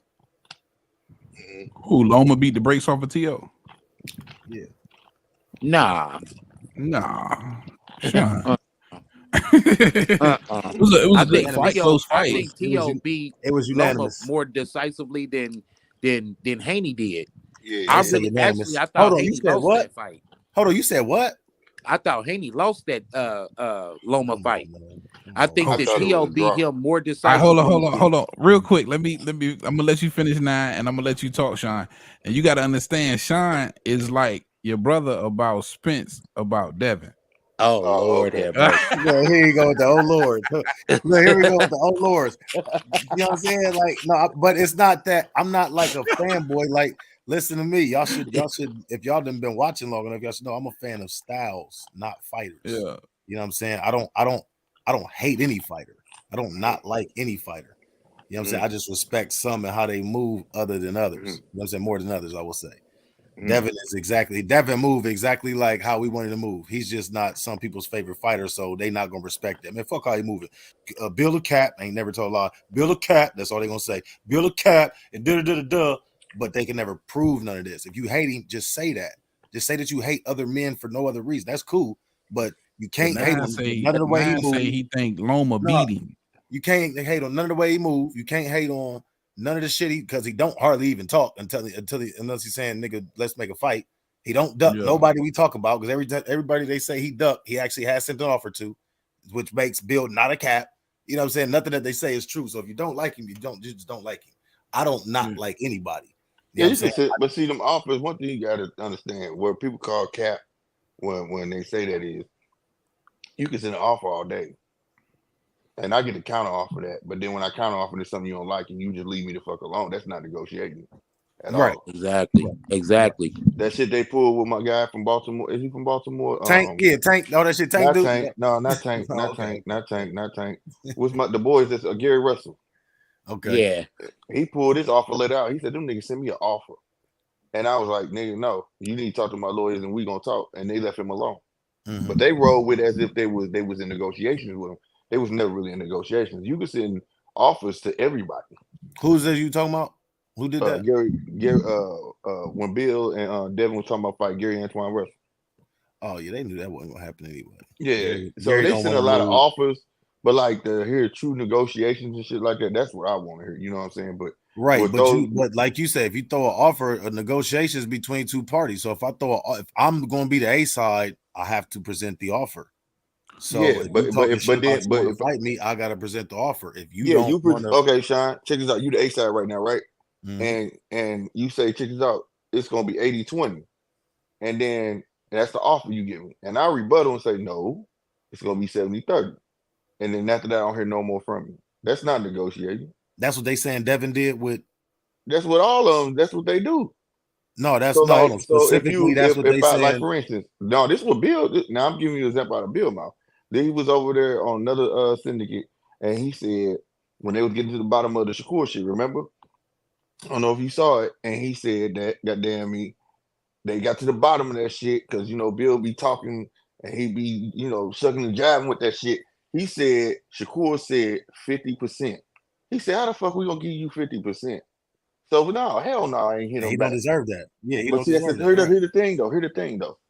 Key word you just said, he don't deserve that. Then why not send a counter offer back to him? You can't just make me take what you want me to take. That's the art of negotiation. Because they was talking to lawyers. They're not talking to the promoters. They're talking to lawyers. Now watch this. Watch this. After he said that, the same thing you said, dude said he called Bill up. He said, well, at the end of the day, it wasn't even no money on the table. So why parade all that around if it wasn't even no money on the table for the fight? What do you mean? So you blowing hot air. Devin and them, listen, promoters can put up money. They can go get letters of credit from banks. That's how they do it. Or the fighters can put up money. I do know. You got plenty of guess what? If there was nothing there, listen, real quick. That's not even a fight that's going to be a lot of money. That's not even going to be a whole lot of money. Like, it's not about that. It's not about that. That's not that. It's not about that. When you campaigning on every syndicate that's who you want to fight, and you saying that he turned down XYZ. But then when you make a counter offer, you don't send them that back, and then you say, and then you turn around and say, "It wasn't even no money on the table." So let me say this real quick. We all know. Listen, we all know he want to fight Tank. That's just a fill-in fight. Ain't nobody about to go hard for no fucking Gary Russell. Let me interrupt and say this real quick. You got to understand that Dev and them been in a situation where they just had to take what the offer was, and now that's what they've been doing to niggas. Mm-hmm. You know, understand what I'm saying? Ain't that what Tank do to niggas? Take the offer and you better not turn it down, or that's the last time. Yeah. That's the same thing he do. Why is okay when Tank do it? Mm-hmm. And I think that's what that's where they at with it's not the same, you know what I'm saying? Especially when he was undisputed, because when he fought Cambosis, he took what they gave him. With the whole Regis situation, even though he was the A side, he played fair with Regis. You know what I'm saying? But for anybody else, now that he's champion, you taking what I'm giving you. Either you trying to get a shot at the title or you not. That's what everybody do. That's what Canelo do. That's what everybody do. Why is it different with Devin? Because he's not there yet. There's a difference. He's the fucking undisputed. He's the former undisputed. And I agree with you. Now check this out. I always now this was not. That's why now I'm laughing. That's why now I'm laughing. That's why now I'm laughing. Hold on, No. Hold on. I'm about to give you your flowers real quick, bro. I'm answering your question. I don't want to start a whole new topic. I ain't asked a question. It ain't a whole nother topic. Just it ain't another just let topic. me tell you what the question was. Let me just get hold on. Go ahead, get out. What was the question? Hold on, GMT. Let Sean have the floor, and we'll time him. We give him 2 minutes. Go ahead. It's I don't even need 2 minutes. All I want to say is lawyers do not make fights. Promoters do. So all that shit about they went to the I don't want to hear none of that shit. Why would you call your lawyer when you could call up Jay Prince or you could call up motherfucking Bob Arum? When Bob Arum already said we don't even have that fight on the table. Now go ahead, what you about to say, brother. Well, goddamn me, you just answered my question for me because goddamn me, Bill already knew that. My point was why they say Bill be capping because Bill be just saying that shit. Bill was like, I'm in them talks with promoters. You ain't just see us at lunch with Bob Arum, and he wasn't talking about Shakur because nobody's talking about fucking Shakur, his bullshit right now. That's right now, bro. We talking about at the time. Now you shifting the conversation, bro. Right now you shifting. I understand you're a Devin fan. I understand that you're a Devin fan, bro. But come on, man. You can't be shifting it like that, dog. We was talking about why Bill be capping, bro. Bill be capping, bro. He do. You were saying, listen, you were saying about how he. No, we was talking about these offers. Yeah. He was that's the cap. That was my point. That's the cap. You can't. The art of negotiating. The art of negotiating is art of negotiating, bro. If you go tell the whole wide world that we sent him an offer and he said 50%, right? And then you just said fuck him because he said 50%, that's not negotiating. So you tell me he supposed to just eat it's shit. Not a and negotiation then on top of that, because it was involving a lawyer. It's not I'm not talking about me. I'm talking about what Bill said. I'm talking about what Bill said. These ain't my words. This is what Bill said, bro. That's besides why they said he capped. You understand what I'm saying? Hold on. How was he capped when he told the truth? He didn't tell no truth. You just even said it. If there wasn't no money on the table, like he said, it wasn't no negotiating for real at all. Let Nine get in here real quick. What you say, Nine? Yeah, I gotta ask you. What that Tim? Nah. That's 9 1/3. Yeah. All right. Well, let me ask you a question. Okay. Say for instance, I want to buy a car from you, bro. Name the car and name your price right now, bro. Just pick any car and name your price. Sean, you got the brand new 550. And how much you want for it, bro? You asking me? Yeah, he asking you. Yeah, how much you want for it? Shit, give me that new Bentley Bentayga for $25. $25? Yeah, I'm just fucking with you. What's wrong with this right, I wish I would. Shit, hey, homie, give it to me for the stars, man. Just give me a price. Give it to me for 150. Hey, man, I can give you one for it.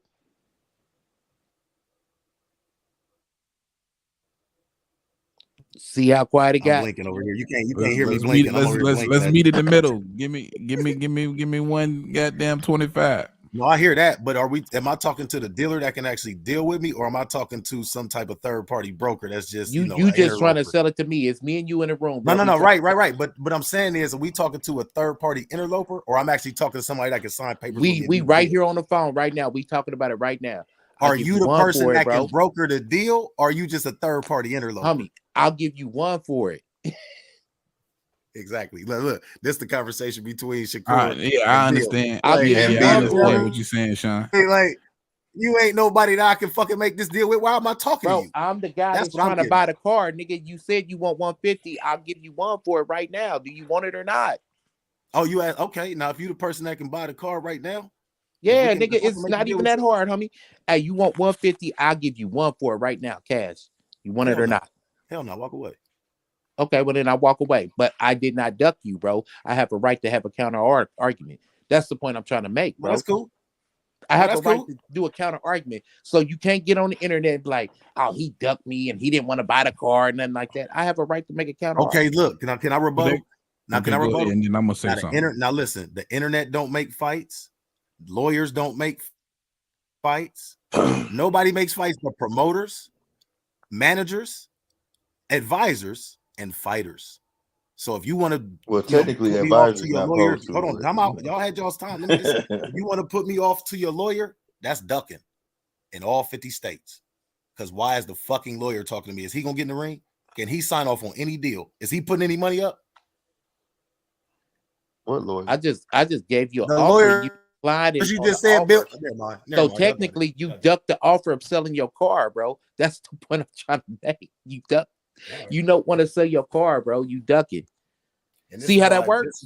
And this is why It's Devin don't easy to speak. say that, They though. say this is It's why easy Devin to- don't speak because they say in the I law. want It's him easy to speak. say that, Now though. listen, That's so dismissive, bro. When you say somebody's ducking, because they have a right to counter offer, bro. They do. But They have a right to counter now, why let me offer. say didn't he? this. So I why think Any good businessman would So why counter didn't offer. he? Why didn't he get the right channels and counteroffered in? He sent his lawyers who don't make fights. No, actually, that nigga, he went beyond it. That motherfucker made himself mandatory for that nigga, and made the percentage that was gonna work because he was gonna end up getting 30 instead of 25. And they Who said, did "Fuck that." Shakur Shakur. did. Go look it up, bro. Swear to God, Yeah, he Shakur made was a himself the mandatory. mandatory. Yeah, he He won. petitioned to be won the fight. mandatory. Yeah, I got you. He won the fight for the vacant belt. Yeah, I got you. Yeah. It wasn't So vacant. He made it vacant though. He did that. Devin did that. Instead of in that fighting him for the in 30, Yeah, every Oh, now, y'all he now, trying to made Sean, say you he know himself he ran? Oh, was, vacant, y'all bro. trying you to Real know say he talk. he was a ran? Oh, I'm mandatory. y'all not trying making to it say up. he ran? Okay. I'm not making that up. I'm just displaying facts on that one. I mean, And anybody and the cold part about moving. it, you going Look, at me. I'm a Devin fan. 913 to tell you I'm a Devin fan. But what I'm and saying is when people go off what Bill say is why people can't take Bill for face value. Because Bill is the person that you saying that I'm trying to convey. I'm saying that's how Bill is. Bill say stuff, and he's on there saying that, oh, I called him and I told him we want to give XYZ. He come back with 50. I agree with you. It should have been between promoters, bro. right, You because can't Bill's a tell promoter. So right, why is a but promoter you talking can't. to a lawyer? Get me on the phone with No, a why promoter or why stop talking to me. that's from Bill though. That's Bill's words. So at the end of the Right. day, I'm saying that's coming from Bill. That's all I'm saying. So when I'm saying why Bill is capped, I agree with you. Why is he talking to lawyers? Why is he doing that? Why is he XYZ? You understand what I'm saying? Because That's that's who they why. going. That's who they going. That's what they do. What happens when you ask Tank? Hey Tank, let's fight. Oh, you got to talk to the man that you can't get a hold of. You got to talk to the muffin man. Oh All this yeah, man. I dumbass mean, shit. shit. But I then get when that. it come to but hold on. But when it come to counter being, they can make a fucking fight in 3 tweets. Like y'all can't keep going back and forth and picking. You're moving the goalpost and like picking and choosing when y'all want to say, "Oh, Devin ducked," or "Oh, he moved up, so that's a duck move." No, I moved up because I can't fucking make the weight no more. Now, I agree. but I agree. hold on. But when Tank moves down, it's not ducking. But then when he say, "You know what? I can't do 140 no more," he said this in a fucking interview when he was about to fight Ryan. I can't make the weight. What y'all want me to make the weight? That sounds dumb. Y'all sound stupid. He did all that dumb ass shit, all that dramatic ass shit. You sound stupid. Just to want to go up to 147 to fight Conor Ben. Y'all can't keep picking and choosing when y'all want to do this shit. Like for real, y'all. Be consistent. No, he Well, I can't mean, keep picking that and fight choosing. I ain't don't made pick and yet. choose Somehow shit. I don't think it's I gonna be think at no he trash for that 147. shit too. I just said a bunch of shit about Tank. Somehow Devin's the problem. That's crazy. I didn't say Devin the problem. I like the Devin way ain't no Devin moved, to problem. be Yeah, honest. nobody said. But Hold on. Nobody said Devin was a Devin was no problem. problem. but at the Yeah. same What y'all about time, to though, say? just But because he do one thing right, that don't mean that everything he do is right, bro. Some of that shit be bullshit. Some of that shit be cool, but you gotta be able to pick between it. Like that's the problem with niggas. One nigga do one thing right, and then they think everything this motherfucker do is right, man. Some of that shit is bullshit. Now I Everybody got agree with F's on their y'all report card, bro. to an extent Everybody do. with the negotiations. But again, when you've been through what Dev been through, I understand what they saying when they throw an offer out there. It's either you want to fight for the scrap or you don't. When you the check A this out. side, let's just think Yeah, I about this. get When you that. the A Yeah, side, I either agree you that we want was to just talking fight for about the that. scrap or you don't. You want to Yeah. fight for the strap. You And want to once fight you for the win the strap, though. scrap, then you make your rules. But watch You this. But watch understand? this heavy bag. Check this out. You like look, okay, it's just a marginal thing. So if you that guy, I understand that. But and I've been campaigning for long. 913 to tell you. I feel like this boy been undisputed. He went and got champ. Back in the day, yeah, he's the fucking man. He shouldn't even be calling nobody out. Niggas should be calling him out. Like, I want to fight him, right? Thank you. But his status ain't there yet, though, bro. Right? So at the end of the day, But he can't, and then the breaks are married off of because he went to this country and fought this and he took a shit deal. You can't expect everybody else to But take he no shit can though, deals. because compared Right. to them Everybody niggas, else he is the But look what's man. happening to him, Everybody though. else do it. This man is Look what's undisputed. There's happening only to been him, though. 8 undisputed people in lifetime, bro. He's Nah, one not of in them. He lifetime, can in do a what I the mean, fuck female he era. But All not right, in in the era, lifetime. right? For okay, so Not in no okay, there's only lifetime, been bro. okay, so we saying the same thing. There's only been a 4-belt undisputed person in lifetime, eight times in life, 4-belt undisputed. But There's it's only been been undisputed champions though. all right, but you get what I'm saying though. 4 belts, the 4-belt era. Yeah. So we saying the same thing. Y'all get what I'm saying? There's only been 8 of them in life. You know what I'm saying? They had 4 belts. There's only been 8 people to hold 4 belts. We can agree on that, right? Can we agree on that? There's only been 4. Yeah, facts. Okay, Facts. This so is facts. that's a rare feat. That Shakur duck. We ain't gonna get into that. It That's ain't a even rare got to feat. go that far. Is compared to the niggas that he sent offers to, he is the man. Compared to Shakur, he does better. Than, he's done more than He's all the of these man. niggas that he sent offer to.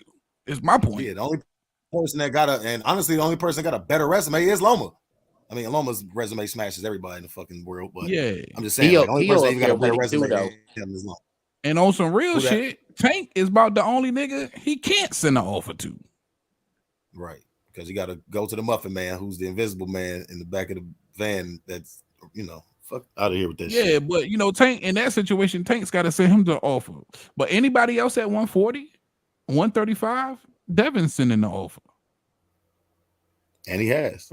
And so that's all I'm saying is if you want to beat a man, you got to beat the man on his terms. And that's just facts. Everybody else get to make it their own terms. All I'm saying is, hey, all I'm saying is get you to can't fight expect when the he want person for to take what a he shit want. deal.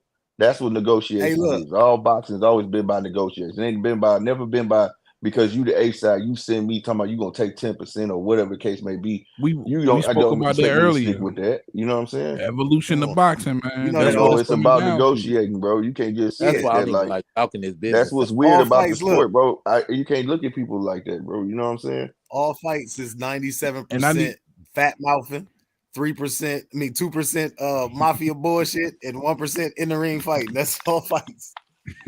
Yeah. And listen, hey, Slick, because I agree with you wholeheartedly. I understand exactly what you're saying. But I'm saying the way Bill and Dev is or at least Bill is carrying it, and I guess Bill always say Dev the boss. He carrying it the same way.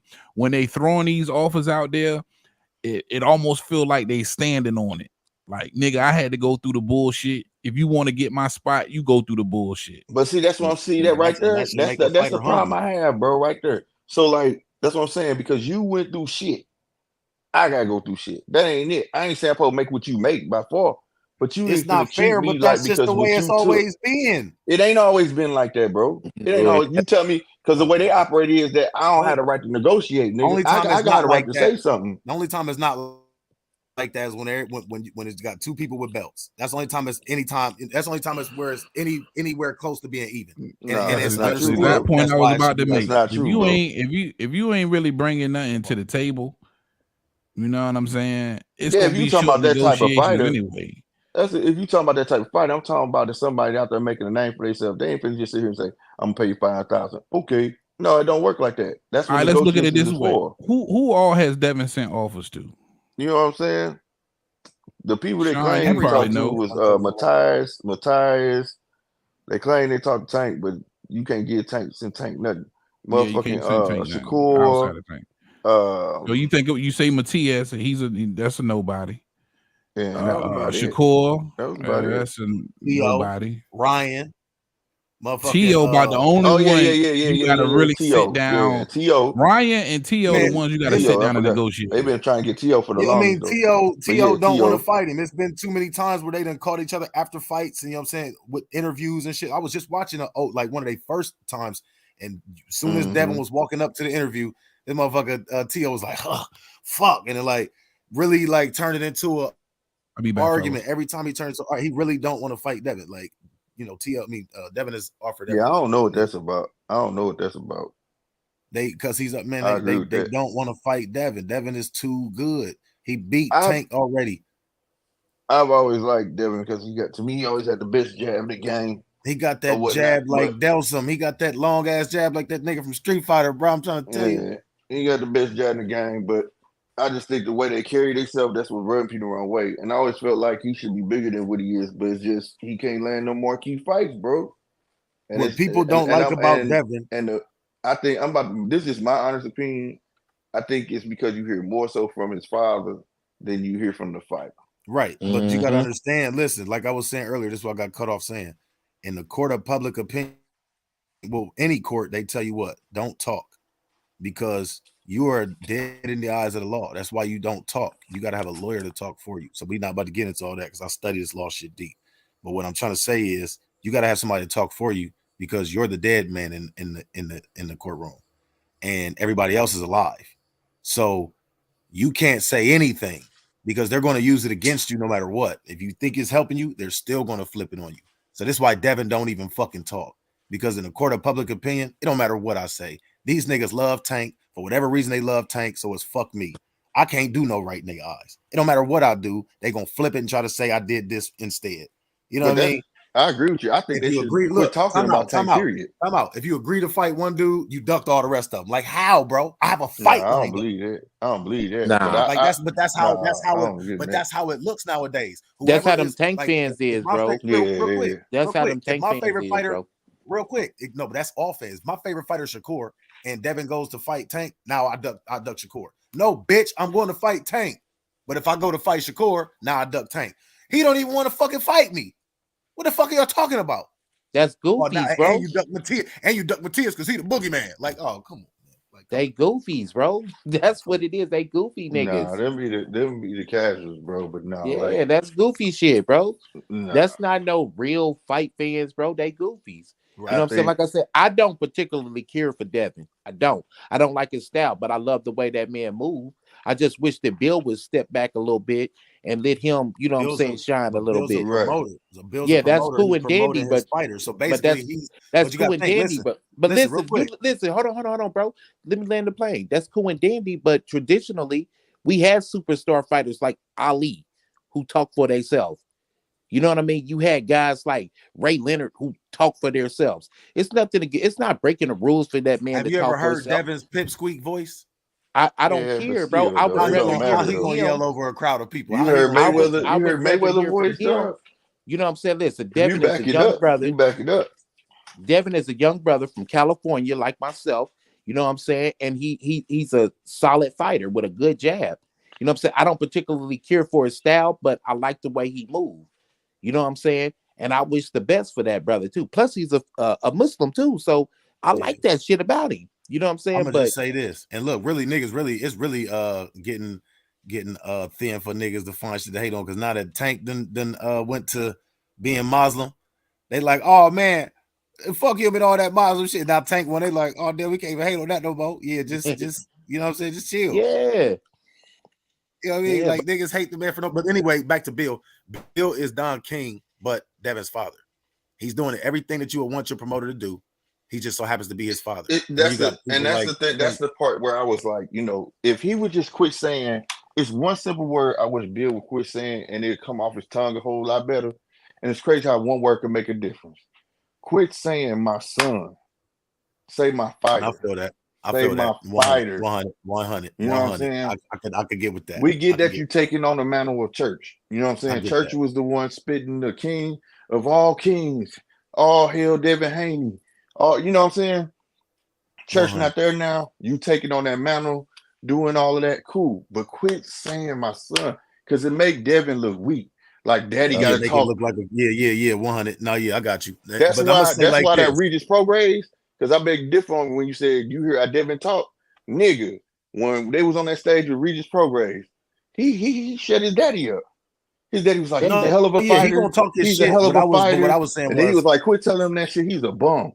Like I like hearing that. You know what I'm saying? Yeah. I'm not saying he's not gonna talk. I'm not saying Devin not gonna talk his shit. I'm just saying that his dad's voice carried a little bit more. So that's probably some optics, like some shit that they worked out with their whole little team. And like, I'm gonna talk more because my voice gonna carry. I'm a little bit louder. I can get a little bit. You know what I'm saying? I that's just some. You know what I'm saying? Some surface level shit. I was just joking, and when I said it, but it could be true. But more so, know what though? What makes it problematic is when Devin goes on Sway in the morning, and his daddy's cutting him off. When he's directly asked the question, that's when it becomes problematic. And where he's taking the floor. That's also probably by design. Like Devin, don't say nothing. We don't want you to. No. He literally cut him off. He was talking in the middle of him talking. By design. Cut that man off. But I'll tell you this though, you gotta understand how PR teams work. But check this out though. Motherfucking goddamn me, Tank didn't get large until he got from up under Leonard Ellerby. Yep. He started running his own mouth. Yep. Yeah, because he's every time you used to see Tank, Leonard Ellerby was right there answering the questions for him. Tank was just sitting there. Leonard Ellerby, the minute Leonard Ellerby got from up under him. Go ahead. Leonard Ellerby will do a fucking interview and then Tank will come out and fucking contradict everything he just said in fucking 3 tweets. Like, don't nobody fucking listen to Leonard Ellerby. Like, and now he's larger than life. He runs his own mouth. Because look at Showtime Porter, bro. Kenny Porter used to do all his talking. Now listen. Now that's the point I was about to now make the earlier. Open his mouth and he got one of the dopest podcasts on YouTube, my nigga. Because he's opening his mouth. Let your boy talk, man. Let him talk. But that's the thing. Nobody complained when Kenny Porter was doing it. Nobody. If Devin's was fucking Hispanic, people did. Listen, real quick. If Devin was Hispanic, nobody would be tripping about his dad saying nothing, even if they couldn't hear it in Espanol. They wouldn't give a fuck. I would be like, shut the fuck up and let your I don't like that shit. Yeah, I don't like it. Because this motherfucker Angel Garcia be talking his shit. Benavidez dad always talking shit. Shut the fuck up. All of them. Shut the fuck up and let your fighter talk. I can't stand motherfucking Benavidez dad. And I actually like Benavidez as a fighter. I can't stand his dad talking. Like, I hate him talking more than I don't like fathers trying to take the same. But I ain't gonna lie though. I mean shit. Danny just ain't like his daddy though. I give him that. At least he said that shit. My dad ain't about that shit. You know what I'm saying? Oh, Danny, Danny, yeah. He's like my daddy from the street, bro. I'm not like that. I want to say this. And shit. I want to say this too. Another reason why people don't like Devin is because he don't smash the gas when he should. Like, that motherfucker don't put his foot on the gas pedal and get niggas out of there when he should. Like, I'm glad you said that. Like, like he should. Like that knockout against Regis. The people needed that. He was right there, bro. And the people needed that. All the haters, all the supporters, like the boxing community as a whole needed that nigga to get that knockout. Bro. But I'll tell you this, though. I learned something, though, too, in that fight. Devin's not a good finisher, bro. You know what I'm saying? But hold on. Before we get to that, though, that's about to run into what I'm finna say, too, though. That's another thing why I said Bill needed to slow down, because Bill made Devin sound like a world beater. You see what I'm saying? And I always said that his marketing was wrong, because I always said if they would just market him as a boxer, it wouldn't be a lot of slander towards Devin, because you would know what you're getting. You get what I'm saying? Right. It's just like Mayweather. You can't go back and find out one time Mayweather said, "I'm gonna knock your ass out," except for Turo got it, because Turo got under his skin. Other than that, you knew what you was getting with Mayweather. He was going to boxes to knock out Devin. I'm gonna take it. That's how Devin should be marketed. Never really says that. Devin never really says that. No, Bill does. Regis, and he almost got the knockout. Right. But Bill makes it every time he talk like he's gonna be that dude to come in and whitewash a nigga. You get what I'm saying? Market your fighter the way he should be marketed. You get what I mean? Yeah, he got the skills, and now at 140 he got the power to do it. It's just all, it's also now in his DNA and like how he boxes. Like, damn, Bill said Devin was a 15-round fighter. Bill said Devin was a 15-round fighter, and they stopped letting fights go 15 rounds because of fighters like Devin. I can feel that. I can feel that. Nigga, that's promotion like a motherfucker. You supposed to talk shit for your fight. That's real. Yeah. That's real. 15 rounds means nobody. Look, 15 rounds means it ain't no knockout. 15 rounds means it ain't no knockout. Let me see him do 15 rounds. And then I get that. But when he said that line, but when you hear him on a regular, ain't nobody fucking my son. He gonna get him out of there. Blah blah blah. Just market your guy right. Devin's a boxer. Devin's a pure boxer. Devin after these fights, when you see Devin after these fights, he don't be Willie lump.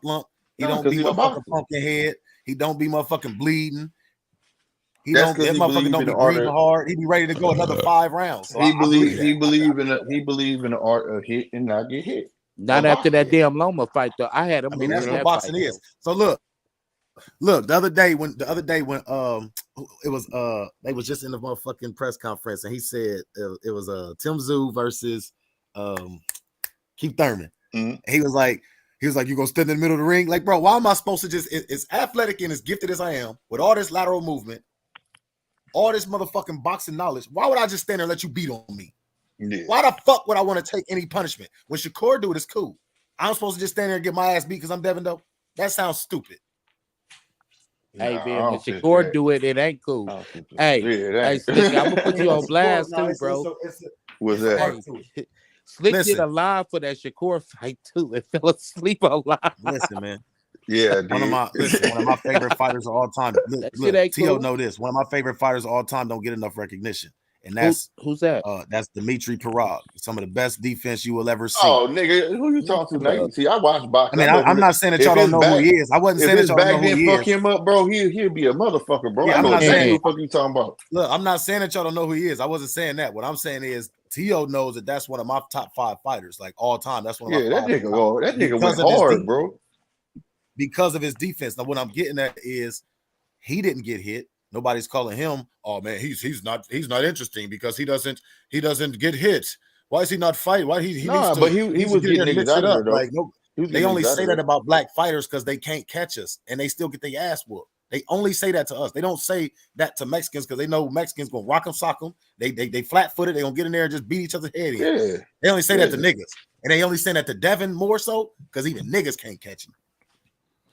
Well, yeah, I give you somewhat on that. The thing about a black boxer is Tank land one of them most on him. black boxers Tank are land one slick. of them on him. Tank little ass ain't gonna catch him, and that's why Tank don't want to fight him. He's already lost money to that nigga.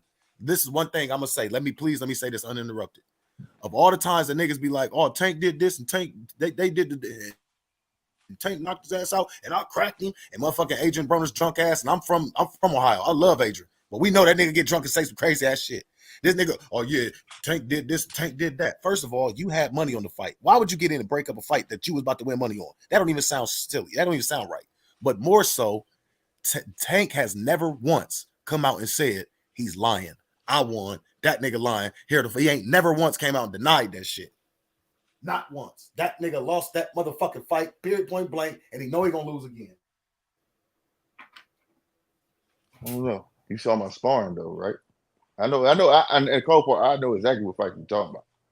But it's different. They talking about yeah, we're talking about sparring. Yeah, we talking about sparring. Yes, it's lesser. It's not the same as in the fight, but it give you a good indication of what's gonna happen. Yeah. They say Tank was mad overweight and got down.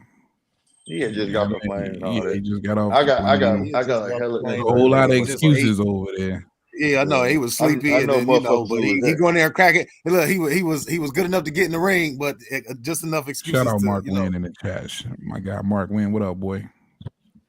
He said we need to send Sean. We need to send Sean on to a Fanon live. Wow, that's crazy. Yeah, we gonna talk about some law, and I'm gonna get on this motherfucker. Right. Man, I got insight on motherfuckers who was there though. But like, yeah, I don't mind. I just feel like the sparring shit. I don't count the sparring shit though. But I said Devin will give him problems, but I wasn't counting it like it matters. I was just saying that he knows he lost, and that's why he don't want to fight him, because he know whatever he saw in sparring, he know that he don't want to see it in the ring. That's all I'm getting at. All I gotta say is this: he better be on his best footwork that night, because if Lomachenko gave him problems being small, being big as he was, Tank definitely gonna give him some problems. Loma's not Tank. Loma's much more skilled. Look, Tank don't even want to fight Loma. What would happen every time Loma? What would happen every time Tank and Floyd get in an argument? You shut up before I stick Loma on you. Like, Loma's not Tank. But that pyramid like game in boxing don't work like nobody's that, saying Tank ain't skilled, but he ain't Loma. So let's stop there. He do got the power that Loma don't got, but he don't got the smart. Bro. He don't got the Tank hit him, he gonna hurt him, bro. Devin's smart enough to know. Hold on. What'd you say, Nine? What'd you say, Nine? I said if Tank hits Devin flush, he's gonna hurt him. Period. Point blank. Just one punch, huh? That one punch gonna knock his ass out, huh? It's over. 9 out of 10, yeah, probably. Yeah, I mean it's a possibility. It's a strong possibility. Nah. That nigga can crack. That nigga can crack, bro. Trust me, my nigga. That nigga. Listen, if it wasn't, if it wasn't for the power factor, to catch this nigga I'm taking Devin all day. But because of the power factor, It's gonna be a lot of Man, niggas. look, Tank's gonna be the favorite versus Devin Haney, nigga. This Let's nigga keep it Regis, above. look, nigga said this shit about Regis. If Regis land one, I don't know. He might be looking like how Leo Santa Cruz had that nigga. He might be, and this That was the truth. but Regis not a tank though. Hold on, Just like time you, out. just like What you I'm said, trying to Regis ain't no hold on, tank though. Regis That's ain't two tank, different bro. fighters, bro. Regis I'm not ain't saying tank, that. though. Let me drive the point home for y'all get to dissecting it. All I'm saying is they said all this shit about Regis. He got power. Do Tank got way more power than Regis? Is it significantly more than Regis? Yes or no? Yeah. Let me ask you this. I'm gonna say yeah. hell Hold yeah. on, no. Okay, I'm we saying saw. yeah. home. Hey, let me ask you this though. Let me ask you Hell this. yeah. Let me ask you Let this. me, hold We on, saw time Devin. out. We Okay, saw y'all- Devin I and Regis, always right? give y'all the floor, bro. I got one question, man. I just got Go one ahead. question, man. All right, go ahead, Sean. Is Tank's power significantly more than Regis's? Yes, Yes. And y'all can prove that. Y'all know that for sure. I Come know on, that man. for Come sure. on, don't for do sure. that. Don't do Which that. one of y'all- which one of y'all got you acting socked by like a both of them? casual, Come bro. on now. Come Which on, one of bro. y'all got Like socked by niggas both is of there them? in his That's- house that's- laying next to the that's All right, okay, let me drive the point home. That's an opinion Let me drive the question. point That's an home. opinion. Let me drive the point home. Yeah, Okay, man. the whole point was did Regis find a chance to land a good punch on Devin at once? Tank's not a 35-year-old flat-footed fighter though. Right. What the Let fuck? me ask He's you a this. 30. He, Okay, he a now 30, let me ask you he a this, Sean. 30-year-old Sean, diminished. we 28. saw him fight Regis, right? Nah, We he saw like Devin 29. fight Regis. Or 29. If Javante fight Regis, do you think Javante knock Regis out? If Javante fights Regis, do he knock Regis out? Yeah. I can't If say he he's gonna get knock that him out. Regis versus I can't Devin, say. hell yeah. I don't think Regis ever been knocked out. I can't say it. People that's never been knocked out. I'm not just gonna say, oh, it's such and such. These are all opinion. It's never your gonna say opinion. He's asking your opinion. Yeah, so I can't say that. No, maybe he'll put him on his gloves because we've seen him on his gloves before. But I can't think just if say, Devin gets the knockdown, Tank kills him. I'm gonna put it like this. Let me put it in perspective. Let me put it in perspective. If Devin knocked him down, let me Tank put it in gonna perspective. kill him. Let me put it in perspective. Before the Bud Crawford and Spence fight, nobody in their right mind would have said, "Oh yeah, he gonna knock his ass down 4 times, at least 4 times." Actually, no, but nigga, you was on the show when I actually, my said nigga- I wouldn't be surprised if he knocked him out. If he got to stop. Actually- I said that. I said a late stoppage, but I didn't say that I was going. He was going to beat his ass and We batter him was in throughout the whole fight. agreement. But what I'm saying is, we've never seen Spence going backward until we saw him fight Bud in like round 7. He started going backward. What I'm saying is, Actually, things I've never seen going before. with the I nigga knew that Earl called was it. gonna though. lose, though. Let me just wrap it up real quick. What I'm saying is, things that I've never seen before. I'm not just gonna get on live on the air and be like, "Oh yeah, I know for sure he gonna knock his ass out." That just sounds silly. I I didn't say for sure. You I taking never it. seen that. The question was, You taking No, it. that's either why way. I never was seen saying a damn opinion. say We for sure. Hey, check we this use out. an No, opinion. that's not how that works, bro. Right. Again, You that's say my you opinion. hold on. You said hold on. When deer. you got on here, Sean, I asked you that because when you got on here, you said you don't care about fights. You watch Styles, right? Right. So Styles make fights. So therefore, That's what I'm gonna ask you matchmaking is all again. about, right? There you go. So how can you not answer? Who do you think will win? Would you think who however it go, I didn't beat say down, whatever? I think Tank would win that fight, but Okay. just knock him out. So Get him out of there. if I Devin can't say touched that him, I've if never Devin seen- touched him, so do you see Javante getting the same knockdown then at least? We saying knockdown, yes, but we're not talking. Okay, Y'all then. said knock out. Okay. Let's talk about getting No, a nigga out of I there just that changed we- it up for my you. I did opinion. get your opinion. I just changed it up to get your So, opinion. again, So you say I've he'll at never least get the seen- knockdown. Again, I've never seen a deer fly to help motherfucking deliver no packages. So I'm not about to say, yup, for sure that deer gonna motherfucker. I can't say that. So I'm not about to say a person that's never been knocked out. Oh yeah, he must be chinny. No, How I can can you understand say a that. person that's That's never why been- hold on, that's time why I out. just A person changed. You that's said he never could get been touched. So knocked how out. can you say Again, so if he look. could touch Justice Regis and you give Devin that much praise with Regis, what makes you think Devin and Javante getting there that Javante not gonna touch Devin? I mean, I was trying to drive it home for you. All I'm saying is, like Mark Wynn just said, he's too smart and skilled for Tank. That's why it's not going to happen. That's why he's not going to get knocked out, because Tank knows this. He's not ducking him because he just, I don't want to give Devin no money. He's ducking because he know that he's going to lose that fight. Why would you sit here and make a list? I ain't say three people I want to get up out of here. I just said 3 people I want to get up out of him here before I retire, and then never want to fight the man. That's my whole thing. So that's the only real knock I got on Tank. Yeah, but back to the original point, how can y'all just be so confident that somebody that's never shown that they're chinny that they about to get knocked out? That's what's crazy to me. But here's the whole thing, though. It's just the same. You saying that you basically saying that Tank ain't gonna be able to touch Devin. I didn't So how say can you say that? I never said he wasn't gonna be able to touch him. I said I just asked you, he do might you not be think able to touch Devontae him. go touch him? Right? Is he? So Y'all what makes you said, y'all think? said flush. Y'all said flush to where it's gonna knock him out, and I say no. I don't think he's gonna be able to touch him flush. I'm not saying in a whole 12-round fight. What I'm he may actually not saying land a punch. is Period. the question I asked was if he touches him flush, what's going to happen? I said he's going to knock him out. If he touches him flush, yeah, it's a good chance he can knock him Yeah. out. But it's not. I'm not just saying, oh, without a shadow of a doubt, 110%. Yup. Somebody that's never been chinny. It was somebody an if, that's, bro. No, we didn't hold on, ask come you out, that. come out, It's come an out, come opinion. out, come out, come out. It was an if, It's an bro. if, bro. I was like, if he touches him, he'll knock him out. We've ever It's an seen if, Devin, my nigga. Like, the worst it's we've an ever if. seen If Devin. it was a fifth, nigga, we both be drunk, bro. Like, it's an Yeah, if. It was a hypothetical statement. We'd all be drunk like how he was, like how Devin was staggering back to the corner, which was the worst he's ever been in. That's the worst position he's ever been in. But niggas just know he's gonna get knocked out by Tank. That's crazy to me. Nah, I didn't say he was Tank gonna hit get him with knocked that out. same Say he was gonna I get said knocked if out. he got Ask you a caught, he's going to scenario, sleep bro. though.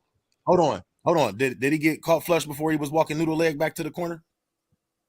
Yeah, that was a flush shot. Okay, so yeah. if Tank hit him with that, if Tank hit him with that, of course he's going down. If Tank hit him with that, if it was more yes, time, he's going if it down. was more time on that, but if that bell did not ring, Devin possibly would have been on the I just can. gave y'all the answer y'all wanted to hear. Y'all just look. If Tank hit that man with the same shot, yes, he's going down. But do you think Devin ever going to leave himself open to get hit with that again? And he see how, like, that's not going to happen. He's too smart. He's come a long way since then.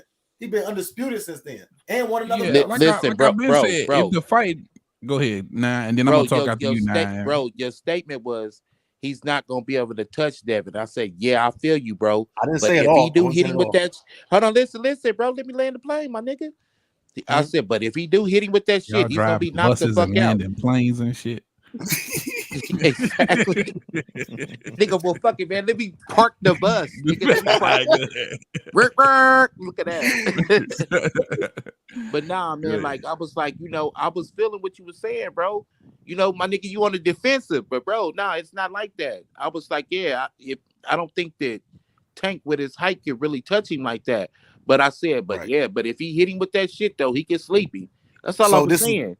It don't even garner that much talk. But I want to rebuttal to that, but I want to hear T.O. next. Go ahead. Yeah, but what I was gonna say was, goddamn, we'll see Tank on a bike. I mean, Devin on a bike like we've never seen him. So it's gonna be hard for Tank to land that shot. You know what I mean? And I think that's a reason. That's one of the big reasons why that fight is being avoided. You know what I mean? You're never going to see Devin move around as much as he's going to move around Tank, and it's going to be for one of them type fights, and Devin probably comes out winning.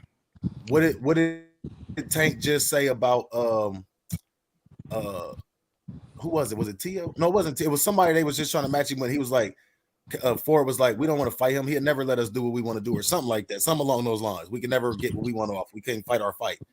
Basically, it was Shakur and somebody. The same thing they saying that he said in that interview is what you saying about Devin. We're not gonna get to do what we want to do. We can't look how we want to look, so we ain't even up for the challenge. Yeah, basically, that's the biggest issue. We're not up for the challenge. Yeah, so I believe that's the real reason why this fight hadn't happened, man. I truly believe that's the real reason why this fight hadn't happened. To rebuttal what he was saying about the planes and all the, all that shit. So I mean, it wasn't no rebuttal, bro. That's what I said. I agree with you. I said, but if he hit him with that, no, I'm just fucking around. I'm just, I feel exactly what you said. It ain't no argument. But what I'm saying is, with Tank, like you were saying, he might be a little too short to actually get what Tio said. He might be a little too little to get that, what he went off. That's why Tank is staying down. Somebody like Tank, fight his height, bro. Yeah, he got because he's too small of a dude. Tank gotta bait you into shit and catch you coming in.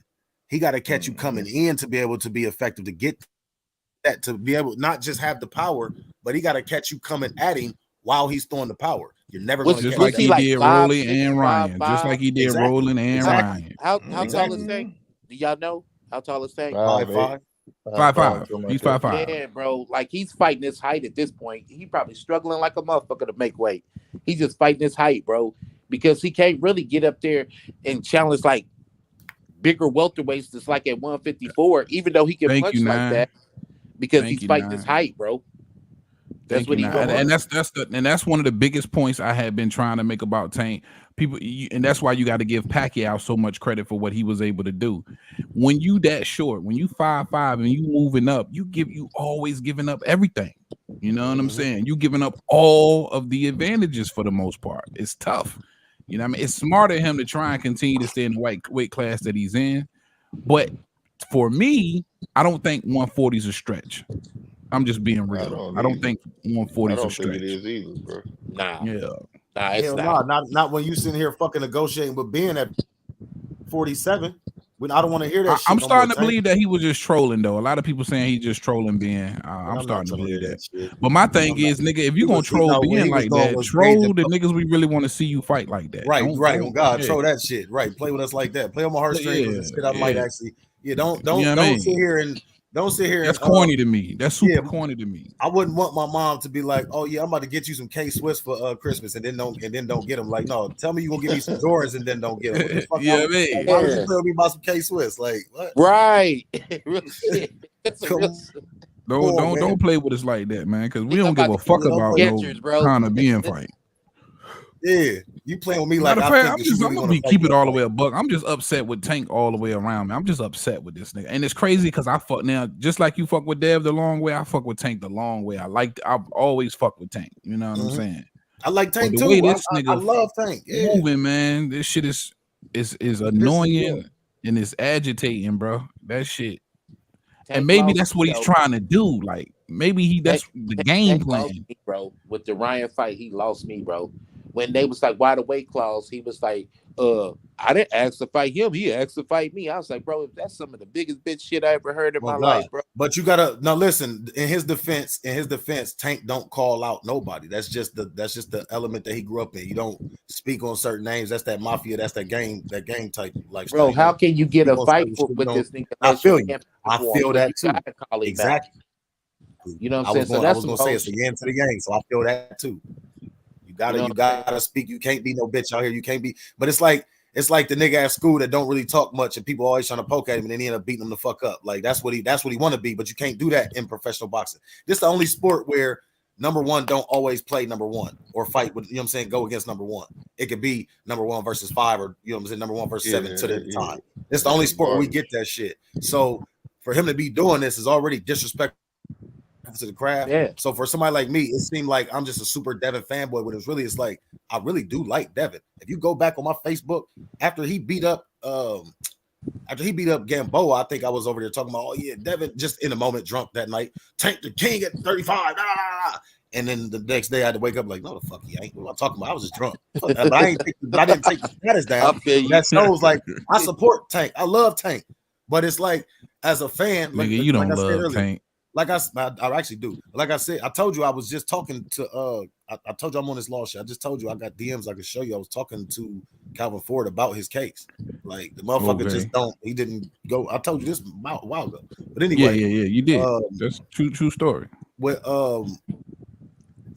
what I'm saying, like with matchmaking, like I said a minute ago, with matchmaking, I'm a fan of styles. With matchmaking, you're putting styles versus styles. Either exploit one or to see if this man can really, challenge himself. It's not about the fighters, the faces, or the fans versus his fans. Little money versus big money. It's none of that shit.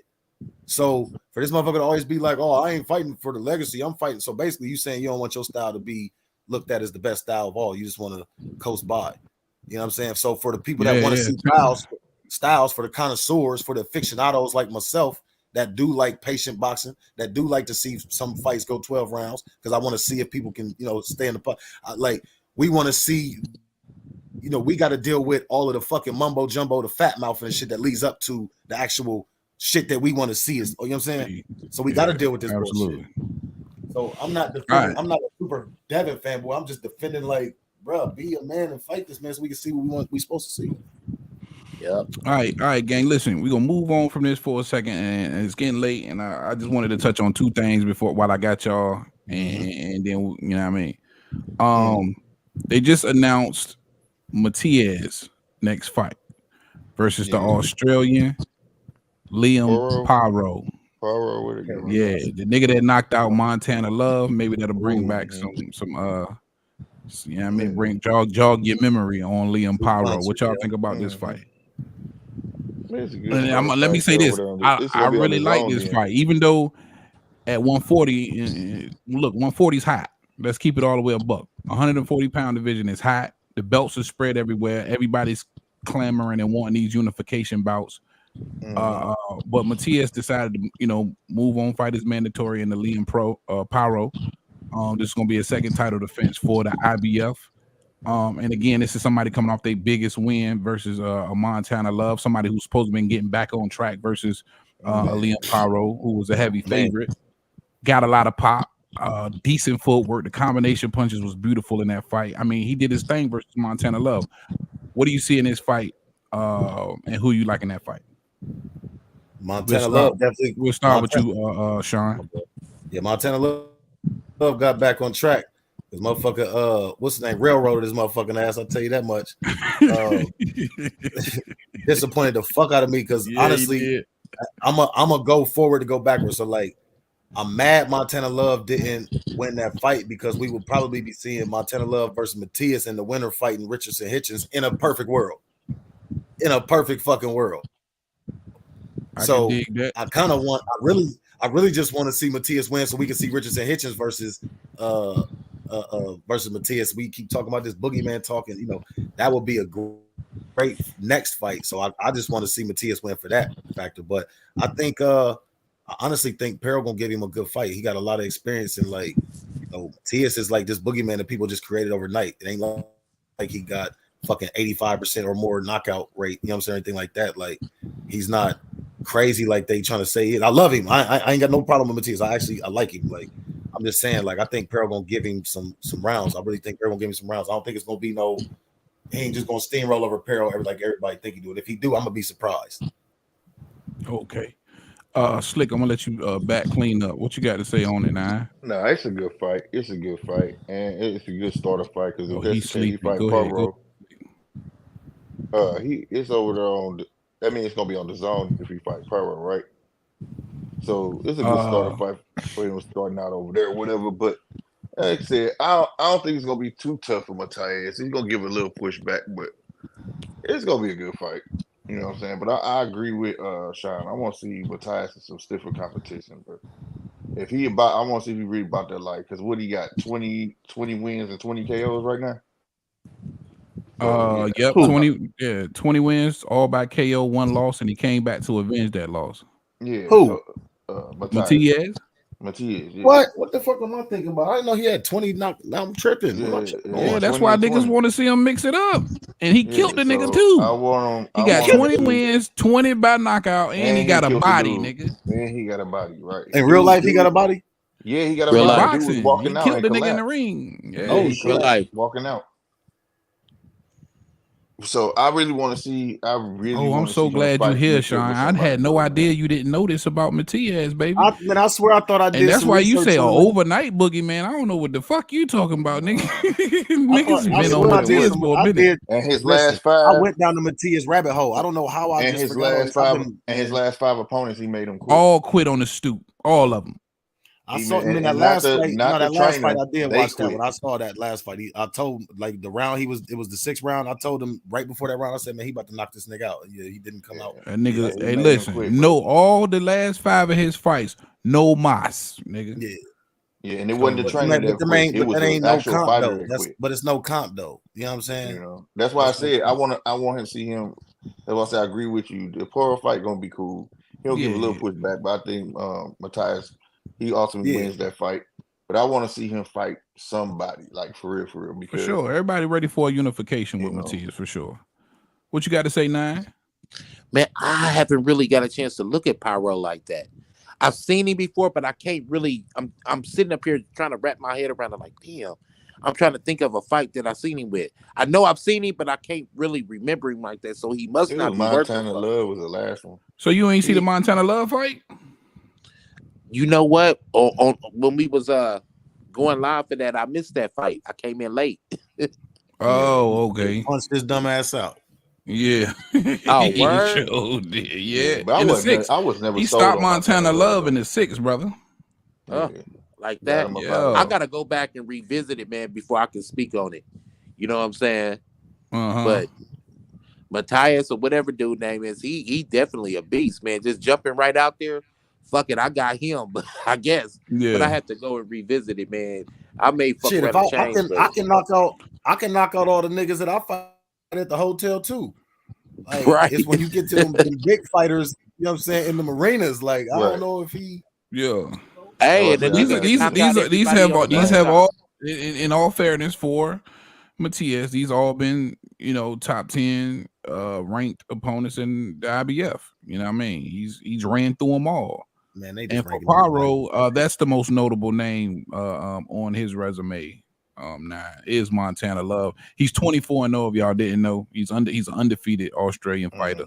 With Montana Love being the most notable. He's fought on the Tim Tszyu undercard as well. But you know, coming out of Australia, not a lot of US. I mean, hasn't had any US fight, so you know you can only fight the competition that they got over there. Yeah, it's gonna be a cool little fight.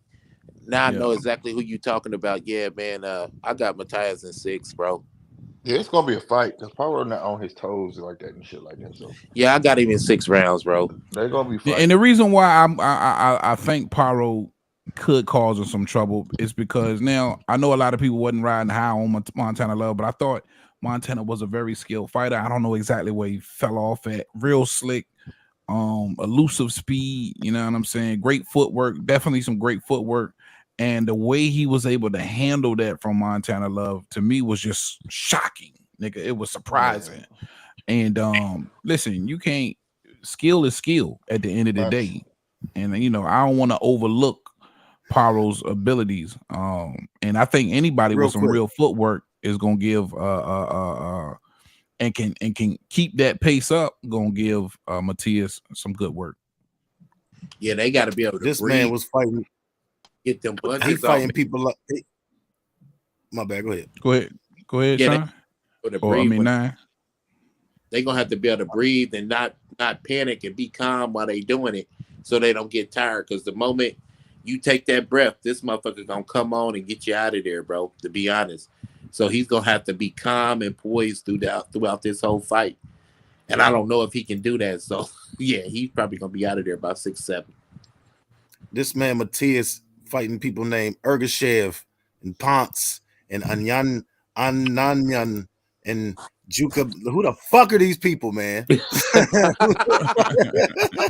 Well, I know who Ergashev is, but I don't know wrestling. Man, these people ain't shit, man.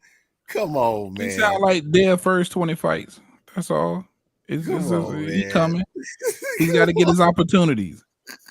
But he's been able to secure a world title. Listen, when you go to Wikipedia, you can't click on none of these names, man. These niggas say shit, man. Oh, you can't? He's not. Damn. It be like that, though. Come Shout on, out Mark when he said, I'm going to go with Pyro. I might be a little biased. Oh, yeah. Mark, you out of Australia, of course, man. Shout out my Aussie family in the building, man. Yeah, I mean, we got to represent one time. My guy, Mark Wynn. What else he say? He say Pyro will not quit on his screw. He tough. He might get knocked out, but he won't quit. No doubt. We shall see. I'll say this. I mean, like you said, he only can fight who was in line to fight, but still to have 20 wins and 20 KOs is still pretty impressive. It's impressive as shit. And you got a body. And you avenged your only loss. Right. It's still dyslexia fucking with me. I thought Pero was the one that was 31 and Matias 27. I got the ages. My dyslexia fucking with me. No, Matias is 31. Yeah, I said that the experience was gonna be the factor, but now that I'm I'm looking at they shit, I'm like, oh, I got the damn ages mixed up. So I think I'm gonna take mine back. I think I'm gonna take that back. I think what's his name might get him out of there in like 6-7. Matias. Yeah, Matias gonna get him out of there in like 6-7. Yeah. That's the bro. Yeah, go ahead now. Yeah, it's gonna be a good fight. I think that's what I'm seeing too. We right on par with that, bro. Yeah, he said the same thing. Mm-hmm. Yeah, 9 said the same thing. Mm-hmm. Pero, Southpaw. That might be the only thing that will close the gap a little bit. Yeah. Yeah, he that southpaw. So if that'll let us what's the know how footwork? Real gonna do against them southpaws. If he can't stay on that outside, can't keep that lead foot on the outside, it's gonna be a long night. It might be a long night. Yeah. Is this Matias first southpaw? Let me look. He probably gonna just touch and shoot, touch, shoot, touch, shoot. Yeah, that motherfucker Matias, he throw them hands. That motherfucker Man, that motherfucker, man. Matias, When he get in the zone, man, he can start throwing them. Yeah. Round about the 4th round, that motherfucker turned into something else, man. Actually, his last fight, Ergashev was a southpaw. His last fight, so no. Yeah, he walk all right through all that shit. Fighter, bro. He mean, bro. Yeah, one thing about Matias. Yeah, he's a mean motherfucker. He's an old mean motherfucker, boy. He right. I'm telling you. Like they feeding that nigga gunpowder. That's what serves him good for his style. He's stupid. For real. What about definitely yeah, absolutely. With a style like that, man, you're gonna just run into a boxer who gonna just dance circles around you. There you go. Tag the shit out. Right. Yep. That's how they go. I'll tell you the boxer. Yeah. And also real quick, the last two, and then I'm out of here. The March 30 card. This is something we didn't cover tonight. You got Keith Thurman, Tim Tszyu, and then a co-main event, Rolly Romero, Pitbull Cruz. I'm gonna start with you. 9. Who you like in the Thurman fight? Thurman gets who stopped. You like in the Pitbull fight? Thurman gets stopped, man. Okay. I actually like this Rolly Pitbull fight. I think it's man, I like the card. I fucks with that fight, bro. Yeah. I fucks with that fight. It's surprising me that it ain't that much shit talking right now from Rolly, bro. But I fucks with that fight. I'm pretty big on Pitbull, believe it or not, bro. So I think the Pitbull's gonna get him, man. I don't know if it's gonna be a stoppage. It may be like a late stoppage or something like that, or like a decision. But yeah, that's what I got. So I got Thurman getting stopped. Thurman will probably get stopped. He jumps out there, man, and he's a good little front runner. So Thurman will probably fade about like 4 or 5, 3, 4 or 5, and then Tszyu just step it up and stop him, probably body shot or overhand right, something like that. So that's what I got. Okay. Slick?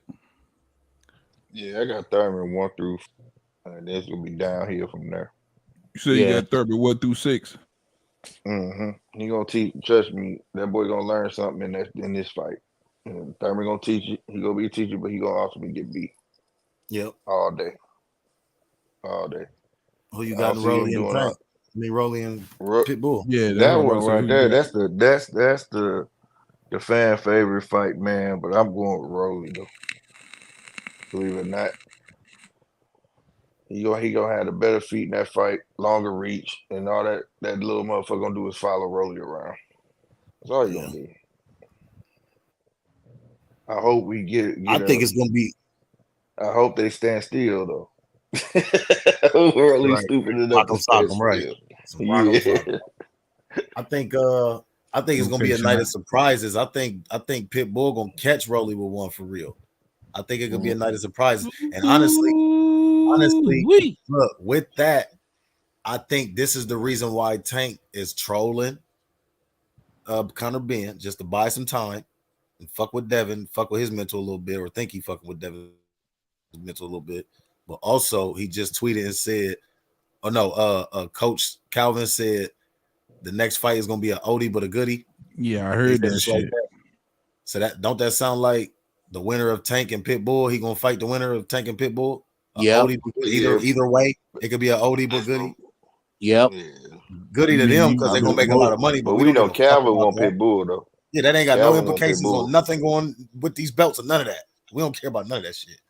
But with Thurman, he been off too long. I think he gonna come out, kind of hot. He gonna do a Tony Harrison, come out kind of hot, jawing, talking shit, and by the 4th round, his ass gonna be gassed and get beat the fuck up.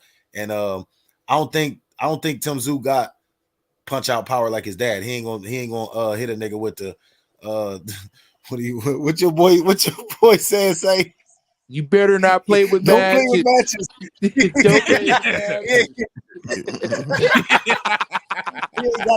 He ain't got no play with matches power. Damn, Sean, bro, we picking the same shit, my dude. Though we You picking never the play same with shit. matches. I fuck with that one. This nigga got up and fell back down. Don't ever play with matches. Don't ever play with matches. He don't got that kind of power. Exactly. I think he definitely gonna overwhelm. He definitely gonna get Thurman out of there in about 7-8. You know what I'm saying? I think he just been off too long. He ain't gonna be able to keep up. Timing a little off. You know how that go. Okay. Yeah. I can dig. Inactivity kills all. I can dig it. Man. Well, I think y'all might have already heard what I said, but of course, I'm definitely taking Tim. But like I said before, we haven't seen Keith in a while, a little longer than 35 years old, but still somebody that was that guy. Mm-hmm. And if he comes into this fight in shape, there could be, like my man say, a lot of learning lessons for Tim Tszyu in his fight, because I think Keith Thurman definitely trumps the footwork and the IQ, and when you can put both of those together, man, it can be some ugly spots for Tim Tszyu. But I think I think the youth and the power gets him in the end, and the relentlessness. You know, Tim got some relentlessness with him. So, but that Rolly pit bull, I just think Rolly too dumb.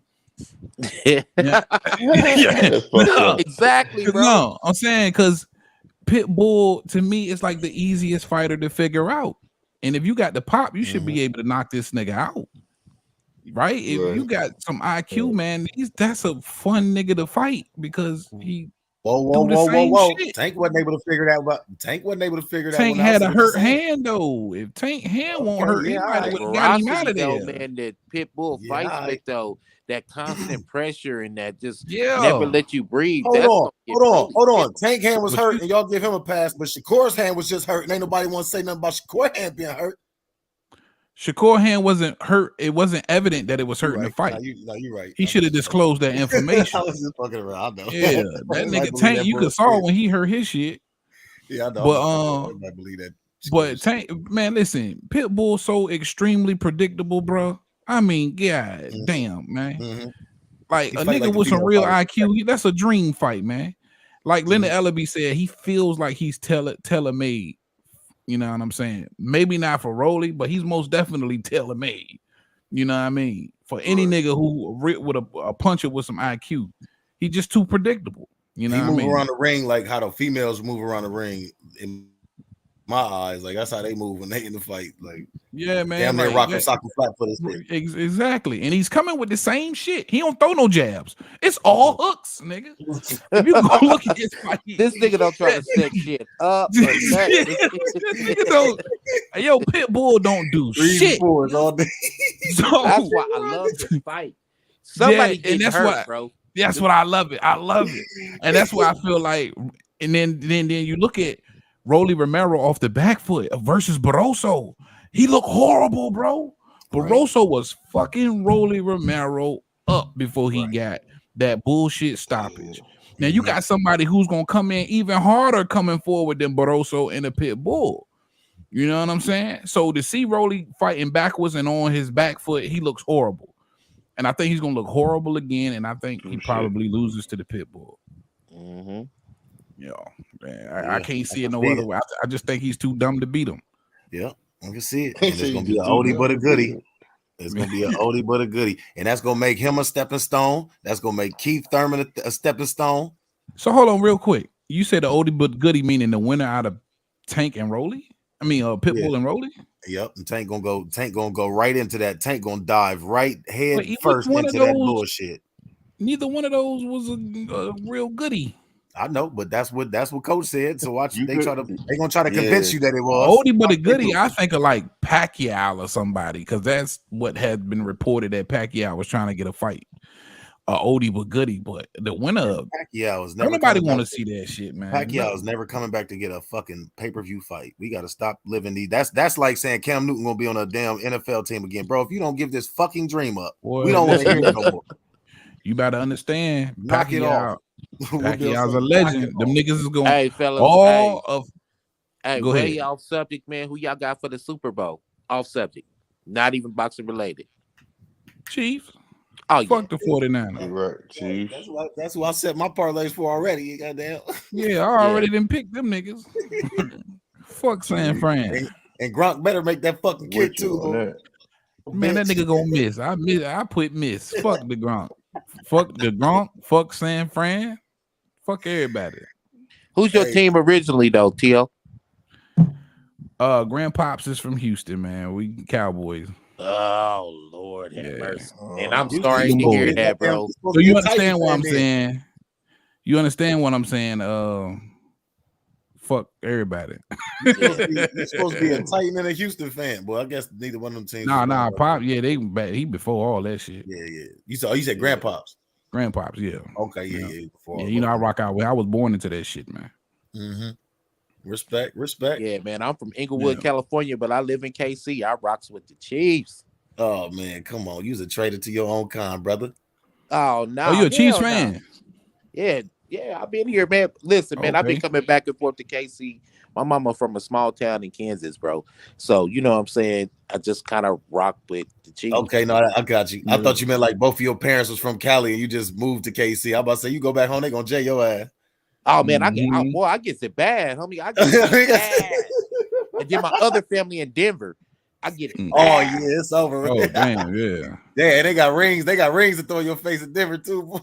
Yeah, we got rings to throw back now though. Who you like out there in Ohio? Who Ohio team? Man, I'm a Browns and a Bengals fan, and I know I'm gonna catch some slack. Yeah, the Bengals. Yeah, you got to like the Natty. You fuck with the Natty, right?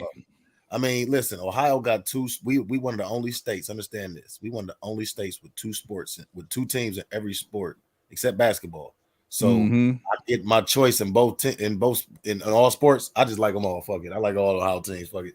Ain't none of them gonna be shit. So I like them all. Fuck it.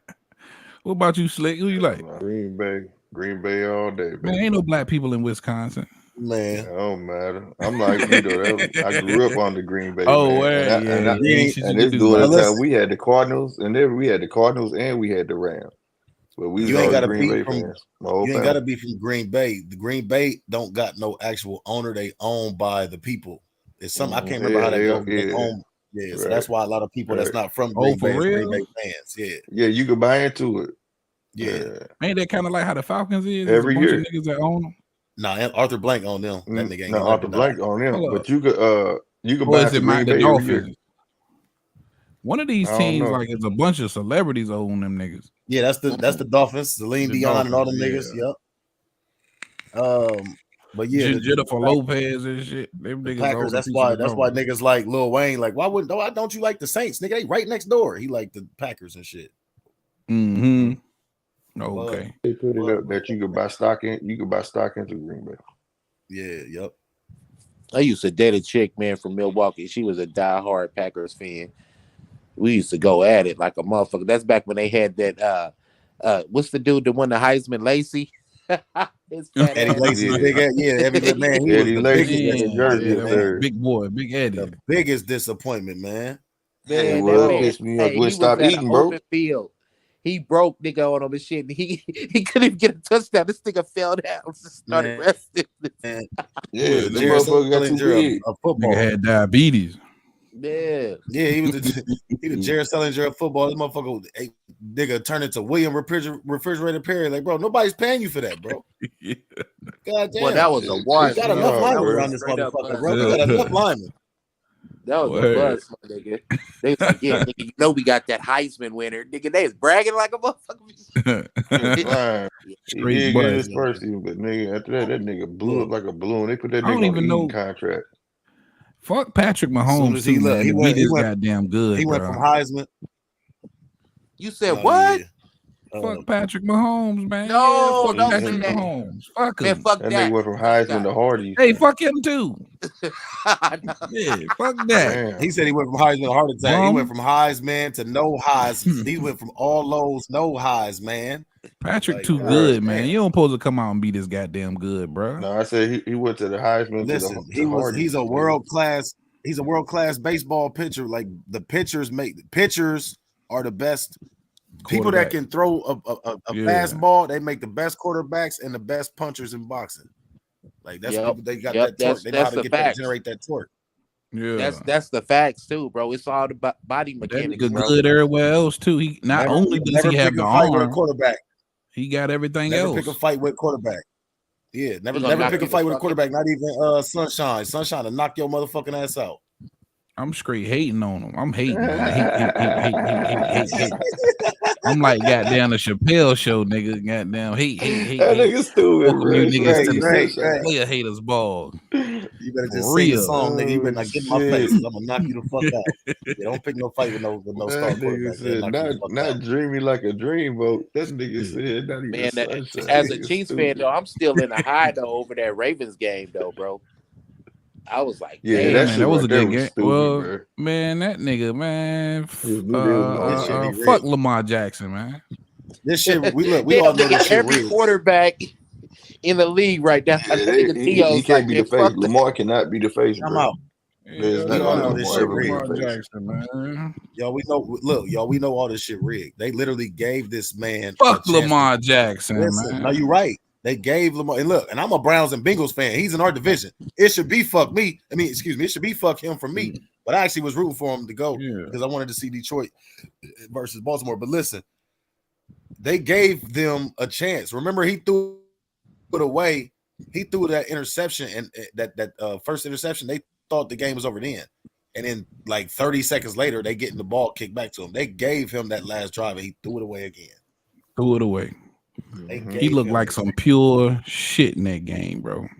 Man, I know how many times sick too, bro. Detroit. How many times have we seen? How many times have we Detroit, man? Because I was rooting for them niggas, man. Yeah, I was rooting for Detroit, bro. Yeah, the world was rooting. Look, just like how Devin, the world needed Devin to get the knockout. The world needed Detroit to win that, man. Barry was at the game, and there you don't never see Barry at these motherfuckers. Barry was at the game, man. Damn, man. I got this man out his motherfucking bed for nothing. Come on, Detroit. Yeah, I kind of wanted to whoop on Detroit too, man. We tired of whooping on San Fran in these Super Bowls, man. I want a different competition, man. Be silly. Y'all ain't beat San Fran in the Super Bowl. This will be the first one. Yes, we did. No, they beat the what? San Fran? Yeah, we did. Come on, man. I need some Buckeyes to get a ring this year, man. I kind of need San Fran. Hold on. I thought the last time San Fran went to the Super Bowl, they had fucking Colin Kaepernick. Man, look it up, bro. What the Super Bowl be like last year? We won, of course, and then the year before that we didn't. The year before last, they played San Fran. Yeah, let me see. It's like they third time playing. It's like they third time playing in the Super Bowl. Yeah, this is our third Super Bowl. No, I'm talking about y'all's third time playing San Fran, ain't it? Nah, second time. We played we played Brady. San Fran went 3 years though. We played Brady and the Buccaneers and lost. We played San Fran, and then we played Brady and the Buccaneers and then lost. And then we went to the AFC Championship and lost. And then last year we played the Eagles. We beat y'all went to the who the Eagles beat? Didn't the Eagles beat them? The Niners? San Fran went in 2020, bro. That was the last time they went. Yeah, that was damn 3 years ago. They lost 2 years ago. They was just in it last year. I'm tripping. Yeah, I'm about to say. And then before that, it was 2013 with Colin Kaepernick. His bum ass. Yeah. Dumbass, bum ass nigga. I'm glad Colin Kaepernick got the fucking league.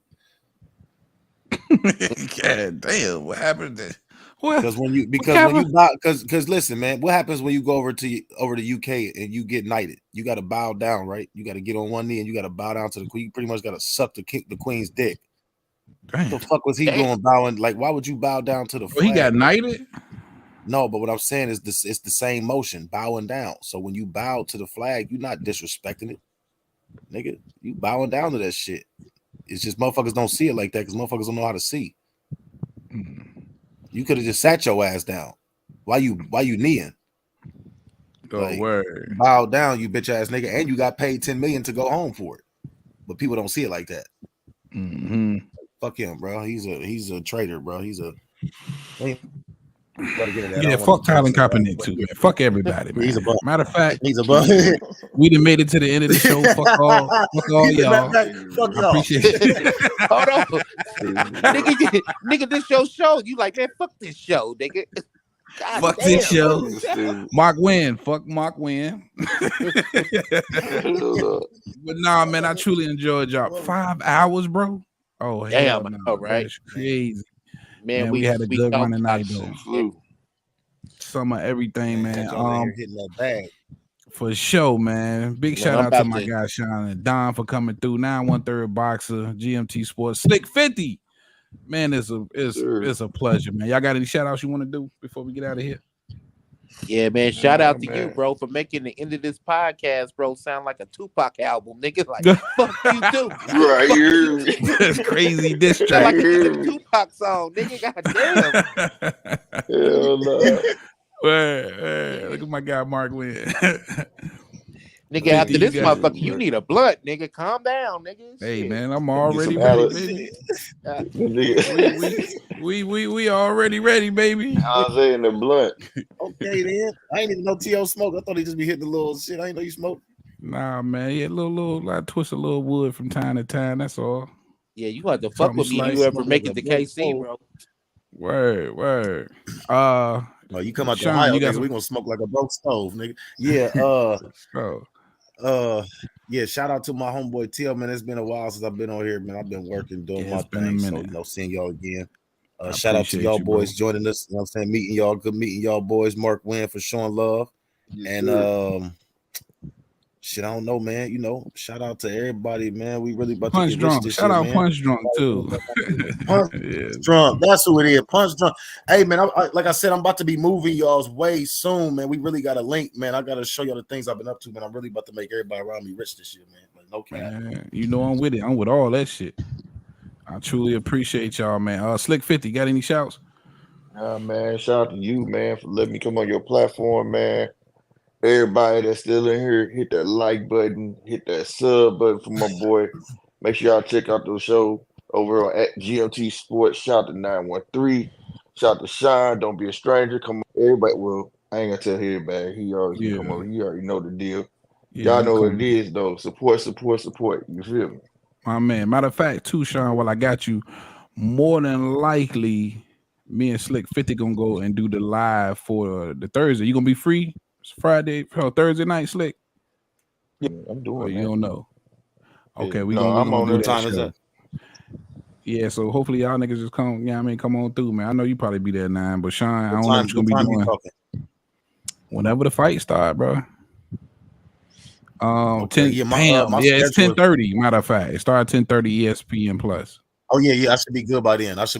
I'm gonna clear my schedule. Yep. Yeah, come fuck with us, man. And it'll be streaming on both platforms, so that's super dope. All right, that's all I got for y'all on this one, man. Big T.O. heavy bag, my guys, man. Appreciate y'all. Mark Wynn, shout out Mark Wynn in the chat, man. We out of here, baby. Good, Peace. baby. Hello. Peace.